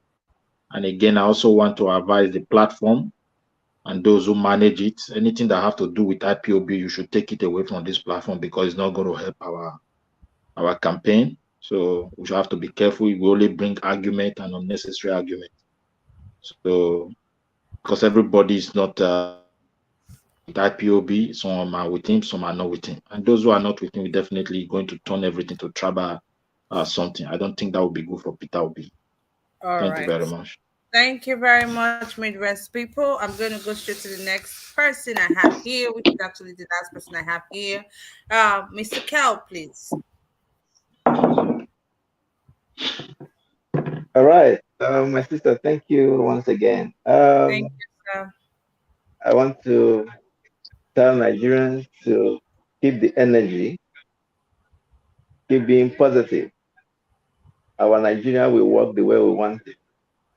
Right? The day of election, Nigerians will vote, and obedience will win. Our obedience will give us the answer. The problem of Nigeria is fundamentally leadership. Leadership brings direction a country will go. So when we get right leadership that will face the steering wheel to the direction we are going, we will all go there. And when he wins and he doesn't have the National Assembly, Nigerian youth will become the National Assembly. When our president comes and tell us what he wants to do, and the problem is the National Assembly, we will take over the National Assembly until they implement, approve his policies. So the first step is to get the right driver that will turn the steering wheel of the vehicle to the direction we're going. The problem of Nigeria has been that we say we are going to Abuja, but the vehicle is facing to Ibadan. or a person to Port Harcourt, they can never get there. But we are going to Abuja. So we want to get a driver that knows where we're going and set our GPS to the direction we're going. And when that starts, every other thing will begin to fall into place. God bless you all. God bless you too, Mr. Kel. Thank you so much for being here with me today. I appreciate you guys. I can see Mr. Ninja Watch is here right now with me. Mr. Ninja Watch, do you want to say something before I round up the show, please? All right. Hello, my people. Good evening to every one of you. Thank you very much. I was listening to everybody. I appreciate all the contributions that were being delivered here today. Thank you very much. I understand there were some conflicts right there, argument and all that. That's why it's called a discussion, or rather a debate. You know, not everybody that can agree with you. Many of us can disagree at the same time. As long as we did not allow it to resort to insults. All right, and I can as well see some complaints from some of you. I'm talking to my panelists right now, you know, about one man on, you know, to be honest, I think we need to sit down and talk about one man, you know, because some of you, according to what I listened today, that is preaching hate on this platform, which is totally prohibited right here. So we need to look into it if he's really preaching hate. But if people don't like him because he's not a supporter of Peter Obi, that's why they want us to remove him. No, that is against our policy as a media. But if he's preaching hate, you know, we don't accept that. That is totally unacceptable. So we are going to look into that and try to scan through his previous contributions on this platform, so we can take a decision on that. And I want to let you guys know, my brother, Midwest People, just said something at the end of his 2 minutes delivery, that we shouldn't use our platform to promote IPOB. Yes, certainly we are not here for that at all, and I don't want that to be discussed here at all. It's totally prohibited. Like I said before, my platform does not segregate. We don't practice sentimentality here. I don't care where you came from, as long as you are Nigerian. That's my concern. So, like some people normally say, Igbo people, or Peter Obi is Igbo man. I'm not interested. I'm only interested in competency. Peter Obi have displayed that, have demonstrated that over and over and over again. You know, and apart from that, when it comes to this three-horse race right now, you know, as you can see, although don't get me wrong, we have other candidates who are there running for presidency. We understand many of them are not going anywhere. It's a three-horse race right now, which is Peter Obi, Tinubu, and Atiku. So when it comes to those three, you know, you can see it's obvious that Peter Obi is the only one that can pilot us to that dream that we all have been dreaming since the day our mothers gave birth to us. Yes, Tinubu cannot take us nowhere. Atiku cannot take us nowhere. Remember, Tinubu is part of this government, this devilish government that will be killing our people, this same devilish government that will be causing all of us excruciating pains. Atiku is still part of this government, although indirectly. So if you check these two people, they have been ruling us since God knows when. I don't want them anymore. And many Nigerians say they don't want them anymore. It's not by force. They can't force Tinubu on us. They can't force Atiku on us. And Nigerians, if we fail, like I've always said, I like to repeat this. If we fail to grab this opportunity in 2023, the unfortunate part of it is that all of us will suffer. Normally, it shouldn't have been like that. It should have been those of you who voted for these devilish people supposed to be the one that will suffer. But the unfortunate part of it is that all of us will suffer if you bring these people to power. That's it. I don't want anybody to tell me, oh, try to understand. There's nothing you want to say. And this is why you see that this platform allow others to come and talk about their principle. Haven't you guys noticed that whenever they're talking about their principle, before they stop, they will already have 5, 6, 7 people that is already countering them? Yes, that's what the platform stands for. You come into this platform to speak garbage, things that you don't have evidence for. If you continue to do that, you might be thrown out. You can, if you have a channel, you can do this on your own channel. We have a rule here that must be followed. It's a must. Insult is prohibited here. Misleading the people, my wonderful spectators, is prohibited here. If you check, for those of you that have been following us for so long, Nigeria will surely give classified information on this platform. We don't just come on air and say, okay, make una come, make we talk about something. We don't do that right here. Everything we talk about here is classified. We work with mainstream medias. We work with classified informations, certified informations, legitimate informations. Please, don't come here to confuse us. And don't come here to think that we don't have sense. If we continue to see that symptom in you, that you come to our channel to bully us or to try to put us in a tight corner, then you'll be removed permanently from this platform. Although I'm not that kind of person, as you can see, for a while, especially one man, a lot of people have been complaining about you. We have not taken any decision. If I were you now, you comport yourself, construct your deliveries, humble yourself, and come here, speak about your principle. I don't have any problem with that. But if you have to preach hate by coming here, Igbo people cannot rule Nigeria, that's hate. And I will not accept that. Peter Obi cannot win. This is the reason. That's not a problem. I've seen many other politicians or other people saying Peter Obi cannot win. Speak. Even me, myself, or other panelists can counter you. But you coming, to try to segregate us like the government have succeeded in doing all these years. I don't want that to happen on my channel. So I appreciate you all. I don't want to take much of your time. We're rounding up right now. Those of you on the comment section, like I said, we have over 1,000 now comments on the comment section. I cannot mention all names, but I cannot forget to mention the mother of all. Mommy Diaspora is our mother. We will continue to showcase her name, continue to talk about her every day, 7 days a week, 365 days in a year. I'm sorry if you don't like it, stop watching us. Yes. And I have the Irene's Finest right there with us. I have Eric, Eliobi.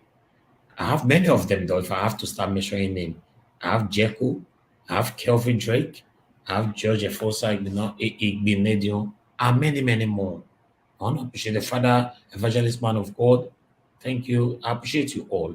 Bobby, I see you right there. And God bless you now. Thank you very much. And we are rounding up right now. Mr. CM, please, you have only 20 seconds because I'm handing over to Kashi right now. Straight to the point. I've been on Niger Watch here. When people will phone, you pick the phone and say, tell us your name and where you are calling us from. And the person will say it. How come one man came here today? He was asked, where are you speaking from? He said it's not important. Is that not being rude to Niger Watch?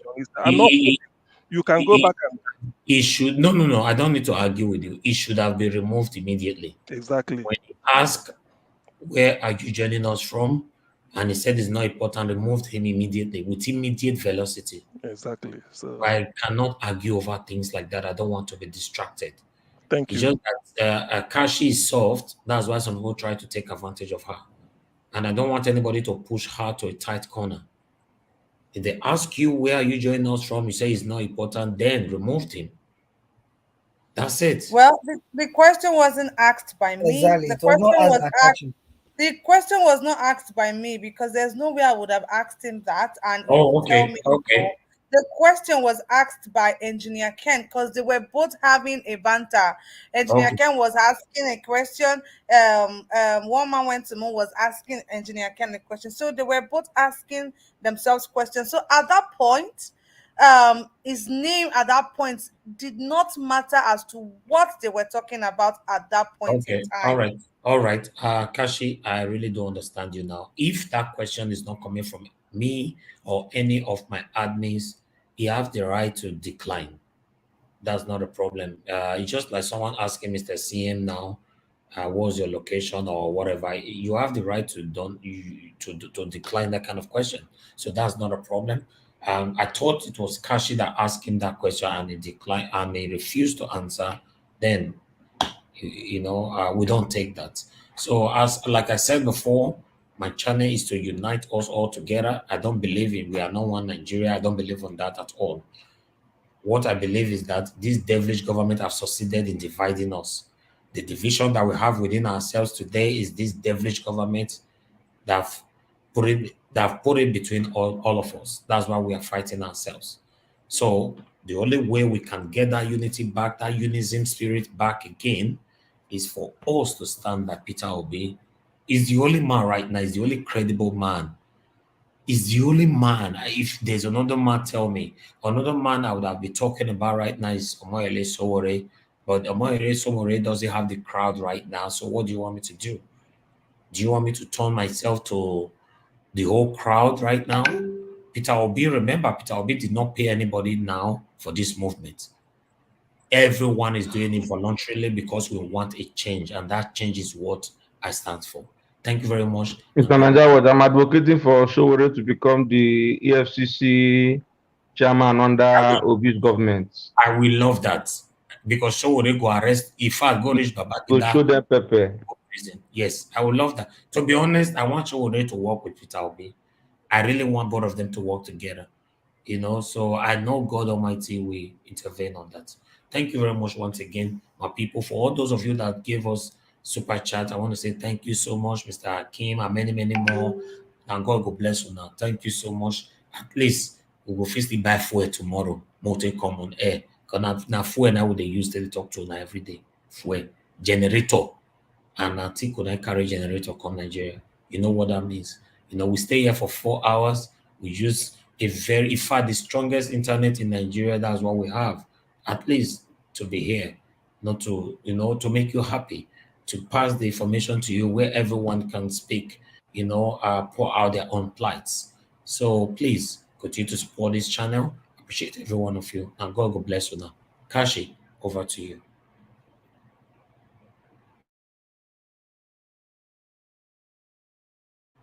Is Kashi there? We can't hear you, Kashi. All right. I guess Kashi have some network situation right now. I think I should end the show if she's not available. Thank you very much. Have a good day. Thank you very much, my people. Please endeavor to join us tomorrow by 5 p.m. Tomorrow morning, we'll have a news review by 10 a.m. And God bless all of you now. Take care, my people. No, tomorrow is Friday, right? Tomorrow is 6 p.m. Sorry, it's our debate day. Tomorrow is 6 p.m. Monday to Thursday is 5 p.m. Fridays are 6 p.m. for our debate. Why Monday to Thursday is our discussion. Why Monday to Saturday, 10 a.m. the news review. Please endeavor to continue to join us. Kashi is back again now. Kashi, can you hear me now? Yes, Mr. Niger, what I can hear you. Okay, then. So over to you right now. Thank you. All right, thank you so much, Mr. Niger. Mr. Niger, what my people for comment section don't they attack you? Did they tell you session our catchy you they cause soft? Anyways, guys, thank you again for being here with me. I appreciate you guys. I appreciate everyone for being here. Like I said before, I understand that sometimes we allow our emotions get the better part of us. There's nobody that will think about what is going on in Nigeria that will not be angry, that will not feel bad with everything that is going on. But thank you, guys. Thank you, everyone, to our viewers, to the people in the comment section, to our amazing panelists. Thank you guys so much. You guys are amazing. Join us again tomorrow, Nigerian time, 6 p.m. for our debate. You know, as the debate they go now, they always do very hot. Do not forget to come early to secure your spot. You say wait.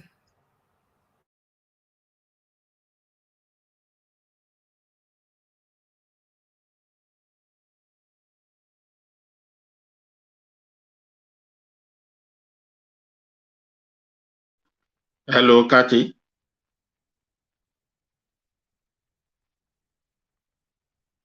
All right, I think Kashi have issue right there. Let me end the show.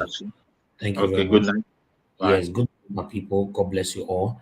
Have a good evening, and I'll see you guys tomorrow, 10 a.m. for our news review, and tomorrow evening, 6 p.m. for our normal debate. Bye for now. It's better than sacrifice.